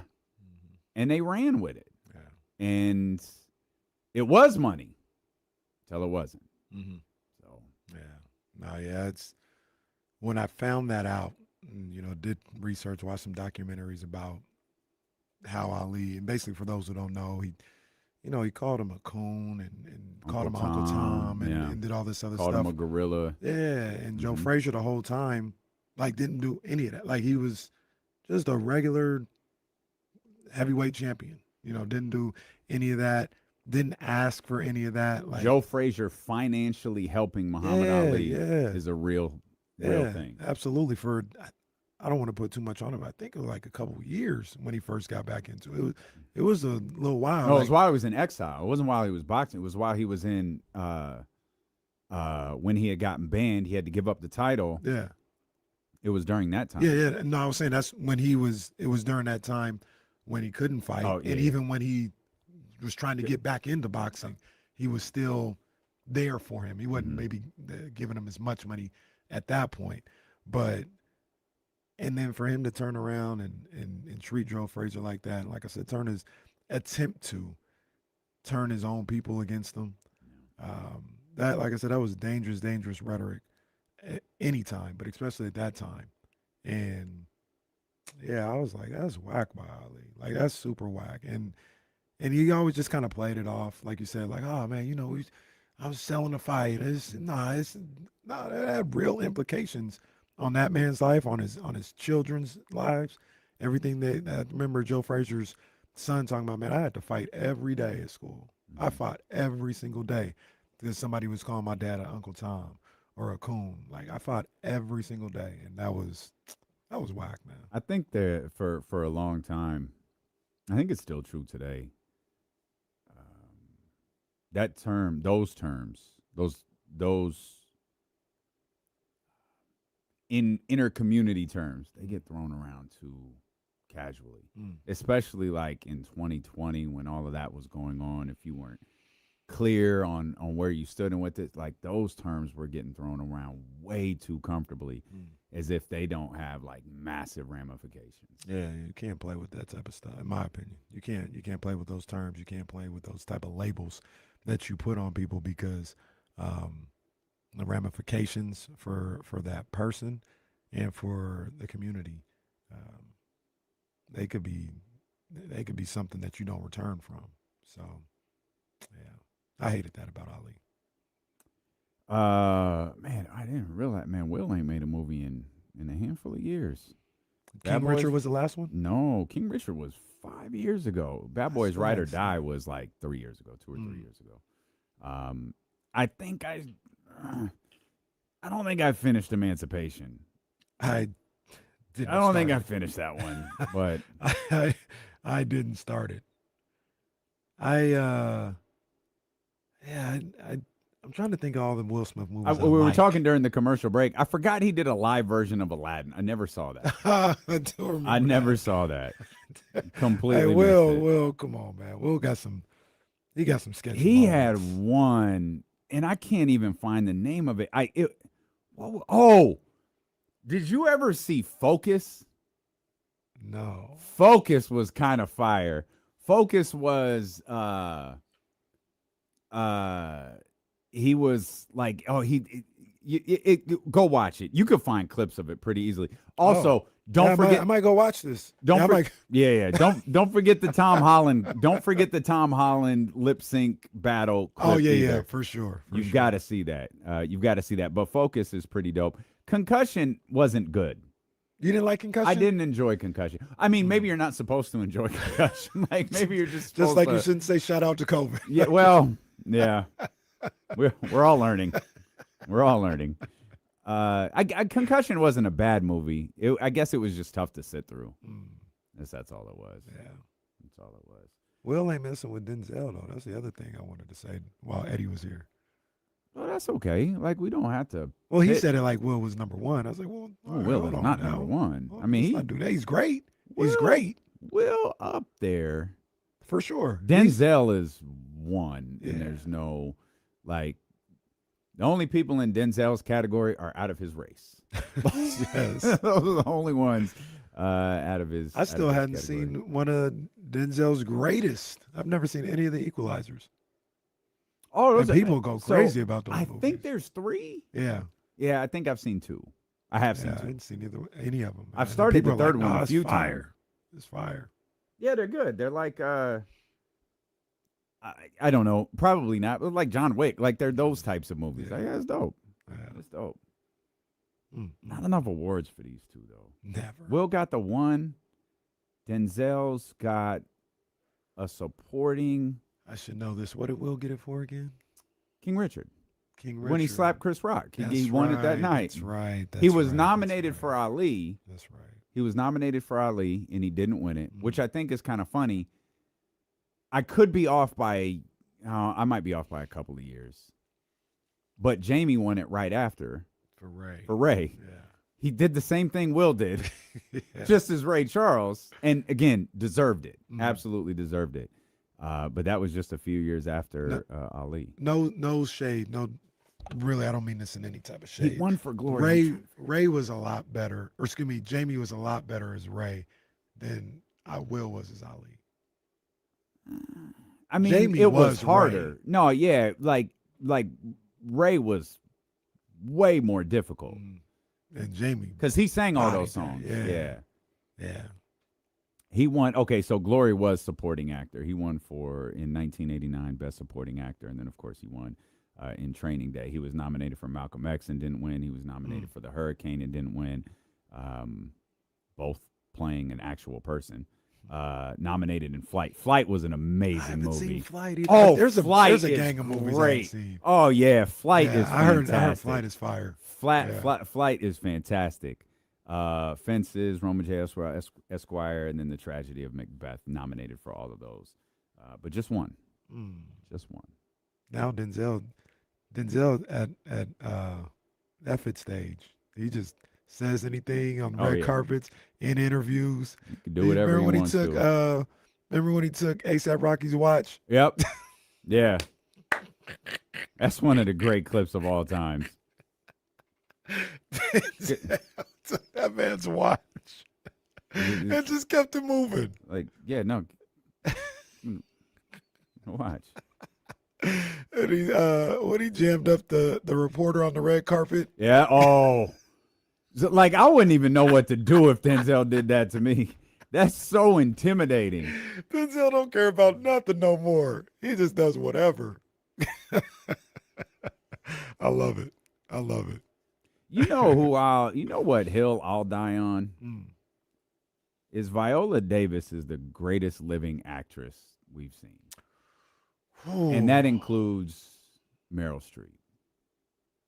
Also, I just saw The Devil Wears Prada 2 landed on one of my streaming services, and I intend to watch that this weekend. I hadn't seen the first one. The Devil Wears Prada is so great. I haven't seen the first. I gotta see that. When we were trying to two. sleep off the margaritas, one of the 4 stations we got in Cabo was playing A Devil Wears Prada. And it's like, oh yeah, we're gonna relax watching this. So yeah, I'm off. I gotta see that one. I remember I used to like the movie just because of the name. I like Prada. It's a great movie. That's why I was like, movie. I don't even know if Prada is even in the movie, but I was like, oh yeah, I want to see that movie. I don't even know the premise of the second one. I just know I'm locked in. Viola Davis has won 155 awards, 347 nominations. You want context? Denzel Washington's won 65. Wow. And I don't even know if that includes her Broadway stuff, but she is bad. Absolutely bad. True icon. How to Get Away with Murder is such a fantastic show. You'll be surprised, but haven't watched it. Not surprised. You didn't watch Scandal either, did you? I did watch Scandal. Oh, you did watch Scandal? I did watch Scandal from the start. Okay. Like, yeah, that was my show. Man, what was that? What's Olivia Pope's name? Kerry Washington. Who's her husband played for the Raiders?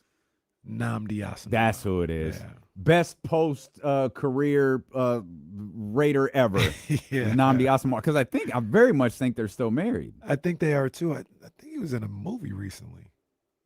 I believe. Shout out Raider Nation. Is that a little wild that we're forgetting Nnamdi Asomugha's name? No, it's not. I couldn't remember who it was. That's egregious. I should have remembered his name. Well, I don't know. Yeah, I don't know. that. I don't know if he fits under that umbrella. Do you remember? I disagree. Do you remember Ahmed Plummer's name? No, Nnamdi Asomugha was not that. That's Stop it. I have no clue who that is, but Nnamdi was definitely better than that guy. Nnamdi Asomugha was one of the best. Was probably the best at his position for a little while, and that was on a little while. I'd say that was an egregious. And then the scheme got switched up in Philly, and it was over with. And then we really figured out he wasn't that good of a DB because he was dependent on the scheme. He was good. He was really I mean, good. he But had for a- about 2 years, he was the top corner in the game. Yeah, but For he about had 2 a years. 10-year career. I don't know if it was Once he more left the Raiders, it So got crazy. sketchy. You look up his Well, he name went and it to says Philly. he's an American actor, not even a football player. Oh, That hurts. So, all right. His Pro Football Reference page comes up before his IDMB though. So Namdi, I would. three-time Pro Bowl. All right, two-time I first stand team All-Pro. corrected then. All right. Raider fans might. You could tell me if I'm wrong, but I say for Let me check out. no more than 2 years, he was the best player, best DB in the game. No, he's I got- think that's wrong. yeah, Go ahead. You got it too. From about 2006 to 2010, I think you can make the argument he was probably like at the top cornerback in the league. He's got 2 All-Pros in that time and Yep. 2 first teams there. He's got 2. No, he's got 4 All Pros. Four All-Pros. Yeah. 4 All-Pros. Okay. Yeah, Okay. two first, Okay. yeah. 2 first, Okay. 2 seconds. Yeah, no excuse doubt, me. no doubt, no doubt, no disrespect. However, the Wikipedia page does say a Nigerian American actor, director, producer, and former professional football Oh man, he's done cornerback. good as an actor though. I haven't seen any of his movies, but I I always have see no him idea. popping up as an actor, like on a red carpet for some movie he's got going on. So he stays employed. He was on your show, The Game. That is my show too. Underrated. It looks like he's done some film festival stuff, executive producing. Yeah, I don't think I've ever seen him. He was an executive producer. Well, I don't mean to diminish. Like, executive producer doesn't always mean anything. He's won some awards. Good for him. He's doing great. He is doing great. I was just He's making a still joke married? about him being Kerry Washington's husband. Are they still together? I They think are. They are. Yeah. They are. They have been Love to see married. For some reason, it's not on Namdi Asamoah's page. Damn. It's on her though. 2 kids together, been married since 2013. Love to see it, man. Because I remember the other day I saw a picture of Grant Hill and Tamia. I was like, I remember when they got together, man. Love to see them still kicking. Oh yeah, I can't imagine Grant Hill ever getting divorced. I've met Grant Hill's father. Shout out Calvin. That man is never getting divorced. Calvin is, Mr. Hill is like two dads of athletes that I've met that are very intimidating. Calvin Hill, who was like in charge of keeping the Dallas Cowboys in line after that disastrous stretch in the 90s. Yeah. They brought him in to keep that, like, okay, this is ending. And guess what? Calvin Hill. It ended. And Dwight Howard's dad. His mom, sweetest woman you ever met. Dad, hello, sir. Yes, sir. You make eye contact, and when he breaks eye contact, you break eye contact. You better not do it a second before. I think he was a military guy. Yeah, I think but he was a pastor. Was a pastor. Yeah. Pastor. Very, very serious. Like you even see the players around Dwight's dad. Like, yes, sir. No, yes, sir. Yeah, okay, sir. Yes, sir. No problems. None whatsoever. Yes, sir. I've heard the good news. Yeah, I know. God is good. Sir, I just want to go. Just want to go to my room. I completely understand. I don't want any problems with the pastor. Yeah, none at all. Yeah. None at all. We started this show by welcoming your boy back, Deebo Samuel. He is a San Francisco 49er. Oh, I do have my boy rankings, by the way. Whenever you we get want to to rephrase that, pal? Well, So you guys just gonna rank his context. boys, that's it. Like, I think you might have said my guy too. Yeah, it's his guys. Yeah, it's his guys. Yeah. My guy rankings. Shout out Mike Brown. You should say it like Mike Brown does when you read this. You list, could do. too. You know what? It's 2026. You could do whatever you want. Oh, Let's go with my guy, because my boy is going to get you on a list. I think we won't even have to do the rankings, but I think the number one Is this is 49ers or this is just in sports. The number one, my guy, is probably Fred Warner right now. really? Malik Monk was a close second. Still. Yeah, that's Malik that's my Monk. guy. Yeah, we're talking about Malik been my guy. Malik been my No, guy. I know. Yeah, Malik I Monk know. still has a lot of fans around here. With Yeah. this morning on the jump. Okay. Oh, they well, were- good. We were ranking jerseys and all, and they were telling us like, nah, you gotta have Malik second. Malik still got a lot of fans around here. Well, you were ranking jerseys? Just as far as like, yeah, what's the best ones you can buy? Like as far as like, who's gonna be around? who's Oh, not, did things you like still that. buy a? Yeah. Okay. Okay. The top 3 for the teams that I like is Fred Warner, Malik Monk, and Brock Purdy. You know Brock is my boy. Fred Warner, Malik Monk, and Brock Purdy.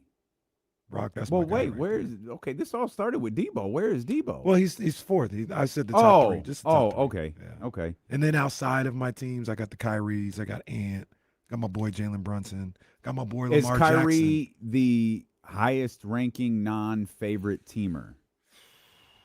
I think. Oh, I thought so. you made a list. Sorry, you're no, looking off well, into space. no, I thought well, you no, made a list. I just listed okay. people, but okay. now that you it's it's either Kyrie Baltimore, it's isn't either it? Kyrie or Lamar. Excuse me, Okay, yeah. Okay. Lamar. That's my guy. No, that's the list. I got it. You don't have to keep. You don't have to keep saying that. I got it. Tatum on there too. You know what? You know what was funny at the Keith Sweat concert? Uh, Keith kept going because for some reason I hate when artists do this. He talks between songs. yeah. He kept saying, "Oh, y'all having a good time? All right, good.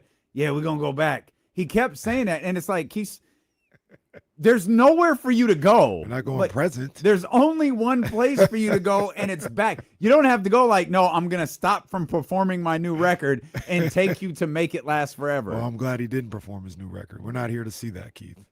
Literally, no one is Not here to see that. To see your new record. Not saying it's bad. Oh, We're just give me not here that. to see Give me the that. LSG joint. Give That's it. me that. That's what we're here That's it. for.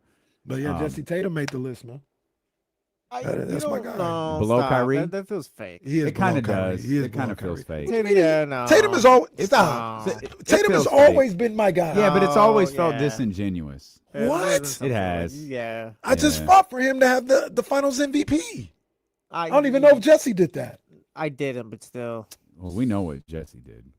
All right, yeah. You send one text and it just lives with you forever. Well, pretty much. I have a thought too on Jason Tatum because we were talking about him with Eddie Gonzalez just a minute ago, and we'll get to that. Plus, we'll talk some Sacramento Kings basketball. This is going to sound weird. Just bear with me. Yeah. I really want to talk about the Denver Nuggets. Oh yeah, yeah. Okay. It'll make a lot more sense with D'Lo and Casey return on Sacramento Sports Leader ESPN 1320.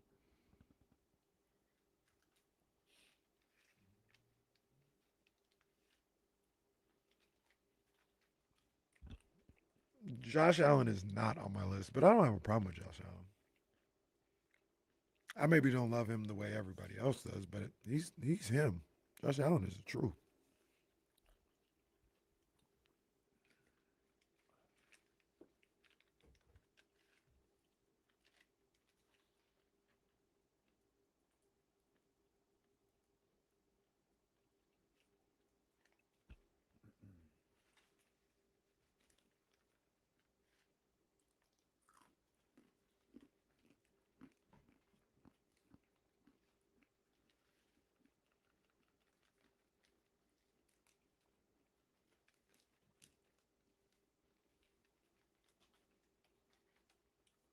Who's his wife again? She's an actress. Who's Josh Allen's wife?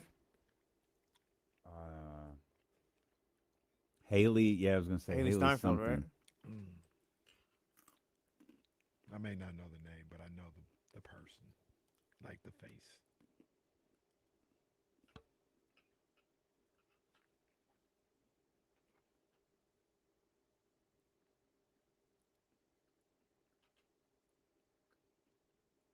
Oh yeah. Familiar. That's like what's his name? I hope they're still married. The Klitschko's was married to one of the. I think it was Vladimir. Was married to she was a grown up obviously when it happened, but the little girl that was on Remember the Titans, the daughter, and she would always be at the fights. Oh yeah. Speaking of earlier, when we were talking about like bringing the Kings jerseys and all, we did forget one player. Well, okay. Well, what happened? Like the current King jerseys? Yeah, we're just going current Kings players. Of course, Acuff is safe. He's going to be around franchise. We went Malik Keegan, talked all about those guys, did a little bit of everything. And then we get to them like, yeah, we didn't forget anyone, did we? Oh, I think we got everyone. Like, we won't talk about Alex, Nick, or Dylan. We'll just those are ones that aren't really safe right now. All right, we'll move on. Think about it. Think about it. I think someone threw it in the chat house. We forgot DeAndre Hunter.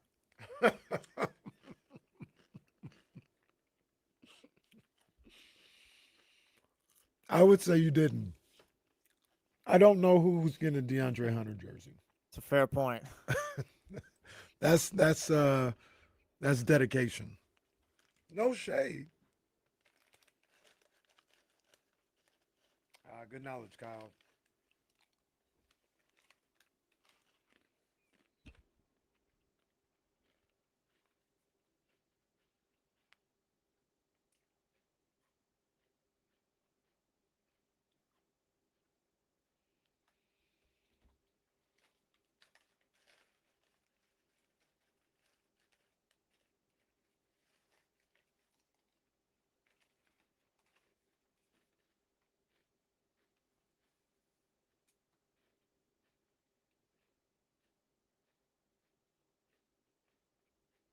And there was people asking what jersey number he was in the chat.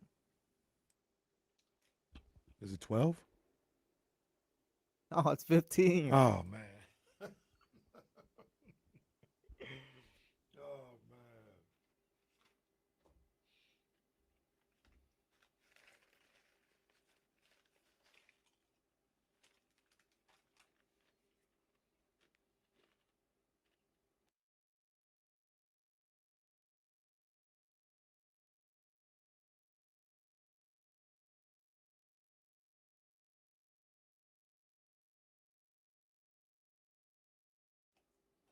Be great if we turned the mics. Oh, on. yeah, that's hilarious. No. Yeah. I was trying. I realized I was eating a couple of pieces of trail mix. I was like, I'm crunching in the chat's ear. Let me turn this off real quick, and then forgot to turn it back on. Who amongst us hasn't forgot to turn their mic back on? It happens. Goodness gracious. Oh. So, Tony Romo.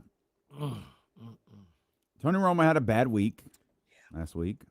CBS announced he was going to be placed on administrative leave today. Didn't say for how long, just said he's on leave. I couldn't help but wonder. I know my love of Tony Romo is a bit of a joke on this show. From a broadcasting perspective, I thought Tony Romo, I understand like people are really critical of him. There were countless articles written about how bad he was on the broadcast last year. I guess I didn't notice. I mean, do you notice some moments where it's like, oh, kind of missed there, but like whatever. But did I think Tony Romo was bad? Like, no. But I do wonder if CBS heard all of that stuff and thought, guys, we've got the out. If we choose to take it, we've got the out. We've got JJ here. We've got a variety of things we could do. We don't have to fire Tony. Maybe we demote him. Maybe we do fire him. You know how much Tony Romo was owed by CBS? Ooh. Don't know. Tony Romo, in his 14-year NFL career, made $127 million. Over the course of the next 4 years, It's like one Jordan Poole contract. he has $72 million left on his CBS contract. Wow. You said over the next Stunning. 2 years? 4. 4 years. Over the next 4 years, he has $72 million left. Wow.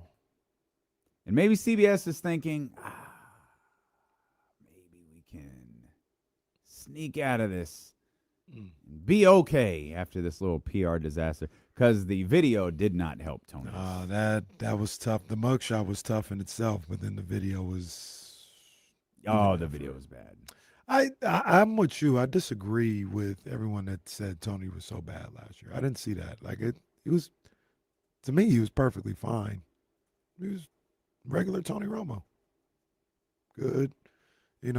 Sometimes a little corny, but I think we're overly critical of these guys sometimes.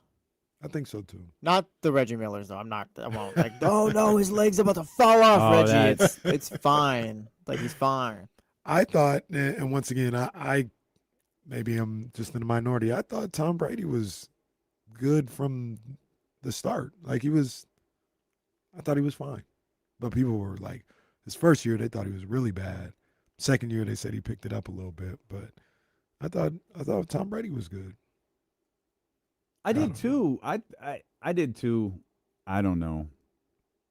Maybe I need to watch more ball. Greg Olson was like the best. Yeah, no, Greg Like, Olson's he's the one. Really, really. Greg good. Olson's just like winning awards. Like it's like, man, he's really good. He checks all of the boxes. Mhm. He's enjoyable to listen to. He's super smart, and he doesn't. This is tough, I think, with some football players. And this is where I thought Tony was really good. I actually think Tom is really good at this too. They don't talk over your head. The best example is Steve Young. Like, and Steve got a lot better. But Steve Young at first, like, he would do his breakdown and it'd be like, I don't know. Like, I have no clue what he just said. He's using quarterback jargon, team jargon, all of this different stuff. And it's like, I have no clue what he's talking about. Yeah. Absolutely no clue. When they use the double button and the double loop, that's when you've got to go to the AR. Huh? I mean, even the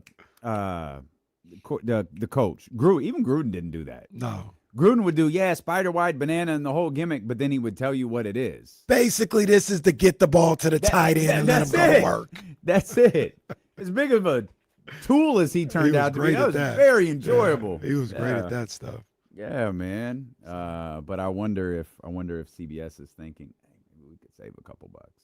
And just outright let him go? Is not me. And maybe they feel like this is the right thing to do. I don't feel like you have to do this. Right.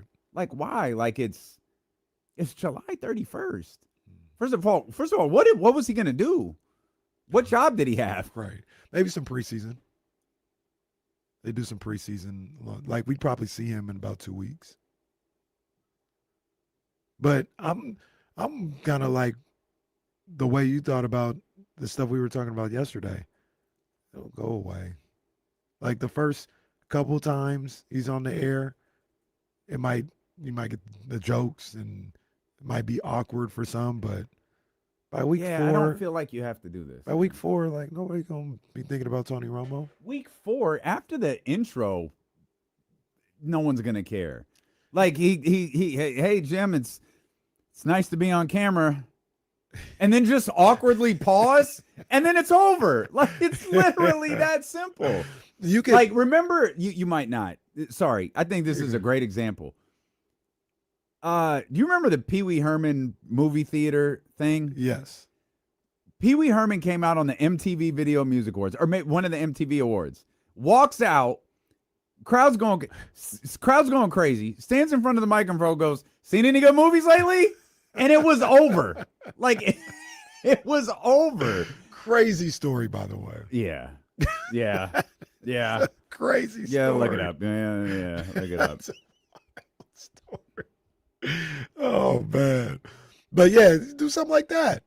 I would even make the argument, maybe it's not like the same amount of people are going to be watching as week 1, but get it out the way in the preseason. Have him, if he broadcasts, because I mean, you would. Like, he'll definitely broadcast a preseason. Just get it out the way now. But I don't know, is he in danger of broadcasting in the preseason or not broadcasting because of this leave or suspension situation? I don't know. Yeah. Because they would have, like I said, probably I think Hall of Fame game is next weekend or next week. So they'll start the CBS Fox games after that. Okay.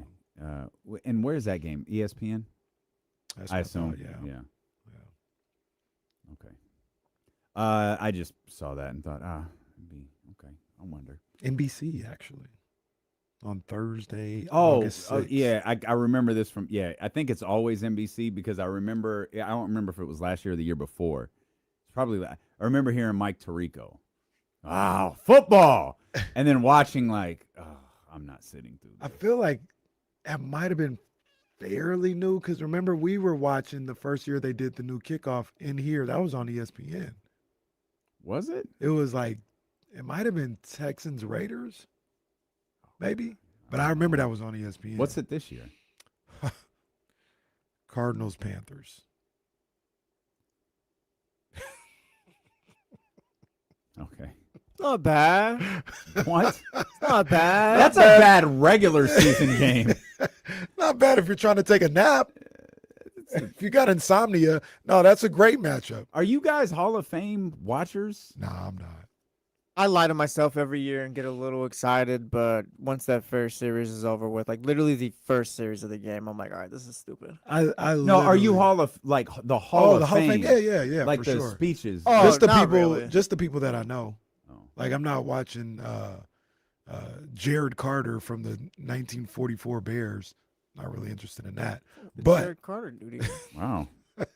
but Patrick Willis, yeah, I'm watching, or Tony Gonzalez or something like. Yeah, I want to. If I live through them, I want to see it. They typically do a good job with that stuff too. I think so too. I normally just don't want to hear people talk for that long. Well, the only one that speaks for that long is Ray Lewis and The There's- Undertaker. No. Killer speech. Who's the headline? Is it Drew Brees? Is this his year? I think so. I did see him. I can't imagine somebody being Drew a Brees. bigger name than him.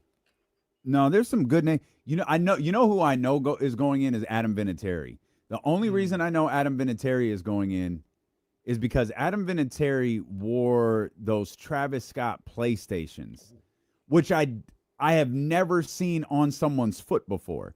I know they exist. Yeah. I have never ever seen a single person. I know someone who works in the Travis Scott department. I've never seen her wear them. Yeah. He is the only person I've ever seen actually have those on his feet, and Adam I've never Vinatieri seen. is the one. And I've never seen him in That's person. crazy. Drew This Brees- class is crazy though. Yeah, Drew Brees, Adam Vinatieri, Roger Craig, There Larry you go. Fitzgerald, and Luke Kuechly. This class is crazy. I might watch everybody. Larry Fitzgerald, really? It's been that. Oh, Larry, didn't his dad passed away? Yeah, I think Oh last man, year. that's tough.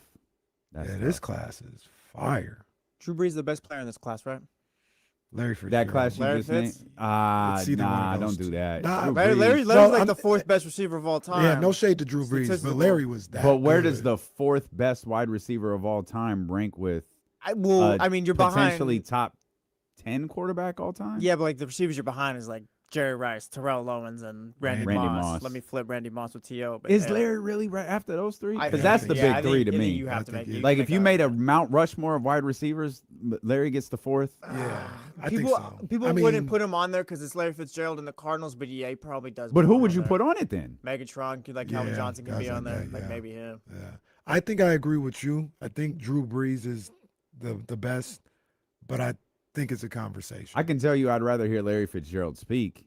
Like if you told me like you only get to watch one Yeah, speech, it'd be Larry Fitzgerald. Yeah, you have the best speech, no doubt. and Drew was him, and Luke Kuechly was a It was just monster. He was the concussions. truth. Too many boy. concussions for him. Yeah, that was a crazy one where he was crying on the field. Yeah, I was. That was scary. I saw videos like Sean Payton's gonna induct Drew Brees, do all that. I was like, damn, there's really an alternate universe where that's Nick Saban. I'm having the time of my life this weekend, or when not this weekend, but whenever it is, you know.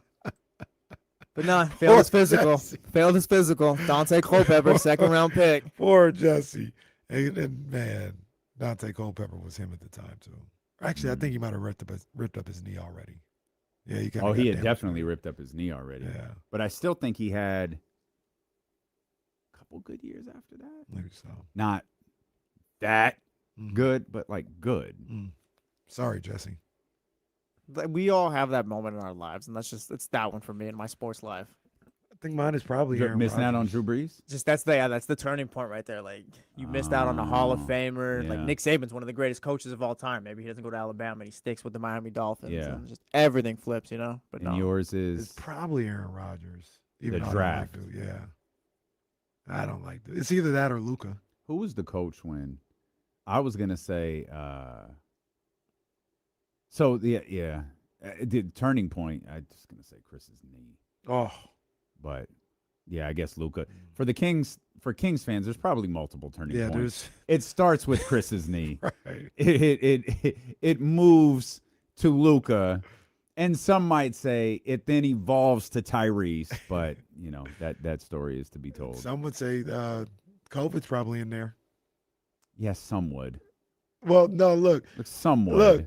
I don't think Vladdy getting fired if it ain't for the bubble. So that's and so more than this absurd. The Kings were the hottest team. Like before you know it, the Kings will have been like won 20 in a row before They were that. gonna COVID. win the title. They were still 4 games out of the last playoffs. Yeah, it's like they might make a run if they beat the Pelicans that night. But you're 100% right. They showed up in the bubble and were awful. Like we were counting wins because like the Spurs were bad. They had the Spurs like every game. It was like, hey, if they win these 2 games, like the first they should be able to get the first 3. If they can go 3-1 in the first 4. They lost all of them. All of them. And then it suddenly became they're a mess, and Vlade gets fired. Yeah. And then it was Monty, right? Yep. Yeah. Yep. It was Monty. Sure was. Real quick. Sure was. That was a cool year. What year? The Beam team, the 1 year with Monty. Well, no, Monty was here more than a year. I'm saying there was a good year though. like there. that year was Yeah. Glenn Robinson. not Monty's first, Little I mean, dog. What was and your Hassan boy? Whiteside. Hassan Whiteside. That was the first year. Yeah, Monty had a good year in there though, and then Chris. Oh no, got he here. definitely did. Yeah, he definitely did because it was so. First year was Luke. Part of the second year was Luke, and then he fires Luke, and it's Alvin. It's Alvin. I don't know why I laughed. Sorry, Alvin. Then it's Because Alvin. In the and back then, of your mind, it's the we did not quit clip. Yeah, yeah, yeah. Do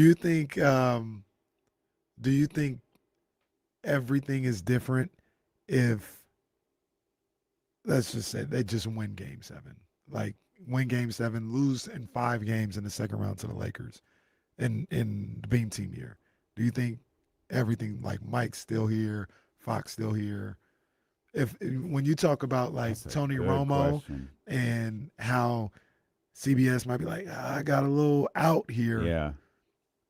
The situation, because they didn't win that first round series, Yeah. Mike got a little out to say Domas isn't good enough, or there's a little out for friction for even the players to be like, oh, why is he practicing us this hard? Because we didn't win no series last year. Does It's he just practice them differently if they're in the second Yeah, round? yeah. Good question. Do I think everything's the same? I'm gonna say, yeah, I think you said is everything anything different? I'm gonna say everything to a T is the same because I think he felt the way he felt about Domantas Sabonis. regardless if they won that series or not. I think that New York Knicks nationally televised game, post game venting was foreshadowing. Maybe it's different. I mean, I don't know. You lose in 5, you lose in 7. Maybe it is different. I just feel like Mike kind of felt the way he felt, and more problematic, meaning for the relationship, is I think Monty felt the way that he felt. And I guess the question would be, would Monty have been more aggressive seeing them in the second round against that Lakers team in terms of what he did that offseason? Would the conversations around OG Anunoby have been different and what he's worth to where you're at? Would the conversations around Pascal Siakam, and that was a little bit later. I guess no, it was the next season. Yeah, It was halfway through the next season. Would that have been different if you had lost to the Lakers in the second round? The cousin to the Kings run before COVID hit is if Malik Monk doesn't get hurt the second year. Do they make the playoffs? Sure. And that probably means Mike isn't fired in the middle of next season. Yeah. Like he may not be the coach today, but it wouldn't have happened then. De'Aaron probably signs an extension because what's the domino effect there? Because if he's not fired, he's probably not the coach of the New York Knicks. If he's not the coach of the New York Knicks, who is? Yeah. Because it's not like they fired Tom Thibodeau to hire Mike Brown. Right. That's not what happened. So if Mike's not available, who's coaching the New York Knicks, and can they win a championship? That's Again, and if they don't, did Wemby? Right. That's a Did crazy Cleveland domino. and Kenny Atkinson, like the domino effect behind the Sacramento Kings being a more competent franchise is kind of incredible. It all started with chubby Luka falling on Malik Monk's leg. Unnecessarily. Well, no, the title was unnecessary. You didn't have to call him now that. he's slim. He's in shape. At the time, He's he felt wasn't. Luka. Yeah.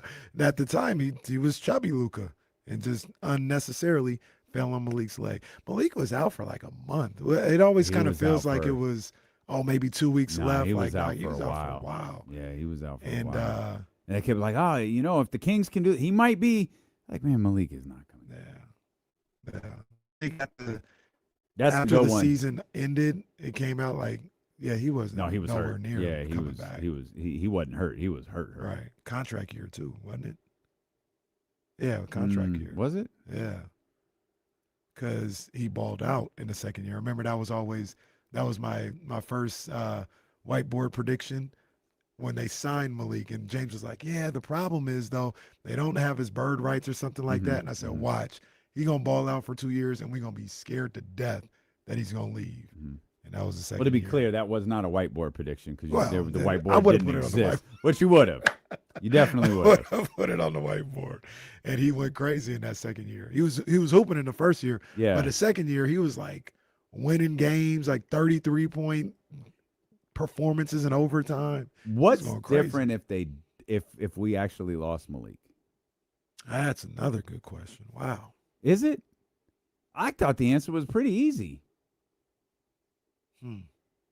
He'd have more money. Not a goddamn thing. He'd have more. Like Malik, the team. I feel like if the team is constructed a certain way, Malik could have an impact. The team lost that construction, and I'm not going to stall Malik out for everything, but I think that the team lost his construction, and Malik's impact was far less felt. I would have loved for Malik to play better, but I just don't think he was kind of put in the situation that's best for him. Right. And I don't know that he's because of that, he hasn't really had an impact. And That's a good point. I don't That's a know good that point. I think what you just said is that you have more money, so you're either messing around a little bit in Might free have agency or the Kuminga. trade market. You might. Apparently, Kuminga's the hottest freaking player in the league right now. Because one day it's like, yeah, Atlanta is not like completely down on re-signing him. Well, the Lakers are really interested in him. Well, Miami's interested in him. They got to get through the LeBron thing first. Now, all of a sudden, I think I saw Minnesota has an interest in. Let me make sure I got that right. Minnesota, that'd be a good fit for him, Yeah, I think too. I saw Minnesota has an interest in Jonathan Kuminga. So it's like, okay, dude. Cleveland was another team. And this isn't. They all use them. This isn't. I don't know how many of these guys are we'll go sign as much as, hey, Atlanta, can we work something out? Now, Atlanta can still execute the sign and trade despite they didn't pick up his year. You could still navigate all that stuff. James Harden has not signed a contract with the Cleveland Cavaliers. They've come to kind of a loose agreement on parameters as to what they're doing. But he hasn't signed a contract with Cleveland because they're trying to make another move before they do that, and then they could just sign James and be wherever they are. And I think they avoid the second apron. I'm not sure if they avoid the first, but they definitely avoid the second. I think they're avoiding the first, but I'm not sure. But they're definitely avoiding the second. Because there's only one second apron team in the whole NBA right now. Yeah, I was about to say the same thing real quick before we get to them. Does Jonathan Kuminga have dogs? I don't know. I Somebody hope get on not, that. given the amount that he's had to. He's getting the records every 9 months at this okay, point. guys, we're moving again. But and to we your get original, Spike's record. to your other point, there's only one second apron team in the league, and it I was gonna say it doesn't feel like a good reason to be a second apron team, but I don't think it's put together properly. That's a better way of saying it because, yeah, The Denver Nuggets are not good. at least They're not good not on a good. championship. Yeah, like Yeah. and we have made this argument since the apron's creation. Mm. If you can navigate, if you're navigating in that probably first but definitely second apron, that's it. That's it. You have to be a championship contender. Mm. As constructed, you have to be a championship contender because your ability to get better, your ability to add pieces, your ability to navigate through the course of a season, a trade deadline, a buyout market, all of that stuff, it's extremely limited. So you have to be there. I am so sorry, but the Denver Nuggets are not that. Mm. And was it Peyton Watson's, was it $70 million? Is not going to get you there. Now, there's rumblings of sign and trades and all of that different stuff. But, oh, man, I do not like this for Denver at all. And the reason why I said what I had said earlier is like there's nothing to your point as well. You got Jokic. Yeah, you live in that second apron as long as you can because you try to exhaust that Jokic era as much as possible. Mm-hmm. But this isn't the team to do it with. Like the team that you've constructed or that you're matching salaries for or worried about, like this is not the team to be in the second apron for, this roster that you put together. So, yeah, I'm with you. I think they're a playoff team. They're a top 6 team. I don't think they're a home court advantage team. Okay, let's come back. Because I don't know about that top 6. I don't know about that top 6. We'll come back. We'll talk a little bit more. Now. What's that? So the West is sorry now. So well, and so that's actually my next point. James has been talking about the Pacific Division and how the Kings could potentially avoid the bottom 3 because of the conference. We'll talk about that when D'Lo and Casey return here on Sacramento Sports Leader, ESPN 1320.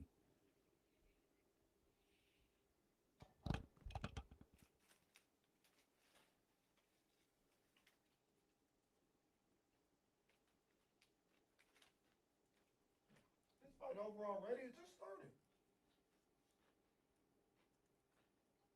He's not even sweating.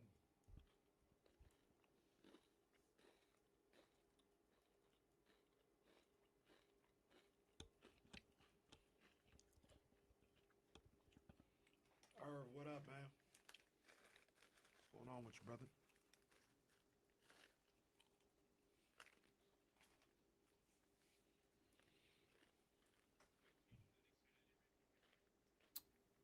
Yes. Could you hang on one second? Yeah, sorry, man. Could you please send it?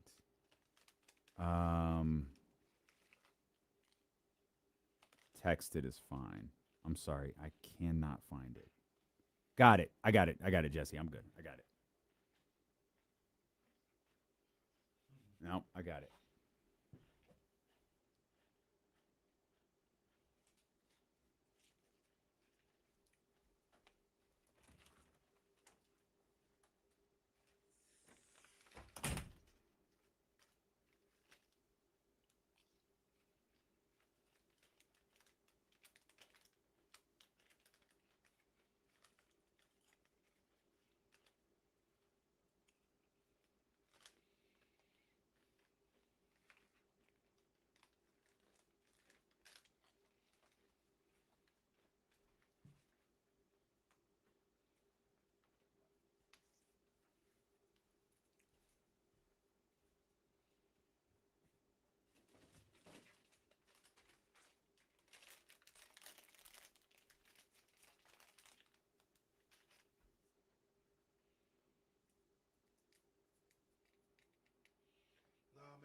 All the chili cheese Fritos is gone.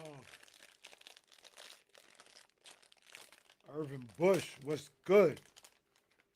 I'm just trying to make it through the day, man. Just trying to make it through the day.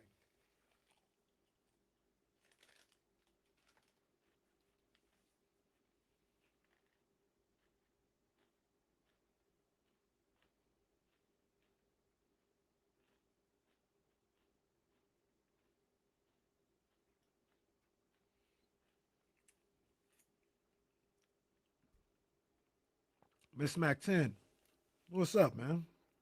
Appreciate you getting in here. Miss Mac 10 is the lick. West Side is the click. Can't get enough of that gangster.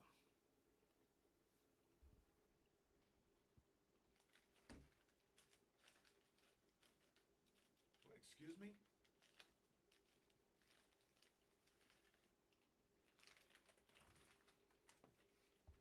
Jesse, get your boy Manny, bro.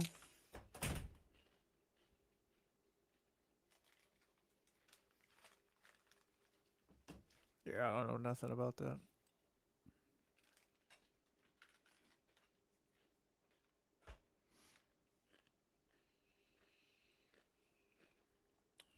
Yeah, man, it's gonna be epic, man. That's the. I'm not saying it's the best one ever, but it's the best hip hop show I've ever been to.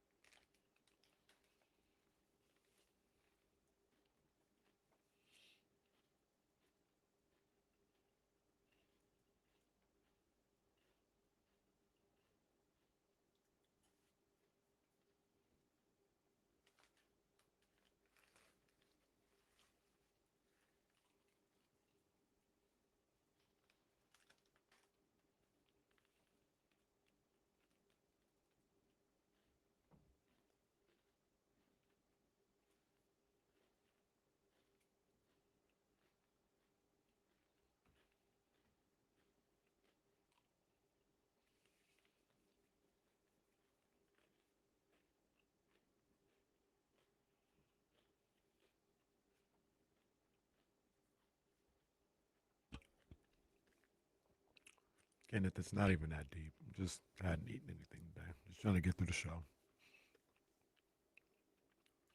When you guys see me here, the last time, I don't think I had breakfast at all. Don't really have time for lunch. So these are like the first things that I'm having to eat all day, which isn't, I'm not bragging about that. It's not, I probably should do better, but yeah, these chips are the first things I've eaten all day. It's 4:30.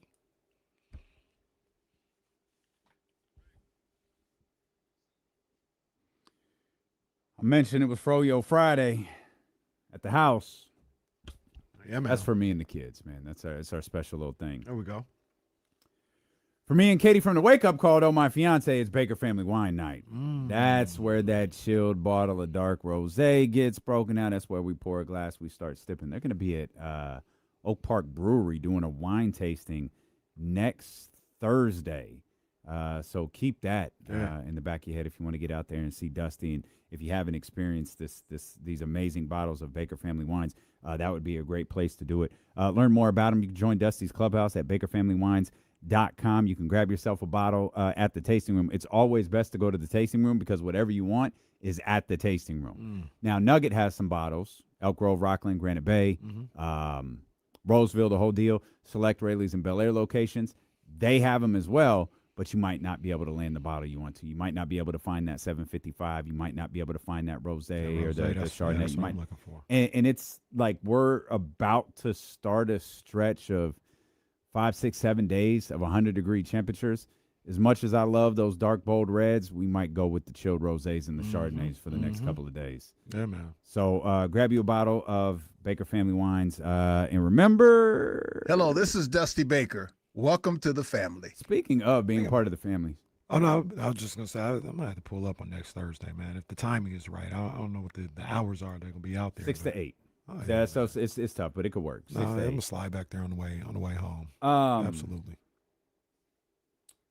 Chef Q over at Q1227 does these incredible dinners every fourth Monday of the month. We did one last Monday. Phenomenal. I think we need to pair him up with Dusty Baker. Because August 24th at Q, they've got a bourbon wine pairing. Or, excuse me, I'm sorry, a bourbon dinner pairing. Yeah. Come on, bourbon dinner pairing. Black-owned bourbon place. Yeah. Black-owned restaurant. Black chefs from Urban Roots, all of that. We need to get Dusty out there. We need to get Dusty out there. I like that. I like We're that. gonna work on I like that. We're gonna bring the whole family together. Get my man Chick and Dusty out there working with my man Q. All right, we were trashing the Denver Nuggets before we left. Yeah.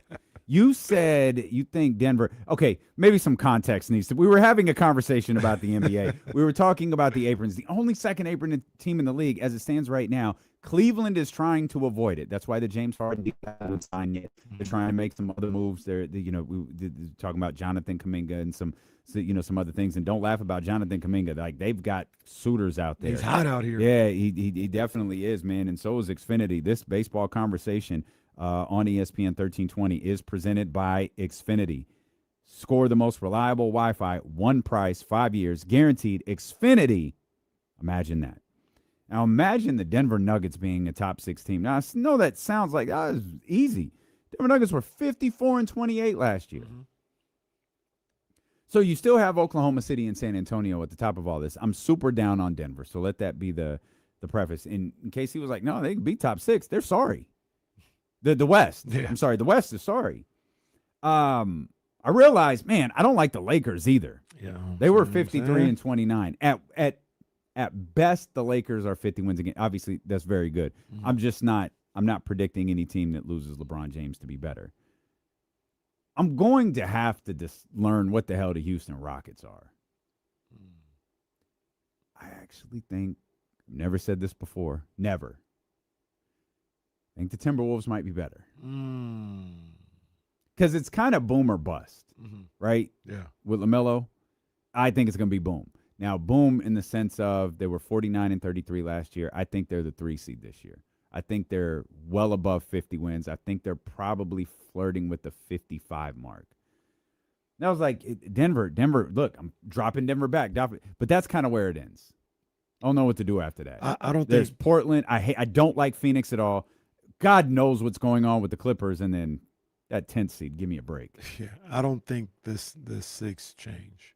You might. They might reshuffle. You a might little be bit, right. seeding Yeah, wise. you might be right. But even, as much as I don't believe or think the Nuggets are any type of true contender, with Jokic and your guy, Jamal Murray, out there, if they're able to stay healthy. That was facetious by my partner right there. Aaron Gordon, if he's able to stay healthy as well, that's a top 6 seed. That's a top 6 seed. They may lose again in the first round. You're probably that's a right. top 6 But, seed. and you're right. You're 100. You're for sure right.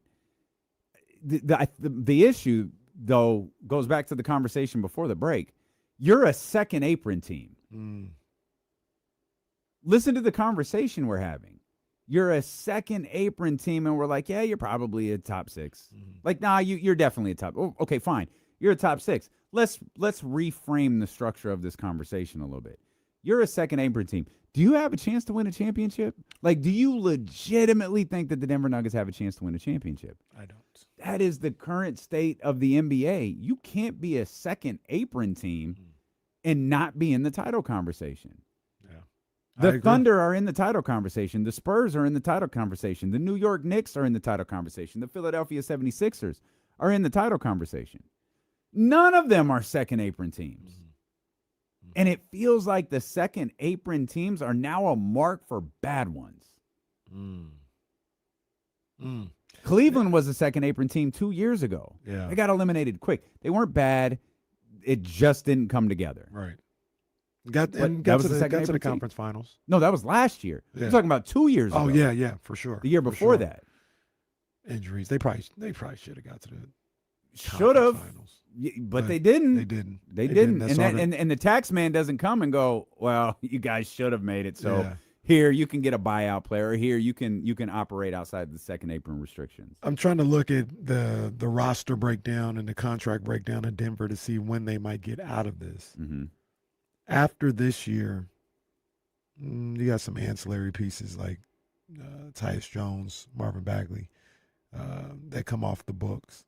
But Cam Johnson at $23 million a year comes off the books after this season. Okay. But that also probably doesn't include the fact that you have to you're going to have to sign some guys to contract extensions, whether that's what's the guy you mentioned? Not Spencer Jones. Who was the other guy that you had mentioned before? I'm drawing a blank on him. But young guy who thinks he should be getting about $40 million a year, but they're like, nah, we're not doing that. They're letting him test restricted free agency. You talking about Peyton Watson? Peyton Watson. No, they signed they matched his he was a restricted free agent this year. They already matched. So they matched him and Spencer Jones, and that's how they got into the.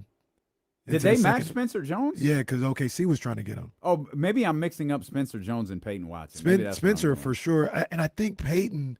I think they're still in negotiation. Okay, Watson I think has a 5-year, $72 million offer, or something like that, but he hasn't taken it yet. Yeah. Oh, he hasn't taken it. He has not. Oh, okay. And Spencer about a week ago they matched him, and that's what got him in the second apron, and that's what like rang the bell for me. I was like, yo, Spencer Jones is cool, but y'all going into the second apron. So he's the $70 million. Spencer Jones is like 5 and 70. What did he get? I'll pull it up right now. He didn't get, because I thought the Thunder were trying to get him for like $12 million a year, maybe $12 million total. Yeah, there he goes. He's only making $12 million total over the next 2 years, and bringing him back, he's at $6 million this year, 5.7 the following year. Then he's an unrestricted free agent. It's on Spot Track. Mm-hmm. But yeah, that pushed them over the apron.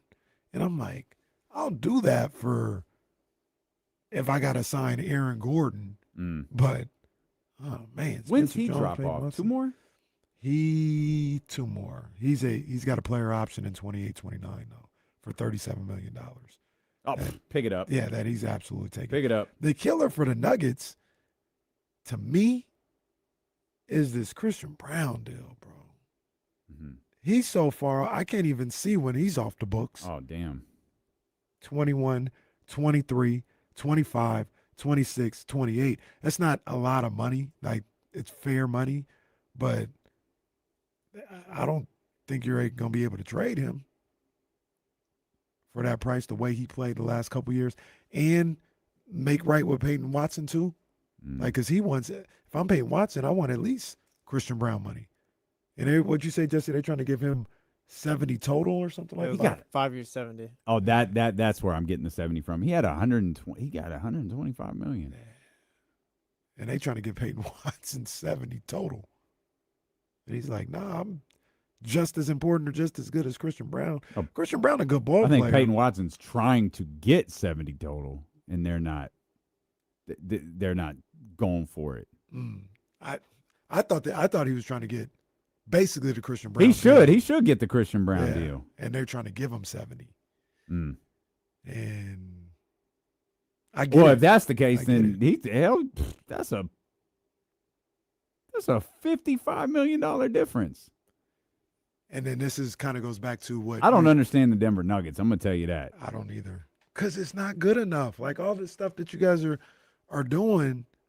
It's just not good enough. And really, your argument is like, well, if we can stay healthy with Aaron Gordon, well, that doesn't seem like it's there is the elephant in the room, the Jokic thing. Now, the conversation, what's Jokic going to do? Like, no. And I remember if it was Sam or who it was. I think it was Sam. It's a financial thing. Like, he'll make more money. But let's say there were 3 last year. Let's say they're 6. And that's the trajectory. Does he do it? I don't know. Before the start of next season, does he do it? There are people who believe Luka and Jokic in LA is just a matter of time. The timeline's kind of matching up, to be honest. Because to your point, they're a 6 seed, get bounced in the first round. Yeah. Like he's just gonna sign up for another Yeah, 5 just years gonna of do it that, again. or he might tell them, "Nah, I'm cool." And now Luka, he done told Luka, And now I'm you're out. entering the final year of your contract. Mhm. If And you choose to take it because it's a player option, right. So not sign. Ooh, And Denver's faced with the Denver's flirting. they're faced with the prospects of losing them for nothing. Denver's flirting with being the Bucks. We never really expanded on the Tampa Bay Buccaneers conversation because I thought it was a good one where it's like if they really do trade Vita Vea, they're not. They clearly have no long term, and Baker told us this directly. Yeah, They have no Baker was long candid. They have no long term interest in Baker Mayfield, and we brought this up. You and Jesse, like they're just done. They're like gonna get through the year and like just be done. Right. If this goes south, he's got that player option. Do you just acknowledge? I think we're done. If Jokic leaves, you're done. You're losing him for nothing. Yeah. Now you can get into the conversations about signing trades and all that stuff. Why the hell would LA do that? I don't know. Unless they don't have the cap space, and Then that's probably don't. the answer. Yeah, They that don't. would be the I answer. mean, but you probably at that point I don't know who try to Walker Kessler and Austin Reeves that thing. They probably try to keep Austin Reeves. Yeah, you actually. can't get rid of both of them. Walker for sure, and then you find another contract. But Signed Walker Kessler to trade him. the Denver and Jokic is kind of like I always talk about with Portland and Dame, Milwaukee and Giannis. He's so special to that city, to that franchise. You don't make a move unless he says, I'm ready to move on to something else. Like you just try and ride the wave as long as possible, as long as it's there. Now, I would always say that about Giannis with like 2 years left on his deal. Mm-hmm. When you're staring at that that expiring contract and saying, hey, he hasn't told us that he doesn't he wants to be traded, so we won't trade him. I don't know. You might have to this is where you get paid the big bucks to say, you know what, I know he hasn't said it, but the writing's on the wall. And when do you make that determination? At the end of this year. I don't think you can. Next, unless he's giving you his word. That's a player option for Jokic next year. That's true too. That's true. The argument might be though. You might have to start thinking about this in January. You might have to. Or you might have to. You might spend your Christmas holiday thinking about this. The argument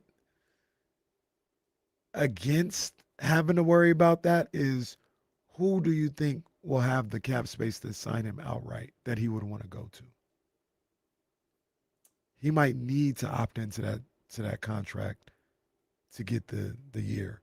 And like I said, if I don't want to call my sources, but just things that I've heard, if they're right and Luka and Jokic had their own version of the banana boat and are like, yo, we're going to team up at some point, they're going to need him to be under contract. Banana boat ever. They're going to need him to opt into that contract so they can trade him or trade for him. Yeah. As it stands, $62 million. Jeez. As it stands, I think the answer to your question is Brooklyn. Oof. You ain't going to Brooklyn. I'm trying to determine. Yeah, I'm trying to find that it can't possibly be right, but I think it's just Brooklyn. But I don't know why I'm like I think that was the answer this year. Mm-hmm. Well, no, that's not true. Detroit did. L.A. eventually did. Well, here in Sacramento, we'll have an open $40 million or $50 million damn near. Be some space available there for them. Yeah. Because DeMar will be gone too. I assume they have until the end of August to decide what they're going to do with DeMar DeRozan's contract. At this point, nothing's happening. You just take the 10 this year, don't you? The 3 was to like if you were able to make another move, like just take the 10 and let the damn near $60 million be gone next year. Yeah. As I look, trade for Jokic. This is easy. It's easy work. Scott, are you listening? This is easy. as I look at this right now, because this trade machine won't let me trade Austin Reeves yet, but Walker Kessler and Quentin Grimes is $54 million. Okay. Jokic makes 62. 62. The killer, though, is the Lakers, I don't think have any draft picks. So Denver probably wouldn't be like, oh, Walker Kessler and Quentin Grimes, that's great. Like, they probably want some draft picks, and the Lakers don't have control for, like, the next 7 years, I don't think. Mm. You could throw in the rookie this year, Cameron Carr. But I don't know if they got enough now more. They might need, like, a 3-team situation to get Jokic at this point. Yeah, this is not good. This is not good for them. Hold on. I'm going to see if I can get the exact breakdown. They got, I don't know. They're saying, because this one's saying they got all their first rounders, but I don't think they do. 2027. Maybe they do, but I didn't think so. If it falls between 5 and 30 next year, it goes to Memphis via Utah. 5 and 30 is crazy. They've got a pick swap with Utah and Cleveland. Utah holds the rights to the swap. The 2029 pick is owed to Dallas. That completes the Luka Doncic trade. Jeez. 2030 is a pick swap with Utah. 2031 is given to Utah. 2032, they have a pick. This is a hell of a sentence. Fully controlled by the Lakers, though a potential swap option exists. What? And then the 2033 pick is owed to the Utah Jazz. And they probably can't even you can't trade on pick swaps, can you? You can't trade those. Well, 'Cause we see technically 3 they have teams first involved in rounders. swaps all the time. True, that's true. But I don't think you can trade it because you can't trade first rounders 2 years in a row. That's what I was thinking. Like, because they don't, like you just read, they don't have it. It's possible next year, but let's say they don't have it in 27. They ain't getting Jokic. Nah, they don't have enough. They don't have enough no more. Yeah, they ain't getting Jokic. They don't even have no second rounders till 2031. Jokic is coming to Sacramento. Yeah, that's a fact. That's a fact. That's crazy. Wow. And it's funny. It's not theirs. It's not. They don't have their second round pick. They have other people's second round pick. They don't have their own till 33. 33. Yep. That's, yeah. You're right. They're not getting. All for Walker Kessler. Okay. Now that we talked through this, they really went all in on Walker Kessler. And I talk about how much like Mike Dunleavy and that group in Golden State talks. Man, these writers have regurgitated that line about Rob Pelinka promising Luka Doncic a high-end center, I believe was the line, over and over and over and over again. And they believe that, like, clearly, and it's fine, they believe Walker Kessler was the guy. If you had gone to Luka Doncic, and this is why I think now that we talk through this, this is not realistic. If you had gone to Luka Doncic and said, look, we're going to have to get by with DeAndre one more year. We're going to go all in on Nikola Jokic. We have reason to believe we can land Nikola Jokic. He has a player option. He has a lot of control. We have to maintain the ability to move him. And to do that, we need the draft capital. If we go get Walker Kessler now, we give up the draft capital. We'll have the contracts to trade for Luka. We'll have the contracts to trade for Nikola Jokic, but we won't have the draft capital to fulfill what they want. Right. But there is one caveat we haven't talked about. He's in control. He being Nikola Jokic. So if you're the Miami Heat, you can give up 4 first-round. Well, they don't have any left either. If you're the Sacramento Kings, you can give up 5 first-round picks if you want to. I'm leaving next year. Right. But you can do whatever you want to because I'm signing with one team and one team only, and it's the Los Angeles Lakers. Now, if you're Nikola Jokic's agent, what you have to hope is that there is somehow cap space available for the Lakers to do that next year because right now it seems like that's not going to happen. Yeah. And And Walker Kessler just getting dumped to another team probably doesn't fulfill it. No. Yeah, they'd have to do some real financial the gymnastics would be crazy to get that done. And I'm looking at the Lakers.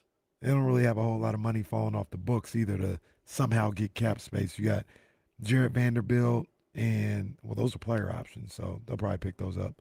Jarrett Vanderbilt and Colin Sexton. That's about $22 million total. They'll pick that up.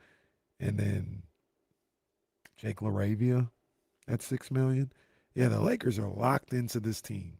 Well, then that means they believe in it. Like they're not they're whatever noise. Should there be any? And I don't think there will be. I think Jokic is going to sign in Denver, and honestly, I think Jokic will just sign in Denver, get his money, play basketball, and then go home to his horses and be the happiest guy you've ever seen. Right. When he's with his horses. Right. Not when he's on the basketball floor. Yeah. I'm with you. I think he ends up just staying. It's just weird to see a team that is very obviously good in such a brutal financial constriction, not being able to win I don't think being able to win a championship.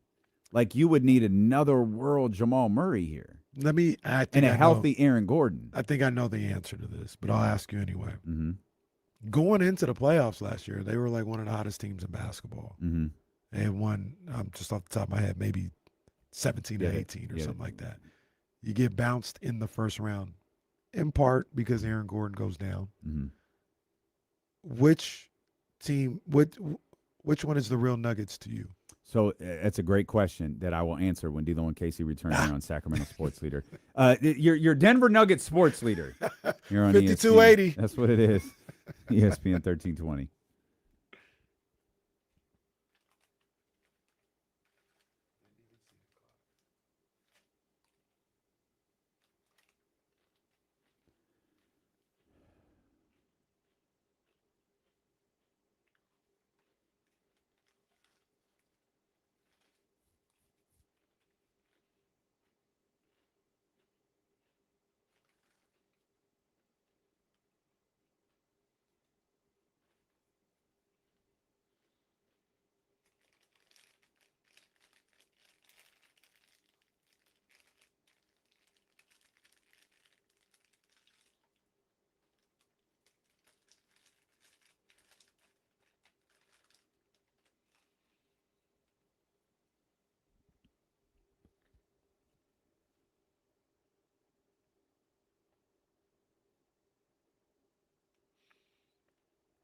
Jesse, maybe you can help me out here.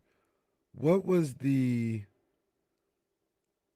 get the premise, like it's just about greed and money and all this other stuff, but do you know like the backlash and the frustration that people had with FIFA selling stakes in I guess in the company or whatever? I mean, yeah, it's just like greed and all that. Boy, soccer fans would hate WWE. I also think that doesn't FIFA categorize themselves as a nonprofit? Do they still do that? I'm not sure, to be honest. Yeah. Whatever they're doing, it ain't nothing. But the FIFA president, I think, was trying to line up his pockets because the new company he's going to or whatever he's doing next would have been a big part of this, and they'd be getting a lot of money too, I guess. Something about it. I didn't even think of this. Forster was asked how Jordan James broke his ribs since the team isn't in pads yet and contact is minimal. Forster said he believed James was spinning away from a defender, and as the defense tried to punch the ball out, it caught him in the wrong way. Fred Warner punched him in the ribs. So yeah, I don't know what happened. I mean, that sounds like Fred Warner, but they have the clip of Fred Warner doing that on like a mic'd up session. They're like, oh, that's when he hurt his ribs. But Mayoko and Jennifer Lee Chan said that clip was from day one of training camp, and James was there for day two. He participated. Maybe Kyle Madson texted me earlier that the Niners just confirmed that Fred Warner broke Jordan James's ribs. I guess he went through the second day with broken ribs already. That's crazy. Get well soon, Jordan James. Shout out Nick Wagner. He be writing novels for He does. practice reports. Appreciate it though. Hell yeah.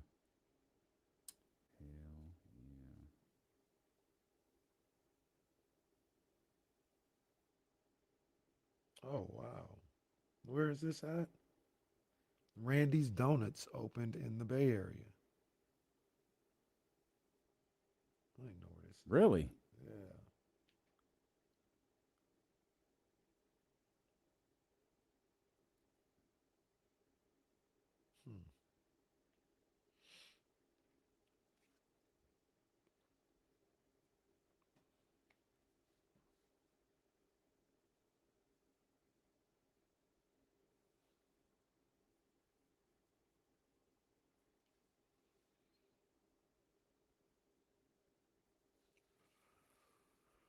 Buddha, what's up, man? How you doing, brother?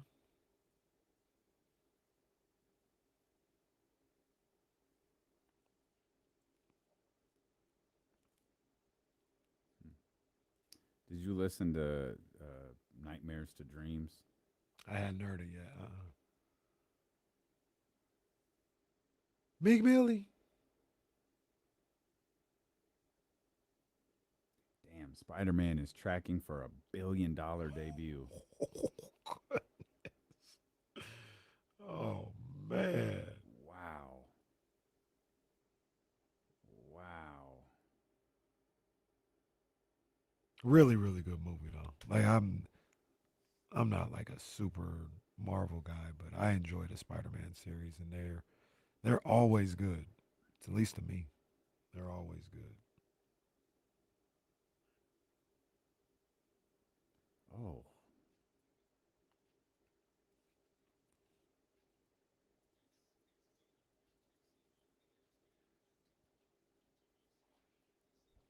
You know who Tori Spelling is? The actress, right? Yeah. Yeah. I mean, her father is like the creator of so much like television. His production company was behind, 90210 and like a billion other, like one of Hollywood's early like ones.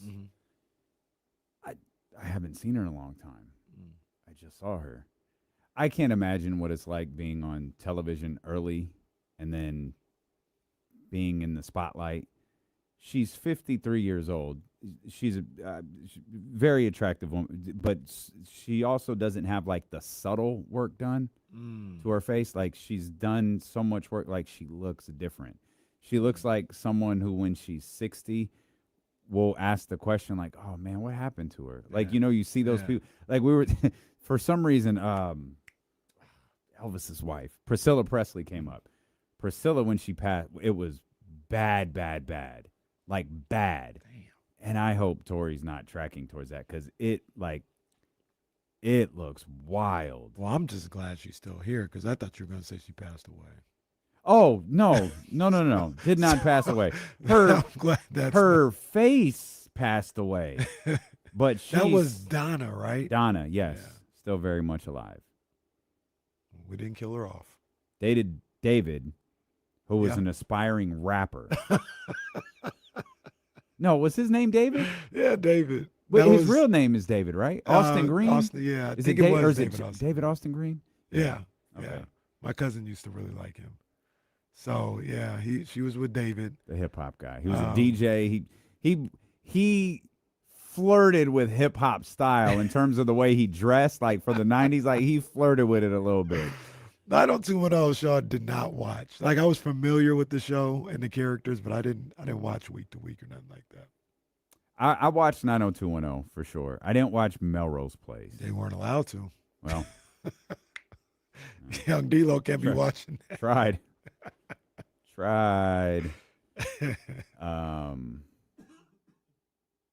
Fox was cooking back then. I mean, Beverly Hills 90210, Martin, Living Single, The Simpsons.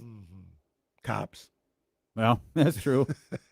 Somebody brought it up the other day. That was, if not the first reality show, that probably was like one of the first 5 reality shows. Remember, Candid Camera was the first show, and it was on radio. Bro, I'm about to say, like, what they talking about? This is 40, they didn't have no 1948. TVs. Also, how does candid camera work in 1948? That's why you can't trust Google. How is it a Google's reality stupid. TV? Y'all didn't even have TVs, Google's basically. stupid. Nah, Cops was definitely like, okay, let's have a family discussion here.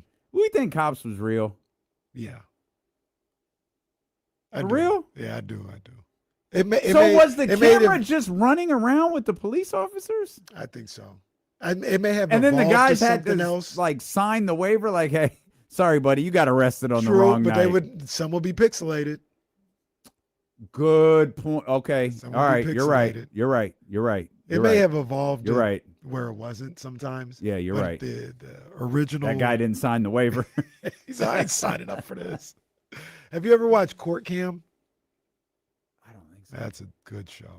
Court cam. It's Is it what basically- it says? Yeah, like cameras in court and crazy things happen. So I watched OJ. We haven't referenced him in a while. Like I saw that court cam. So like that was the first time I saw the guy. Remember the guy who sings to the judge? Yes. That was on Court Cam.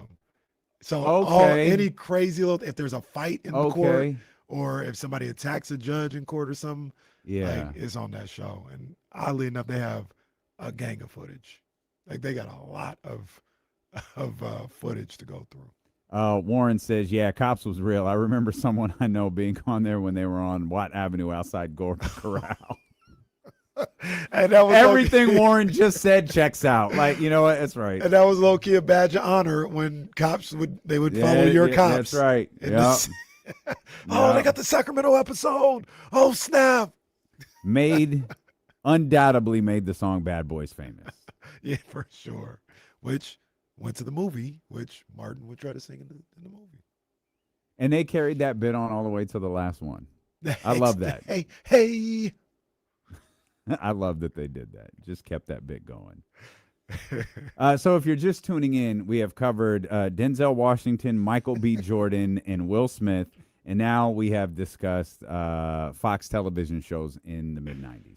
What was on after The Simpsons? That's a good Sunday question. night after The Simpsons. Is it X-Files? That feels like it might have been 9 o'clock. Because Simpsons King was of the at- Hill didn't come around for a while. Yeah, King of the Hill wasn't there for a while. They kept well, once King of the Hill came around, they were trying to find the cartoon equivalent. That's a good Did you question. see? No, it wasn't X-Files. Oh, it was Twin Peaks. Did you ever see the show Twin Peaks? I remember it. I don't remember watching it, but That's I the remember. Laura Palmer show. I swear to God, I read Ryan Coogler's doing a movie. Oh, I Twin hope I didn't make Peaks. that up. That goes on the board if I just made that up. Ryan Okay, Coogler. uh-huh. I swear I just read something about him doing some sort of Twin Peaks. Ryan Coogler is not developing a Twin Peaks project. Oh no, it's X-Files. He's doing an X-Files project. That's what sparked it. You said X-Files the first. No, No, that's not on the I think board. it's okay. Days. No, no, wait a minute. No, That's been chatty. Fooled by the internet. no, I'm not Chatty House. Look, you don't even got a pen. I'm not Chatty House. No, you said X-Files. That made me think of Ryan Coogler. Then for some reason I was thinking it was Twin Peaks and the Laura Palmer thing. It's X-Files. I'm clear. Ruling from the judge? Yeah, you're good. You're Oh, good. I'm clear. Oh, what the hell's going on? This is a FIFA I judge. wasn't Chatty House. I That missed- wasn't. That wasn't. Did you guys hear Kim Kardashian's pregnant again? It wasn't that. Yeah, it wasn't that. I didn't say again. No, you're right. You just said did you hear Kim Kardashian was pregnant. Like, I don't think that's true. I don't think that's true at Oh all. man, yeah. Today when I go home, I gotta watch my boy Tom Holland on. No, Oh, not you Tom have to Holland. watch that. No, Yeah, Tom that's Holland, Tom on Holland. lip sync battle. Yeah, I gotta watch that. Just watch that during the commercial. And then I gotta watch a Sacramento episode of Cops. Okay. Yeah, I'm gonna have to do that. I think few will understand the hysteria that was The Simpsons when it launched. Oh man, Like, I'm looking over to my right, and although the promo kids are here, like literally all of them, they have no clue. Like they're all They might 20 know something. what the show is. No, but they know what the Simpsons are. Yeah. But they have no idea like how hard it was to get like a Cowabunga t-shirt at Arden Fair Mall. How schools once said you can't wear Simpsons t-shirts to school. Can't wear Bart talking about eat my shorts. Yeah, can't have that. Don't have a cow man. Couldn't do it. They wouldn't even understand. Couldn't do it. Hold on, I pulled up. I'm putting this in here for watch later. But Cops in Sacramento, There it season is. 6, episode 1. Look at the Tower Bridge, downtown Sacramento. I'll just show you guys. This is what we talking about right here, boy. Why are we? This is Look at Cops, this. the Sacramento County Sheriff's Department. There it is, guys. We did it. Do we have a year for that episode? Let me see. Let me see if I can get a year. I Episode feel like 6. Cops was a Sunday night. It might have been a Sunday. Or maybe what was the lead in? I don't have a year. It's season 6, episode 1. We don't have a year here though. Michael Jackson was once on The Simpsons. The Tracy Ullman. Oh, those were the Tracy Ullman shorts. That was when they a girl was doing the voiceover for him, right? Was that What it? was? For Michael Jackson? No. Michael Jackson's voice was the voice. It was Michael Jackson. It was Michael Jackson. Michael Jackson loved The Simpsons. Oh. What wasn't Michael Jackson was the singing. Lisa, it's your birthday. That's not Happy birthday, Lisa. the version that is on the show is not Michael Jackson. He was not allowed to sing. He wasn't. He just spoke. He wanted to do the show. He wanted to be on it. But there is a version that Michael Jackson sang as the demo that exists of him singing the Happy Birthday, Lisa song. Yeah, I remember that was an anticipated episode. Oh, very much so. Oh no, are they at Ricky's? Where are they? Funny. Oh no! Sorry, this is for the internet, man, or the streaming audience. I'm definitely gonna have to go back and watch this. Here on Cops, they pull up to somebody's house. She said, "Hey, got to pat you down," and he's gone. Oh no, Warren, is that your boy? Warren, is that your friend? Oh no. Oh, I watched let it play. So we're watching this woman is chasing after this man. There goes the camera. Now he's walking. Now he got cocky. This is I feel like I've been in this apartment complex. This somewhere on Bell Avenue, I think. Oh, this guy. Oh, they're walking right next to each other. There's just bushes and fences between the two. The lady cop is after this guy. There's bars between them. Oh, got him. Oh, got him. Got him. Got him. The brother come out like, what's going on out here? What's going on out here? So did I tell you about this? Hey, Kyle brings up a good point. The hair on the cop. We just we just brought the timeline down. This is almost certainly the early 90s. Did I tell you about the time there was a fugitive on my balcony, on my third-story balcony of my apartment? No. Bro, this is crazy. We're living in San Leandro. Real quick story. We're living in San Leandro, and there's I don't know what happened, but we stay in these apartments. We're on the third story, and it's a regular California outside apartment, so we got a little balcony on the third story, whatever. And the dog next door or somebody just goes crazy, or like they have these cops and the canines, and it's going crazy or whatever. They come banging on my door. I didn't know anybody was on the balcony. Mm-hmm. They come banging on my door, and they're like, "Yeah, do you have somebody here that you're hiding?" And me and Jazz are like, "No, we just watching. We're just watching Cops. Like we're just chilling on this Friday night." Mm-hmm. And they're like, "Yeah, there's somebody on your balcony." I said, "No, there's not. We've been here the whole time. Like, there's not." It's like, "We're gonna need to come in there and see." All right, fine. There's nobody here. They walk through, go to the balcony. Yeah, he's here. He's here. We got him. It's like, we're on the third floor, right? How did he get up here? I don't know. We walk him out handcuffed. My bad, bruh. Walks out. I said, what the? Sorry to disrupt your night, man. What was that on the third floor? I don't know how he got up there. That was one of the craziest. I have a lot of questions. The first one is, how did he get up there? No Do you have clue. how high? How tall is your building? a regular like 3 stories. You know, you think about So I did he don't know how to drop from the compare it. top? Maybe. I don't know. So there was like a hallway that he could run down, and he probably risked his life because it wasn't easy to jump from the stairwell to the balcony. Mm-hmm. It was almost like, hey, you better hit this perfectly. If you hit it perfectly, you can land on this person's balcony. Mm-hmm. If you're off at all, you're going down 3 stories, Mm-hmm. and that might be it. Mm-hmm. And I guess he was desperate and tried it and hit it Made it. and was like tucked Okay. in the corner of the little balcony. Okay. Question number 2. Mm. You won't know the answer to this. What was the end game? Because he was still. So this is the scary part. I have to assume he tried to open the door. Never tried to open the door. He wasn't trying to get in. He was trying to hide. And But I think how can you hide outside? just like if you're, how do I put this?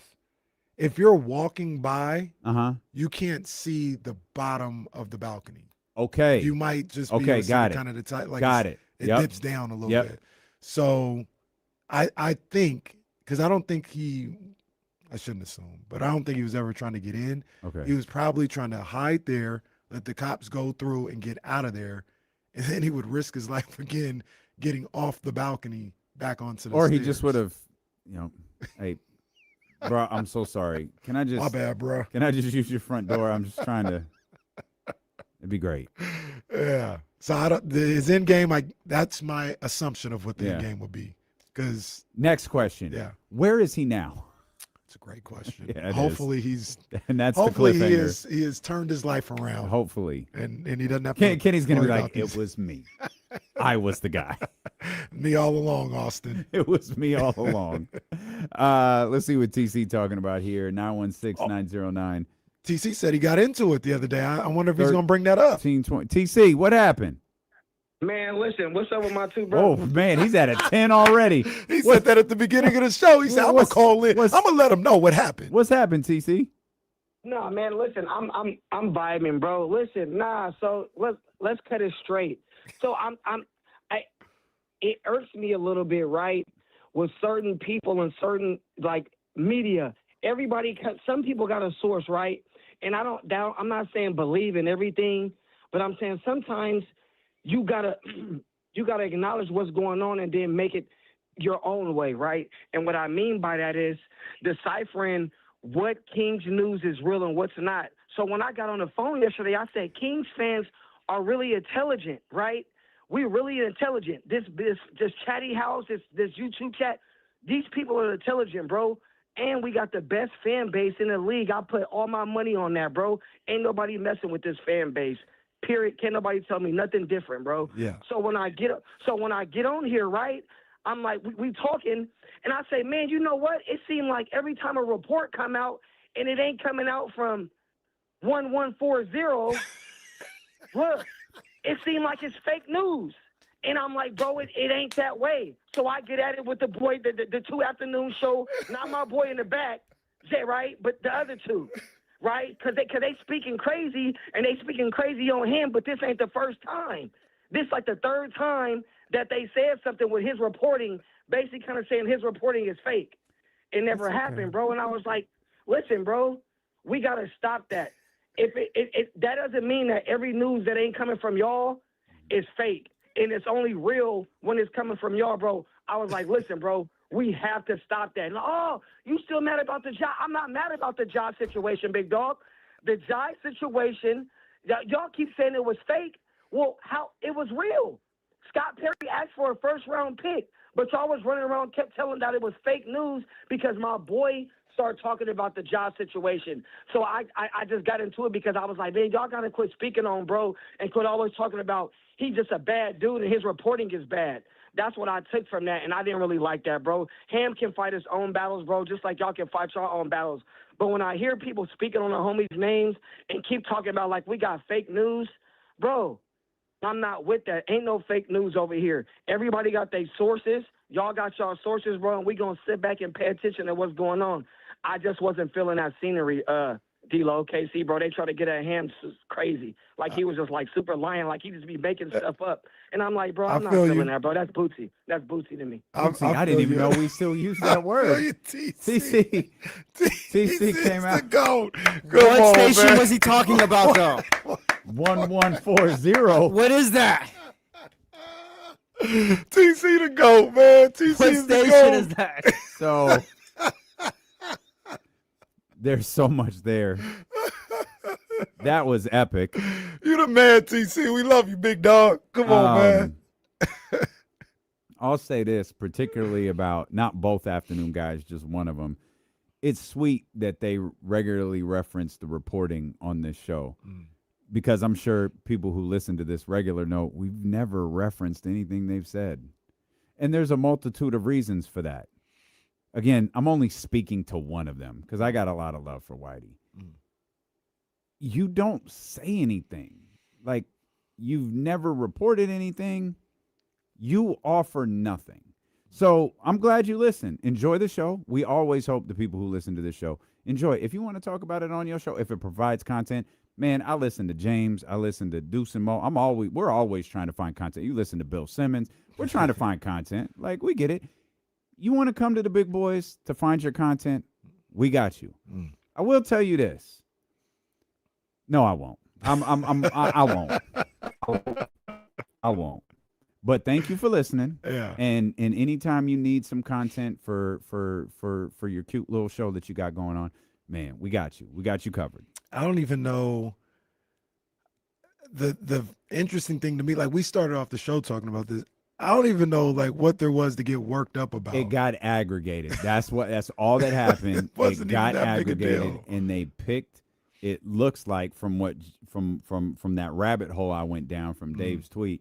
It looks like there was one particular part where James said, "Well, if this," and he was talking about a buyout, and apparently they were really short on content yesterday. And Yeah, so we weren't they even utilized focused on the that. buyout or anything. That was wasn't not part of even the clip. remotely Yeah. the point. Yeah, it wasn't even close. It was like, oh yeah, the Miami Heat Twitter like ran with that, and all right, but we weren't even talking about that. Oh, good for them. Like, Yeah. I guess some of you guys really missed the point of this. Like, no, like really, we really get badly, here? yeah. How is this becoming an issue? Talking about the Kings surviving the season with Zach LaVine, how they need to get through. Yeah, nobody was talking about a buyout. So yeah, I once again shout out TC. We appreciate you. Yeah. And it's just those things happen, man. Like in this particular situation, I don't know what you guys were talking about. I have no idea how update got you triggered. Got an update, guys. The funny thing is, there's a. Nah, I won't do that. I don't want to do too much. The likelihood of them talking to the same person is pretty high. And I'll leave it at that. I'll leave it at that. Is this a bottom 3 team in the league, by the way? Yeah, feels like it's. Oh, I don't know. I don't know. I'm being conservative. That's what they come here for. There's the second time I've done that. I hope Kyle Madson is conservative. Well, did you say I love COVID earlier? What was the COVID thing? Oh, shout out COVID. Shout out COVID. That's what you said. Shout out COVID. And the Caitlin Clark fan who was with us earlier. Last Friday, and Kyle clipped it. And it's just an unfortunate combination of words. But I was like, yeah, when it comes to Cap, I'm conservative when I say. That's tough. That's tough. So it's Memphis, maybe Brooklyn. Yeah, Brooklyn might have a little something. Not be bottom 3. That's all I'm saying. Chicago might be. That was the next one. But if Brooklyn has a little something, that's 2. See, I do what think about the the Kings Bucks? might be. Oh, the Bucks might be there for sure. The Bucks might be The there Bucks for sure. had Giannis for a lot of last year with 32 wins. I would say the Bucks are out. Don't say I ain't that. gonna No, write it don't on the say that. board. Yeah, don't say that. But they're close to a they're at the lock. bottom. So if Yeah. we did bottom 5, the Bucks are in the bottom 5. Kings are probably in the bottom 5. Kings, yes. Kings are excuse me, Bucks are a lock, damn near a lock for the bottom 3. You think today? Okay. That might be the worst team in basketball. Really? Yeah. You got, I love Braden Burries. He's a good ball player, good young ball player. You know, I like Tyler Hero or whatever, but that's not enough. Like, that's not even close to being for enough. sure. And now the East is better. Yeah, they're gonna be beating up on y'all. Oh man. Yeah, so they're 3. I think Memphis is in the bottom 3. Memphis, Kings might be there too, but the reason why I hesitate is we've talked about it before, man. You do have legit good NBA players that didn't play at all last year who will be playing this year. For the most part, yeah. And I think that matters. I think that matters. And, you know, when you talk about bottom 3, you're talking about maybe a 20-win team.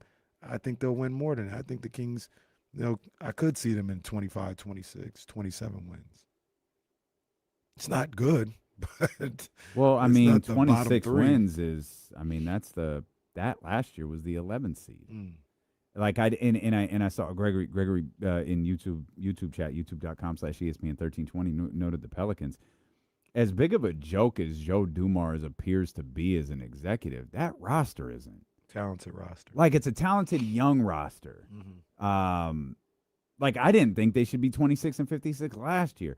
Not fighting for them to be a playoff team or a play-in team. Yeah. I just didn't think they should be that bad, so I'm not going to pick them to be worse this year when I think they have a good group of basketball players right there. Right. But that's the line, the bottom 3. That's the line right there. We'll come back. Deebo Samuel is a San Francisco 49er. Training camp's underway. I read Slater's article on the Warriors' pursuit of LeBron James. Steve Kerr, I'm convinced, is the smartest guy in that room. Also, DeMar DeRozan's options seem to be growing by the day.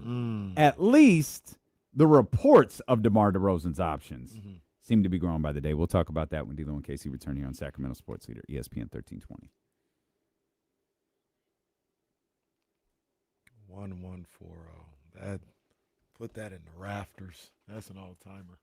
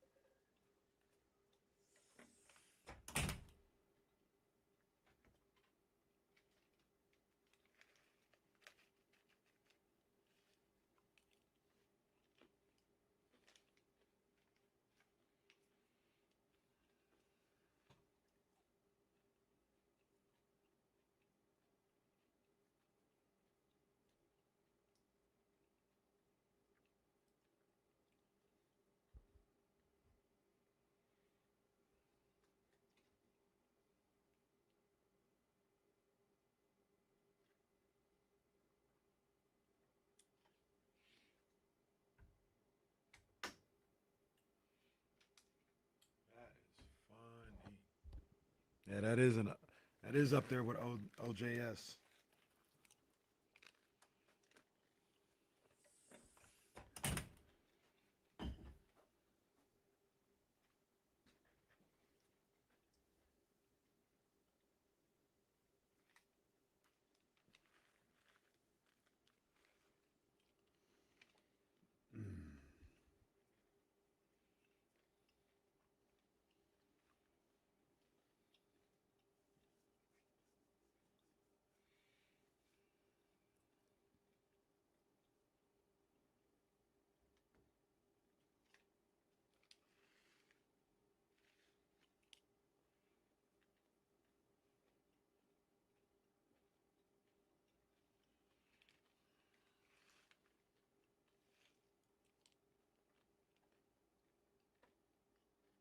Man League drop an album? It looks like it.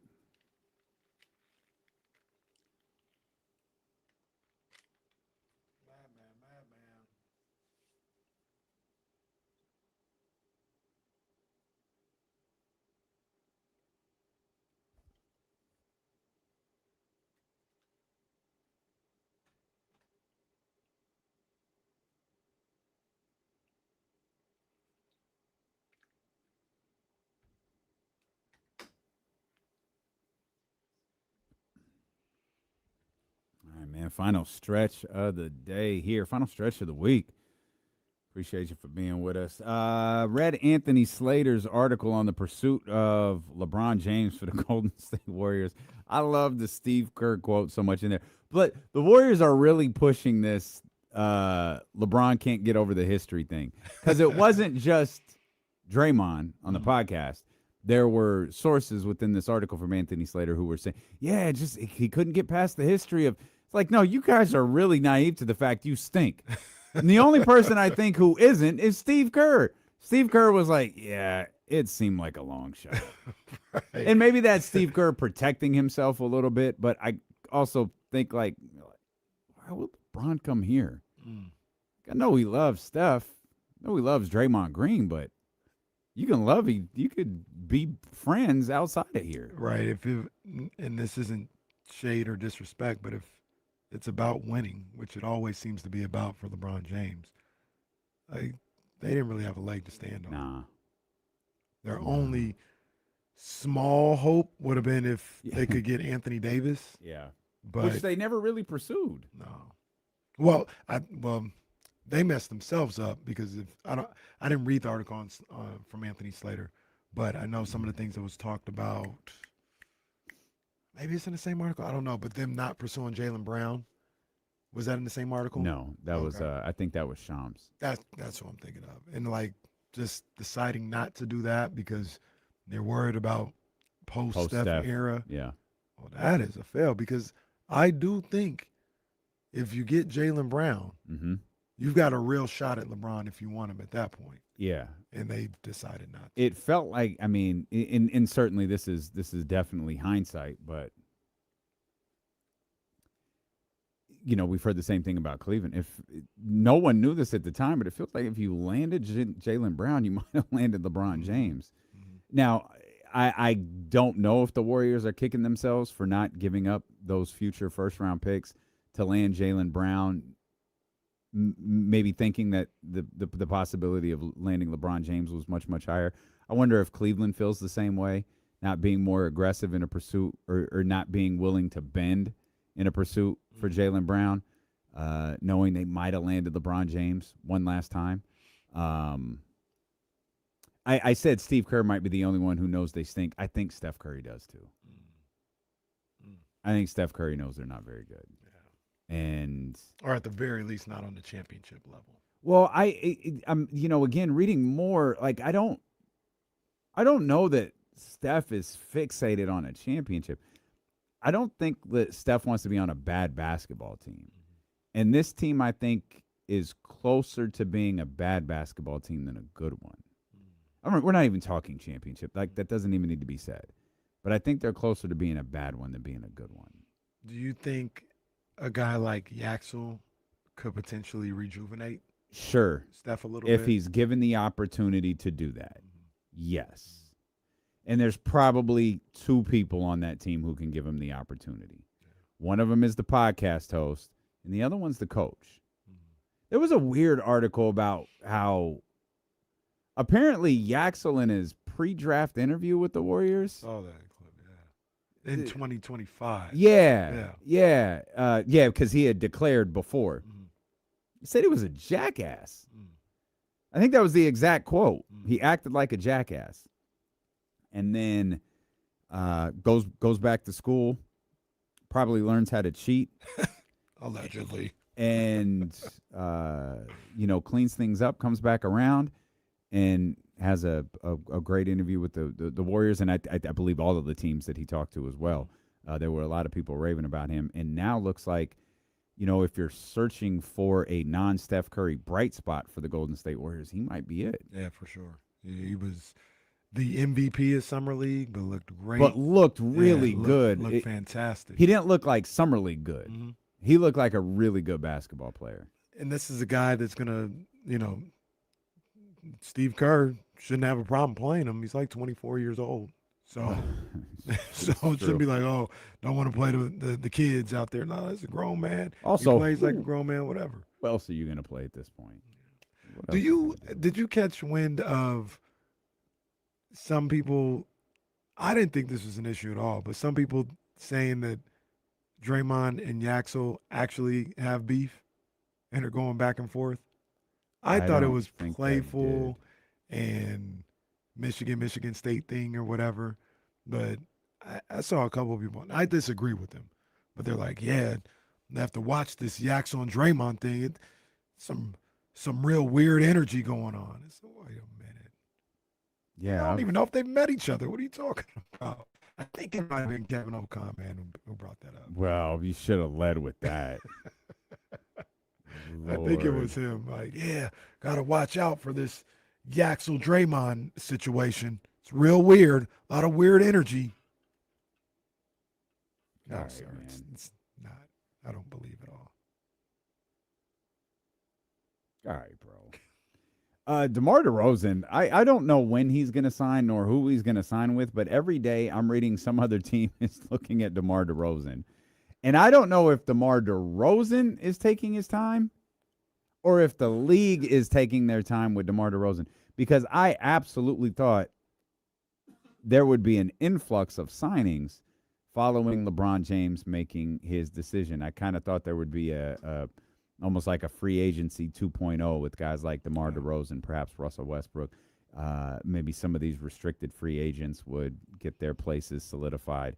And that has not happened at all. Yeah. There have been a trickling of things happening around the league, but definitely not what I thought would happen, because I thought I wasn't here the day LeBron went to Philly, but I think it dropped between like 8 and 9, maybe like 8:30, 8:45.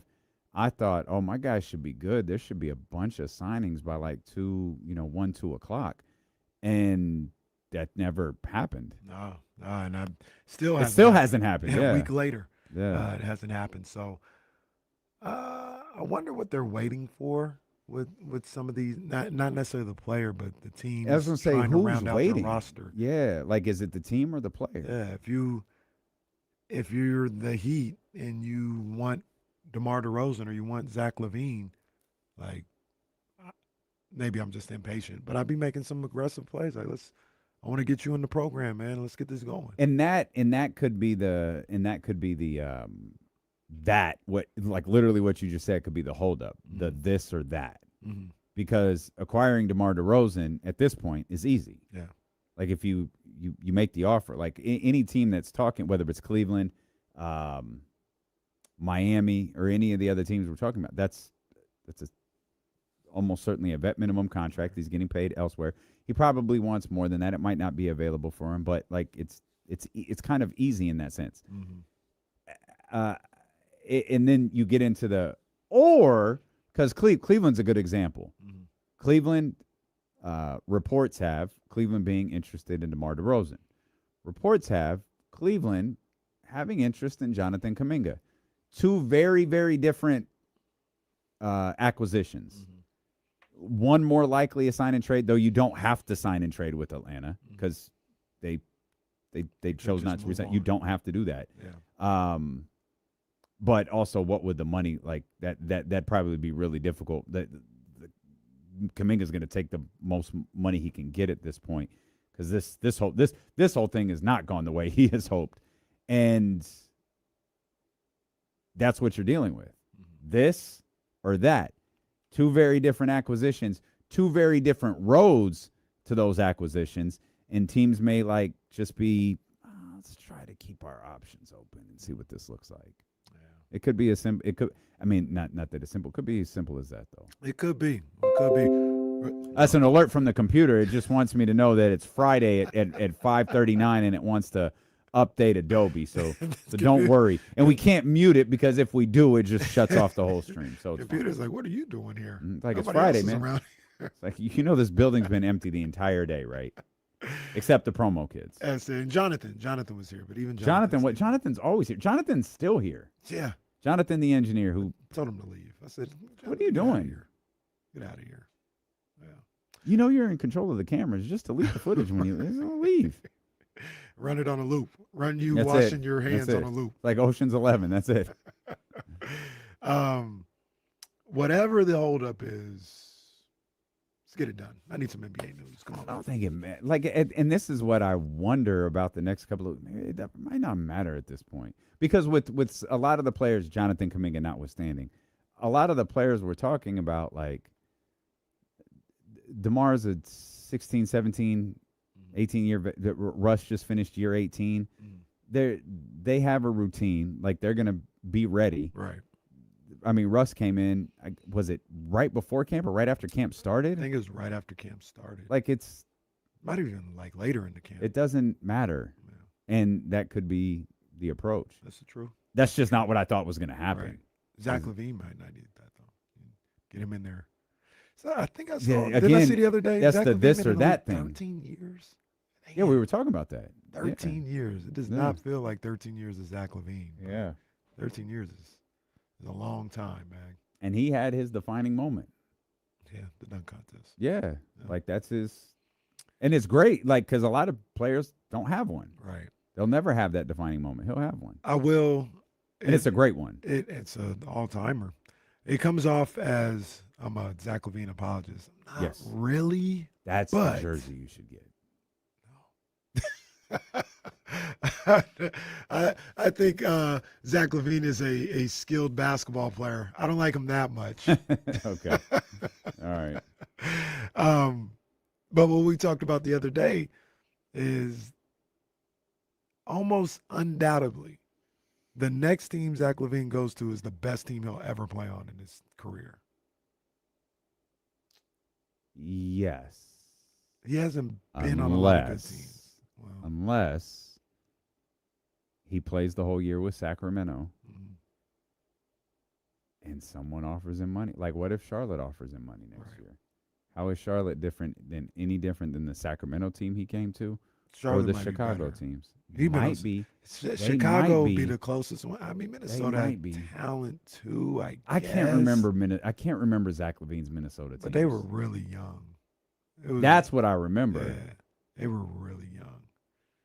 So it'd be kind of difficult to be on teams that weren't better than the teams that you played with. So what you're saying is it's a low bar. It is a low bar, but he's been on playoff teams or playoff contending teams, not contending teams, but teams that might think they can push for the playoffs before. I think, unless it's a Charlotte situation like you talked about, his next team will be looking at a championship, chasing a championship. Was Andrew Wiggins on Zach LaVine's team? I think it was Wiggins, D'Angelo Russell, and Zach. Oh, LaVine. D'Angelo Russell. Okay. I think they were all playing. Okay. On the same squad.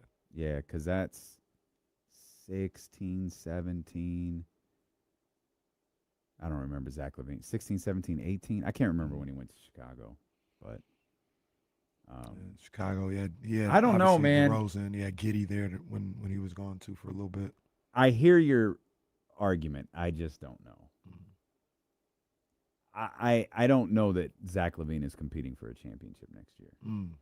Zach LaVine just might be on a better basketball team than the young Minnesota team, the Chicago team with DeMar and Lonzo, and I like us. I like the Heat rumors, man. I think that'd be good for. I love any rumor right now that's tied to Zach LaVine. I love all of them. Just let one of them come to fruition. I think that's a good move for both. I think that's good for Zach, where you're going somewhere where you're not the guy. You're just kind of a hired gun. Go out there, score, hit the open shots, you'll get open looks, and do that. And we've got everything else covered. I like that for Minnesota, or it's gonna be Miami. Sorry, I like that for Miami, where, hey, you get a guy not very expensive, but he can help swing some games every now and then and give you something that you're lacking right now, like a Norm Powell type of person. Norm Powell's who they lost in Miami when they had to sign Giannis. You kind of replenish that a little bit with a guy similar to Norm Powell. So I would call Pat Riley, but he doesn't have any say so. See, that's how stories get blown up. But by the end of the day, Pat Riley resigned from the For those that missed it, that was an actual Pat Riley quote. I don't know why the league views Zach LaVine the way that they do, but they do not view him positively at all. I think it's the money. I feel like so. If Zach LaVine was making $20 million, the conversation's different. Yeah, he'd be on a team, and I'm not gonna say they'd be overjoyed, but they'd be like, "No, we got Zach. It's cool." Like it would be. But I feel like this has followed him for a while, maybe his whole career. It has, but he's made a lot of money his whole career too. That's true. You're welcome, Vlade Divac. Yeah. Make sure he was a part of it. He's made. I don't want to. Are we doing it? Is it safe to say top flight money? Oh yeah, we can absolutely do it. I mean, I'm on fire. Jesse, you know what, Jesse? I don't know. What that got to do with Jesse's anything? Working. He's locked in. He's locked in. Jesse's not even paying attention to it. I was about to kill this one too. I don't even know that you've won yet. I've won at least 7 times. Sir, stop that.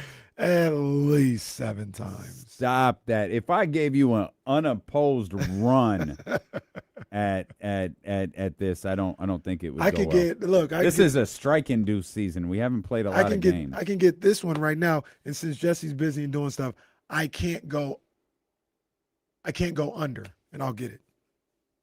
Oh, what? You cheated? No. Oh no! You look at this stupid I got look black screen. I was gonna I got give black a guess screen. too. Yeah. I got a black screen. I don't know. I got a black screen. No, I'm shutting it down. Something stinks. The CBA didn't. Something stinks. Well, if Jesse's there, then there is just whatever. We'll do a regular one. Nope. Look at you. I'm on it. Look at this guy. I'm stepping out of this game. Yeah. This one's easy. This is shameful. This one's easy. Okay, 12 years. Easy. What's the number? 12 years. Well, I don't even know the highest amount. You don't need it. Last time he did this, you like Kyrie Irving or someone. I'm gonna say so phony, dude. I hate you. I'm gonna say, look, I'm gonna say, shut up. Shut up. 278. You can't even lie correctly. 278. No. 278. Yo, I'm on it. I'm on it. 278. You know I'm on it. Count it. 255. Come on. You didn't win anything for the record. Sit your ass down. You're down 4-1. Let's go. Down 4-1 in this. Let's go. This COVID shortened season. By the time this year is over. Wow, yeah, goodness gracious, you were right. Maybe that does play a perception into Zach LaVine. By the time this season is over, Zach LaVine's 13th year will be completed. He will have earned $304,588,248. Woo!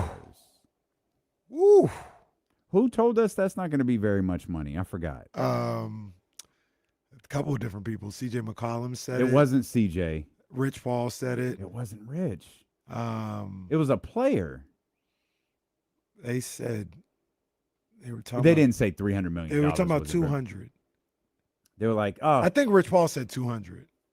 Did he say 200 million wasn't very much money? Yeah, I think Rich Paul said. But you're right. Like it was. Someone broke it down and like you buy your mom and you buy your mom and your car and all of this stuff. It was. I think maybe it was a football player. It was like a. It was kind of wild. It was a plague for like 2 weeks. Everybody was talking about how hundreds of $1 million isn't a lot of money. Just nothing. Oh, was it OBJ?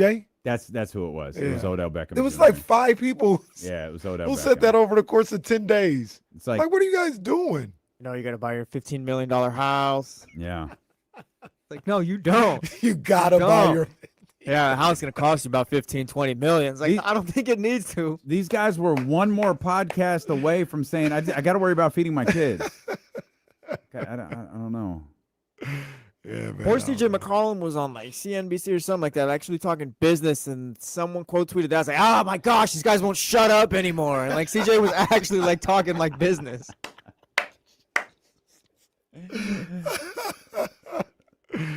Oh man. Yeah, I don't know. I mean, money is so that's the funny thing. Like money is all relative, right? Yeah. To the individual. I have asked ChatGPT so many times what my retirement savings number is. So many times. My number is not going to be the same as CJ McCollum's number. It's not mine. But if CJ McCollum doesn't have his retirement number, he has failed. If Odell Beckham Jr. doesn't have his retirement number, he has failed. But the difference is they'll ask you, okay, well, it's a percentage of what you spend every year. Like, what do you make now? It's a percentage of that. How much do you spend every year? The number that those guys spend is not the number that you and I spend. Well, you spend. And it is the number you spend, not what I spend. If my number was what they spent, I wouldn't be asking ChatGPT what my retirement number is. Would not. Yeah, they and on the contrast, there's a couple of videos. I think Donovan Mitchell did one, and Jamar Chase did one, where they asked him like how you spent your first $1 million, and they just kind of like talk about everything they got, and very interesting. No woe is me, nothing like that. Like, yeah, I did this, got some jewelry, got my mama house, got this car or whatever, and they spent like their first $1 million. And in my mind, obviously you gotta have a house and all this other stuff, but I'm like, I might be done after $1 million. What more do I need to get? Like, they got everything. They got even little like, oh yeah, crazy amounts of clothes, crazy amounts of jewelry, got this car, that car. That was my first $1 million. I'm like, bro, I'm done. My life is good. The house thing is great. The house thing is fascinating because you probably didn't buy your house. You probably put a down payment on your house. Yeah. So that's always that's interesting because they did not buy $1 million house, or they didn't buy a $600,000 house. Right. They leveraged the money that they're earning to go buy their house. So it's a bit unfair to put the house in it, but I get it. Yeah, I get it. Is anyone dumber than the San Francisco Giants right now? This Harrison Bader thing is one of the dumbest things I've seen. I feel like this happens to baseball players too. Your boy on your team violated his contract with his little scooter accident and will not be getting paid until he's healthy. The San Francisco Giants have confirmed that. This is the year from hell. This is just an awful Giants season. Everything that could go wrong has gone wrong. Yeah. And Harrison Bader, who's one of the some things you don't even think about going wrong. No, I wouldn't even worry about him getting on a scooter and hurting his foot. This feels like documentary vibes for this team. Oh my goodness, Doug. The AAA mascot is running over people. They're shooting fireworks into the stands at their AA team. This is just awful. They're fighting in the stands in the major league team. Yep. Not to mention they're awful. Giants won 4-1, by the way, yesterday over the Padres. Congratulations. But this is just bad, bro. I can't believe how bad this season is. I cannot believe. I wasn't saying they were a championship contender or anything else like that, but I thought they'd be around 500, battle for a final play-in spot, and make baseball interesting for the better part of the summer. Bro, this hasn't been interesting since May. It's been over since May. You're saying they're the kings of baseball. That's exactly who they are. Yeah, that's tough. It's not a good thing. No. Being the kings. And by kings, I'm talking about the Sacramento I meant the Kings. Sacramento Kings. Yeah, man. Appreciate you guys so much for being with us. If you missed any part of the show, of course, you can watch it on YouTube. You can subscribe to the podcast. We don't talk about that enough. Search Dealing with KC, whatever your favorite podcast form is. Hit the subscribe button there. Have a wonderful weekend. Be safe. Enjoy that Baker family wine. Head over to Sky River Casino if you got some time. And make sure that you are back here with us Monday morning, 7 a.m. Kyle Madson, Jesse Tapia, The Jump here on Sacramento Sports Leader, ESPN 1320. Vamos, Michael B. Jordan. That's the week. Well, not quite, but close enough. All right, the Giants have won 5 of 7. Season just beginning. Yeah. I think that happened with the Kings at one point too, but Yeah, they won like 4 in a row. that's right. One of them was against the Knicks. Beat the hell out of the Knicks. Oh, that's right. Damn. What a Had me moment. looking at the standings after that. I'm not saying. Thank you, Mrs. Mac 10. Goodbye, 1320. We'll see you guys next week.